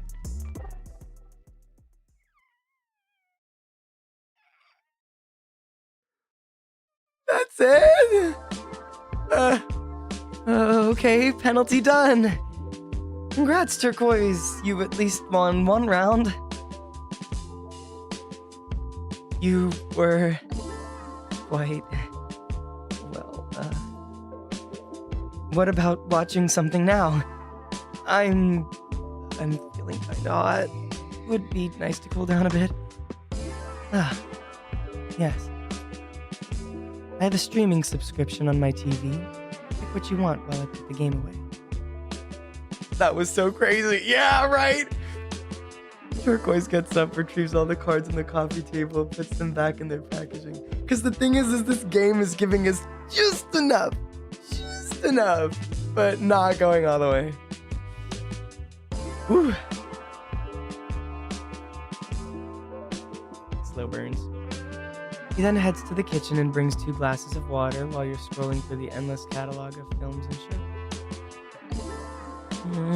It's hard. There are too many choices. Is an anime good for you? Absolutely. We can start a new show if you want, so that we can finish it tonight. Great, let's go with that then. There's an anime that just ended. I've only seen good feedbacks on it. I'm kinda tempted to watch it. Then let's watch it. I'm also curious. You always have good taste. Ah, and I brought you some water. If you want another glass, don't hesitate to tell me. I'll go fill it up. Thanks, it should be fine. Come sit with me. I'll start it. Turquoise sits next to you and grasps the plaid on the edge of the couch. He delicately places it on you and him. It's very warm and soft. You could fall asleep instantly. Comfortably settled, you both watch the anime in silence, captivated by all the events unfolding. Wait, how are they going to watch a whole anime in a night? That's just not possible. I wonder how much longer. I mean, it's possible, but they'd have to stay up the whole night. And when the last episode ends, they watched it all the way through. Wow. A yawn escapes your mouth.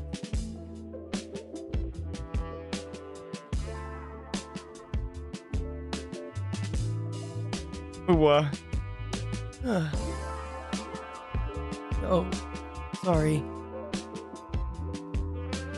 Are you tired, Noah? It's not surprising. It's already past 2 o'clock in the morning.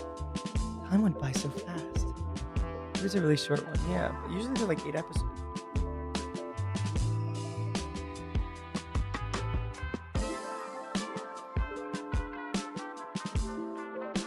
The anime was great. I was really deep into the story. You made a great choice. Yeah, I'm glad we watched it. I had a great time. But I feel very sleepy. Me actually yawning.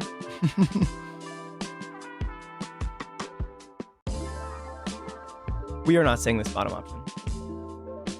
Aren't you also tired? No, I'm used to staying up late. I don't sleep a lot anyway. And I'm too excited for that. I wasn't bored for a single second. Tell me, Noah. Since it's getting late, do you want to sleep here? It would be wiser for you to stay. I wouldn't want something bad to happen to you. It's dangerous outside. With all these stories of robbery. Well, I didn't bring any spare clothes. No problem. I can lend you some clothes and also bathroom essentials. I have all you need. We are going. Yes! Yes! Oh no, I'm so tired. So tired I can't go back home. What a shame. Yeah. Oh, I just adjusted my chair. Dang, my butt hurts from sitting for so long. I've been so invested, I've just been like I haven't stretched or nothing. Fine then. Thank you, Turquoise. I'll make it up to you. Huh? No need. It's with pleasure. Also, I have another present. I hope you will like it. A present? Again? You're spoiling me too much. I could spoil you forever. I'm too curious. Can you bring it to me now? Sure, as you wish. He heads to the bedroom. You hear him rummaging in a cupboard. But then he comes back with something in his hand. He gave us a little alien cat. Wait, that's so cute. That's what he gave us. Here you go. Oh my god, the alien cat! I made it for you. You made it? That's just... Excuse me? You made it? I know you love it, and I couldn't find alien cat plushies on the internet, so yes, I decided to make it for you. This guy is... I didn't know you could do this. Well, I'm a quick learner, so I thought I would just do it. Stop, I'd have pulled it so easily. Literally! That is sweet. That is really sweet. Like, he made it. Like, he's known us for months, and with that, he made that. It may not be perfect, but I put all my love in it. For you. Oh, it's perfect turquoise. You're spoiling me too much. Flowers, now the plushie. I just want you to be happy. Well then, let me get your stuff. I'll bring some clothes and the essentials to shower. Since it's rather cold inside, is a long pajama fine by you? It's perfect. Thank you. Turquoise disappears an instant in his bedroom. You hear him open closets and grab clothes. He then heads toward the bathroom and comes back with a little pile of clothes, towels, and toiletries. I also got you a toothbrush. You can use my soaps. If you need anything else, or if you have trouble with something, don't hesitate. I'll be waiting in the living room. Thanks. I won't hesitate. Hey, no sneak peeking while I'm showering. Uh-huh. I'd never. Come on, I'm teasing you again. No need to be this serious. Oh. Well, I'm going. See you soon. See you. Teasing is fun. Lol. Lol. Lol. Oh my god. You went to the bathroom. It was meticulously clean. Not a single bit of dust, hair, or limestone. You undressed and step into the shower. The hot water on your skin immediately relaxes. You review your evening. But weren't there cameras in his house? Yeah, but for security. Why would he have it in his house? I think he has security stuff. So it's like mainly in like the main area, probably. Turquoise. Oh my god, Turquoise kindly came to pick you up, then drove you to his well-secured apartment. Throughout the evening, he made sure you felt comfortable at his place. And you did. You both prepared a delicious meal, result of your common efforts. You were able to discover what an excellent cook he was. What a surprise. Afterwards, you played cards together, which brought you even closer. Perhaps much more closer than expected. Something began to blossom. Or continue to grow. You see people differently when you're at their place, in a more intimate environment. You discovered a new side of him. He also has his own troubles. My question about his family was definitely not a good thing. But thanks to this blunder, you know that he may be hiding a somewhat unusual child. This might explain some of his rather odd behavior. Odd, perhaps, but driven by good conviction. He always tries to keep up appearances in front of you, but usually miserably fails when he's too embarrassed. Or when the topic seems sensitive. Too fun to tease him.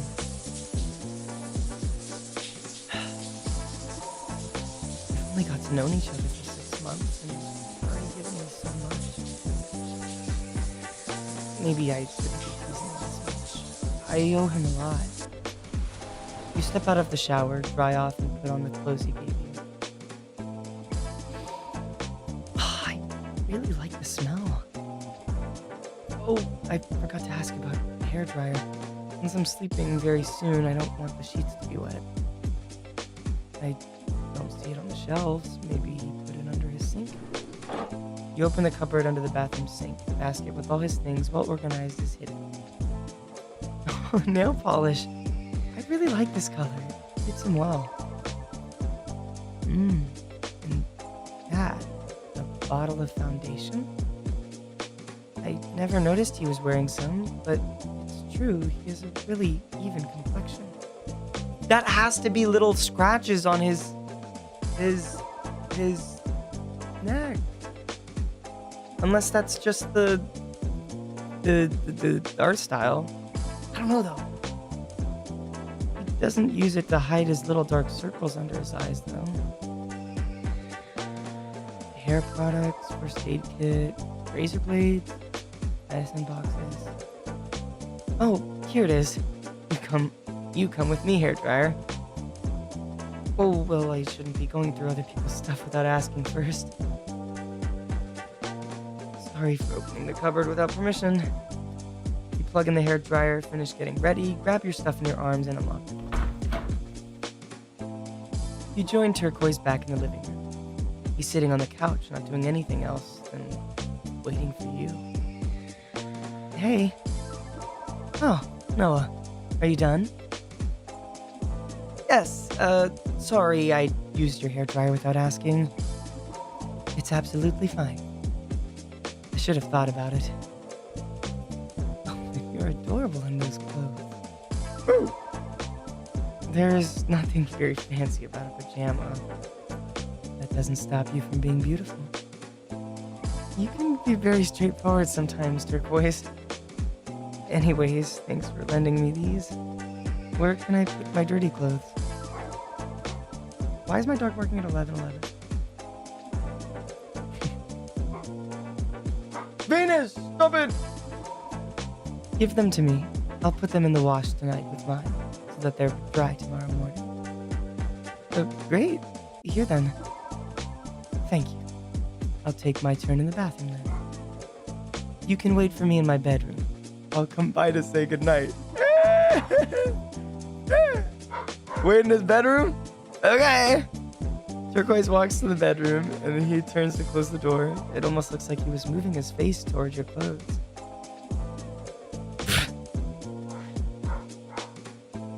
Ooh, starting to get cold.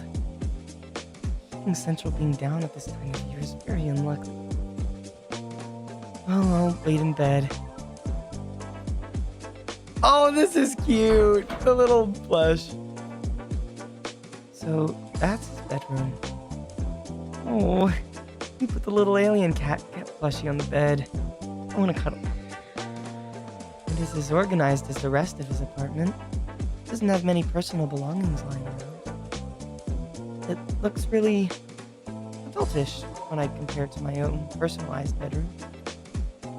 Unless he puts everything away, like in the bathroom. I must admit it, I'm getting curious.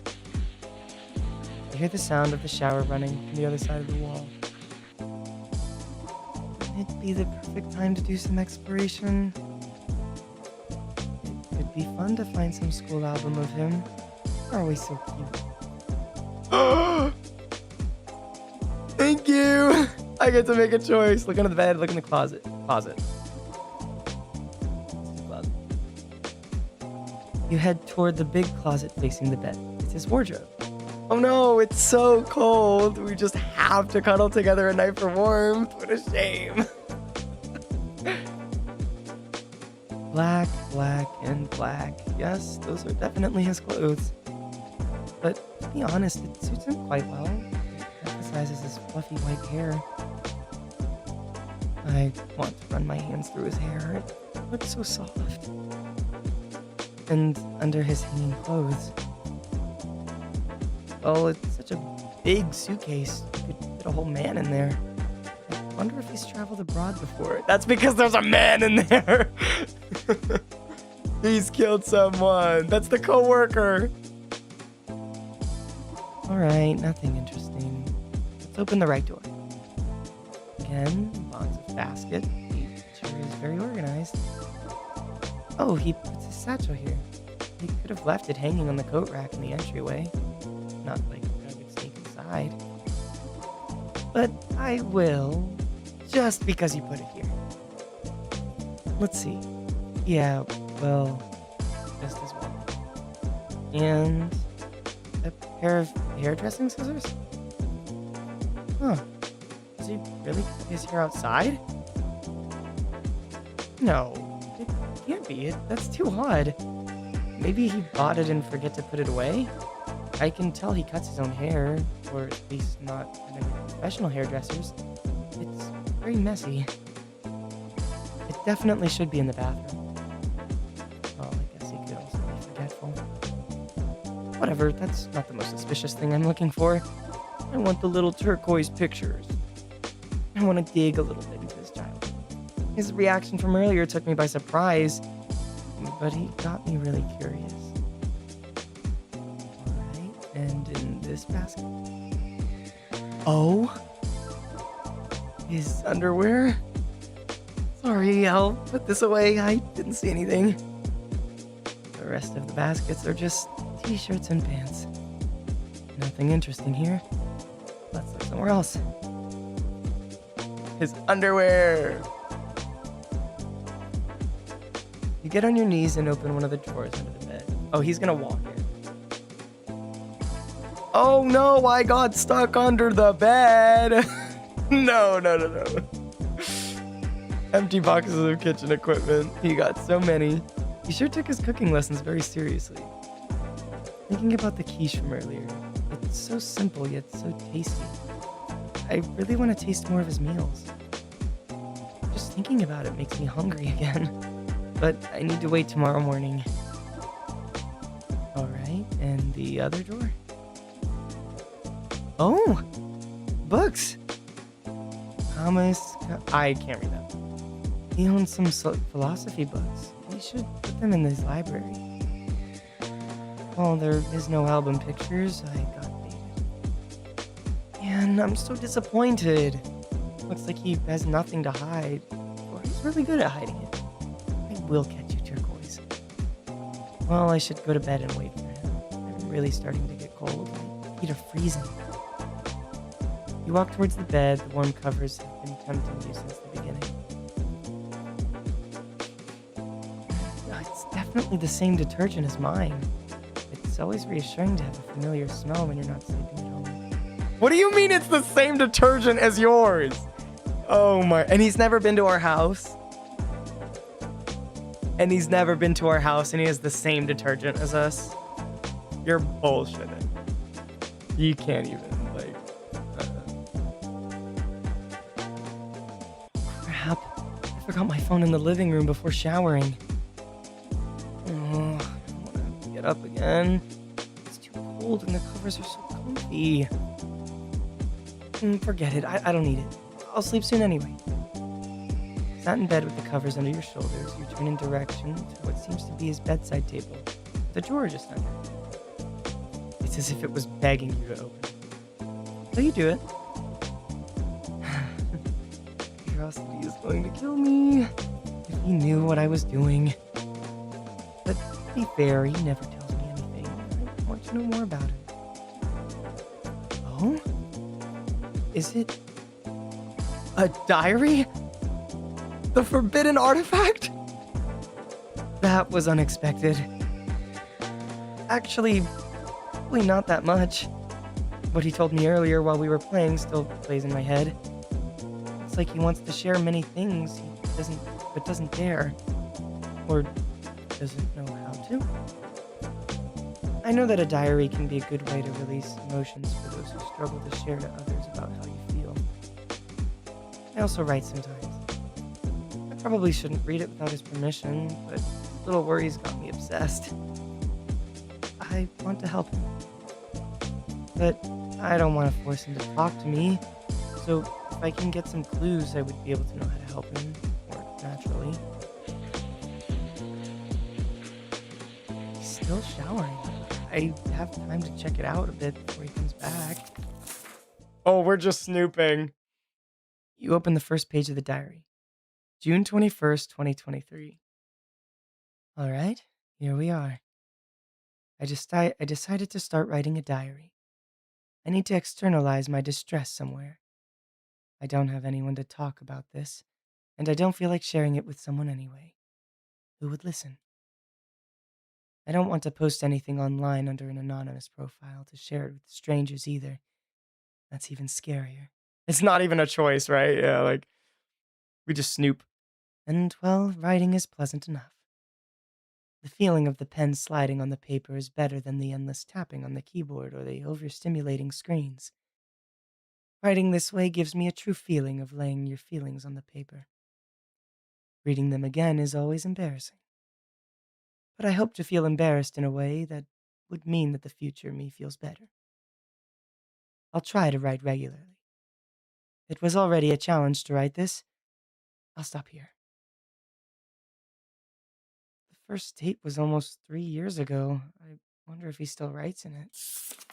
You flip to the second page of the diary. June 22nd, 2023.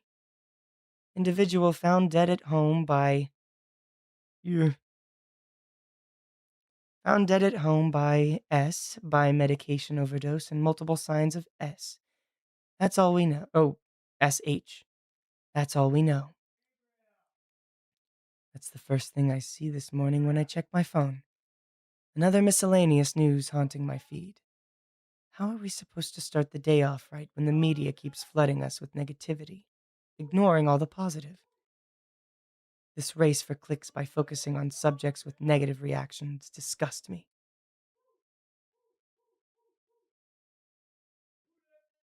My dad is singing Who Let the Dogs Out. Like, why is he doing that? Being daily overwhelmed by this type of content has a real impact on mental health. It ends up making me think that it's also going to happen to me. I don't need to see things that accentuate these feelings. Oh, right. I also need to write about my day. That's one of the purpose of a diary. Today, nothing new. I got up with a lot of difficulty and worked. I didn't go out. I didn't eat much. My stomach still hurts. And I did it again. I hate myself. At least I know I'm still alive. I finished my occupations and went to sleep. A really bad day as well, or as always.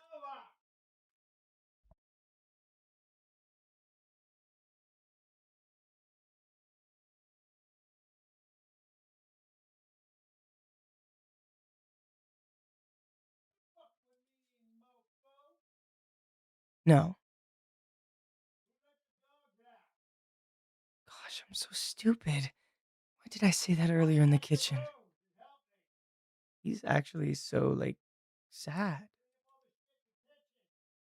I've been so careless. I want to apologize, but I can't right now.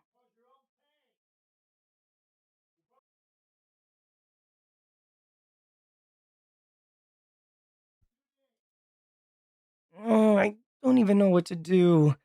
It's the first time I deal with something like this. I did think about it earlier because he had a weird reaction to MC mentioning his wrists.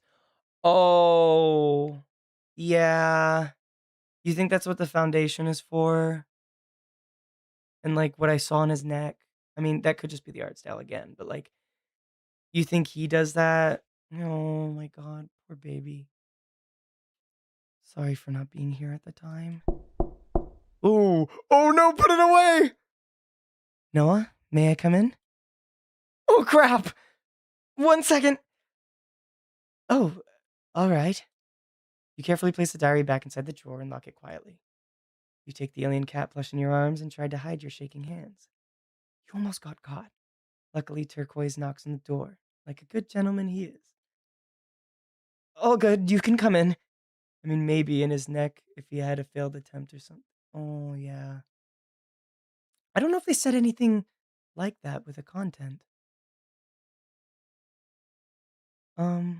There's yandere behavior, manipulation, obsession, mention of harm, blood, slight, but maybe that's the mention of harm.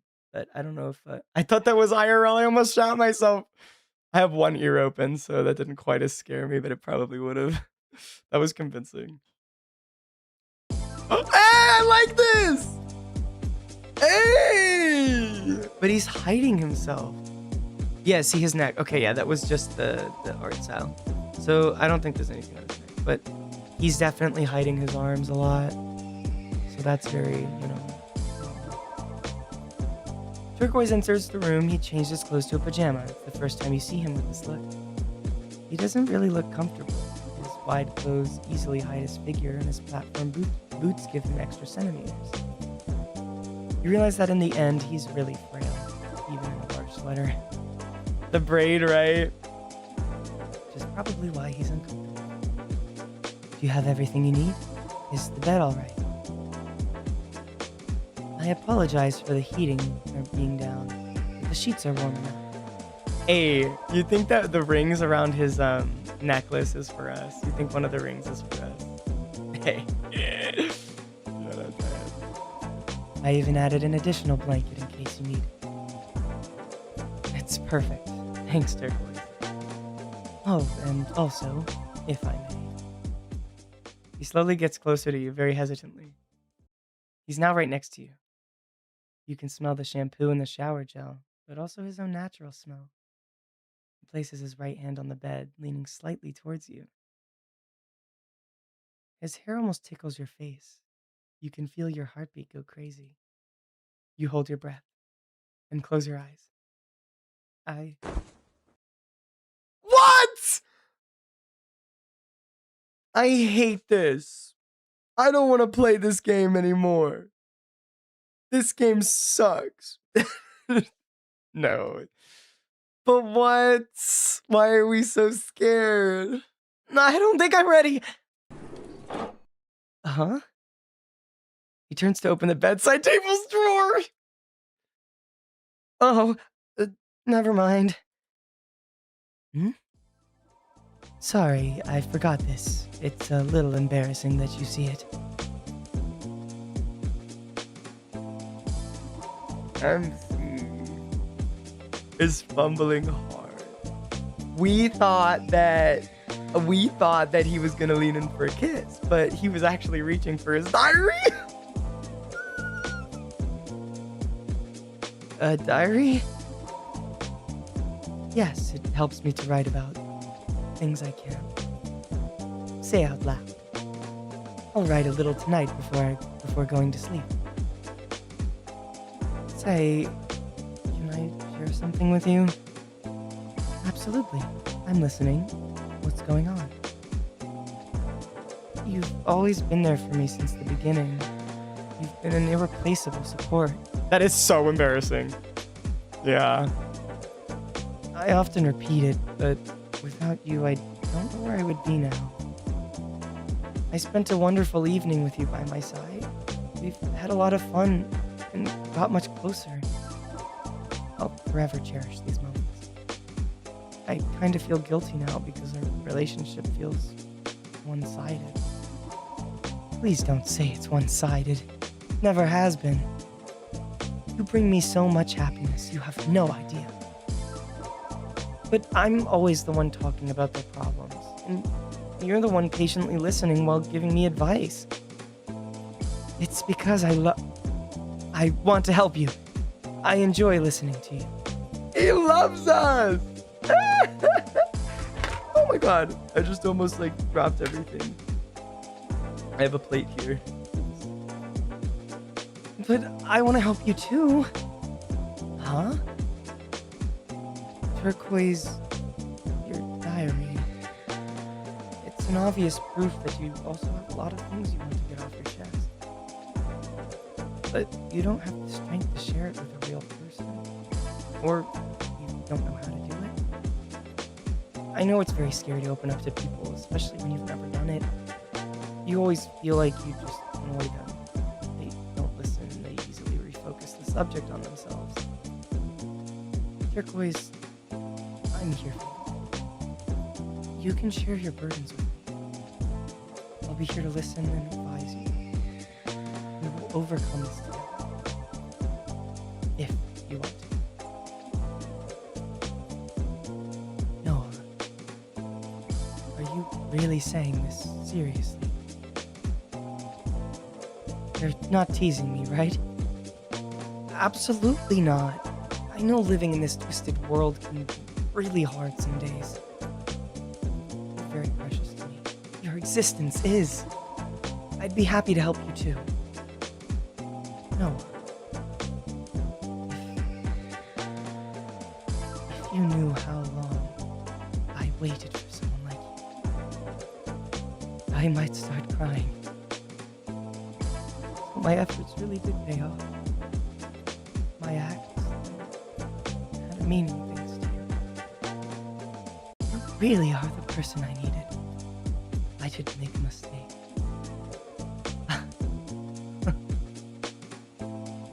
Boys.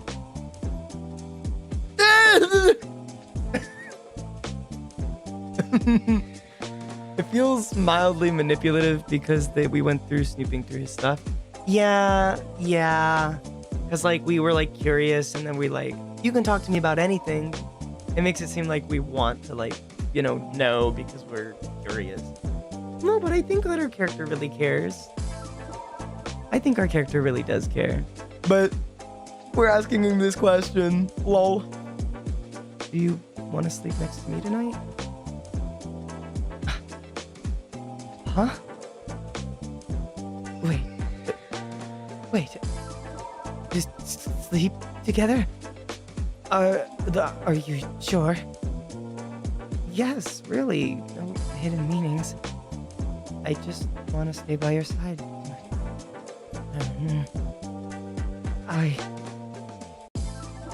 Yes, of course. Well, with great pleasure. If you're asking, I'm okay with it. I don't have any reason to refuse.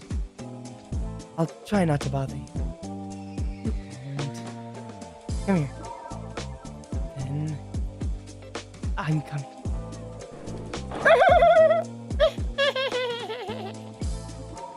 Turquoise places his diary back in the bedside table's drawer and turns in your direction to lift the covers.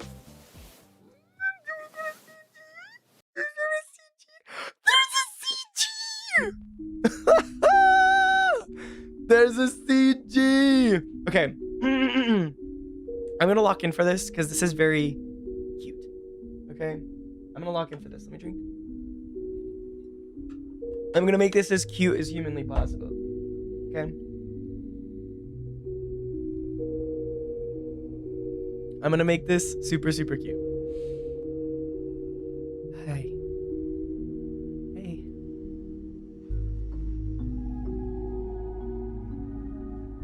Why aren't you looking at me, Monsieur Turquoise?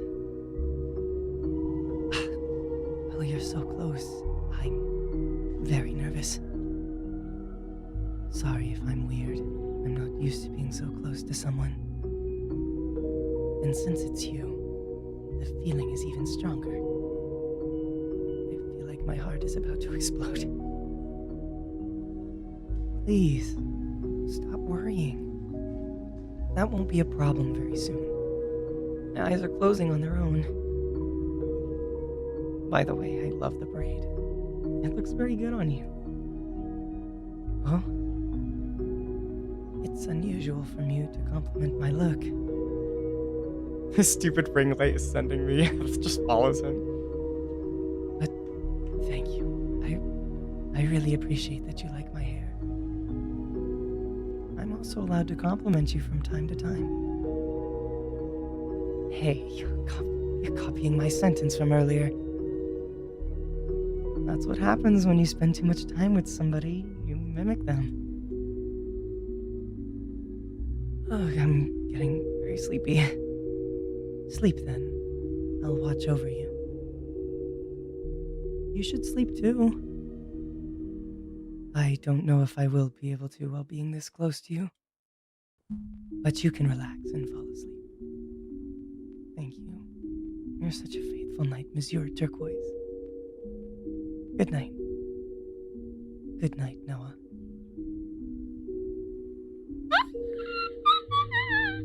The mattress is comfortable, the sheets are soft, and the familiar smell gives you a feeling of security. Your muscles and nerves instantly relax.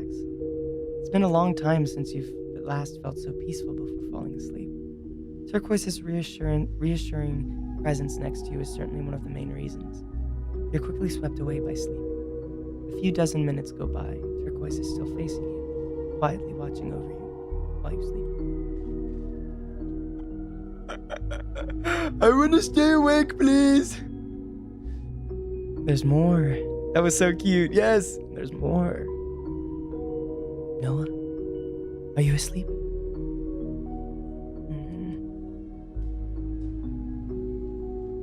So far paralyzed by your extreme proximity, he finally dares to move one of his arms, which was starting to go numb, to turn off the light. He feels unsure about you being asleep. He really wants to make sure. Pinches your nose to check if you're not faking your sleep, to tease him again. Oh yes, you're asleep, and deeply. Searching for air, you mumble in your sleep and turn the other way.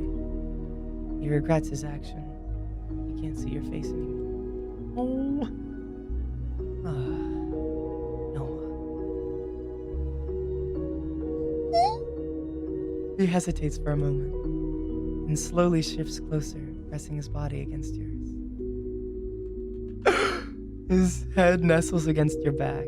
He slides his arm over your waist to gently embrace you, holding your hand in his. It's the second time he initiates such an important physical contact towards you. His quick pulse resonates against your body. He feels nervous about the proximity, but the happiness flooding through him quickly takes over. He holds you so tight against him, as if he was scared to lose you, to see you suddenly leave.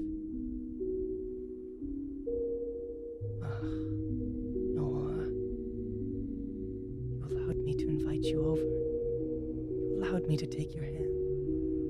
I should be allowed to hold you, right? I just want to hold you very tightly, to feel your warmth against my skin, to feel your heartbeat intertwined with mine, to feel you entirely. This is the first time I can be close to somebody. It's strange, but it's a pleasant feeling. Too pleasant. Your natural smell is so comforting. It's mixed with mine somehow. Like we are one. Like you are mine. No, I shouldn't say this. Or can I? Am I allowed now? Or can I? You need to tell me. I'm scared of my own feelings. I don't know what else I'm capable of doing. I've done things I shouldn't have. No. It was necessary. I did the right thing. I've been craving you for so long. I want to stay like this forever. I need to.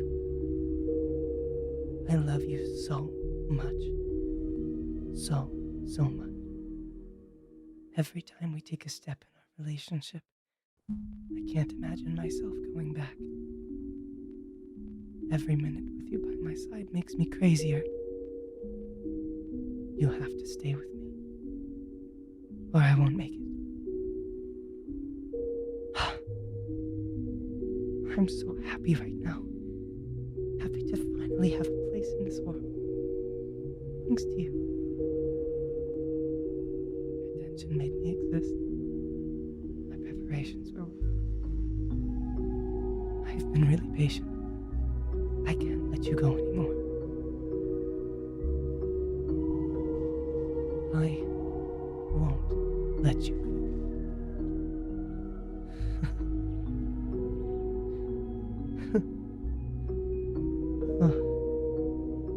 No, Noah. Noah. I know what you want. I know you inside out. I have met all your expectations, and I will fulfill your desires. So now, it's your turn. Mine are simple. Look at me. Love me. And save me.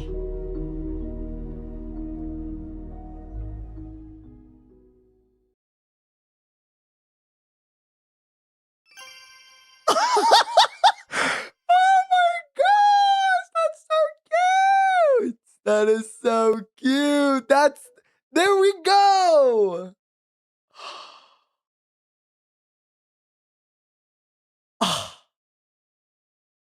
And the way his eyes went dark, right?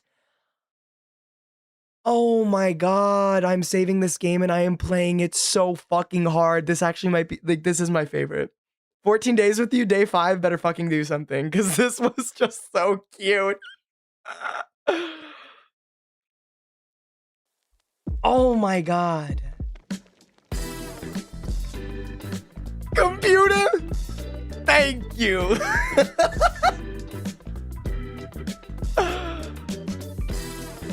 Absolutely incredible. Absolutely.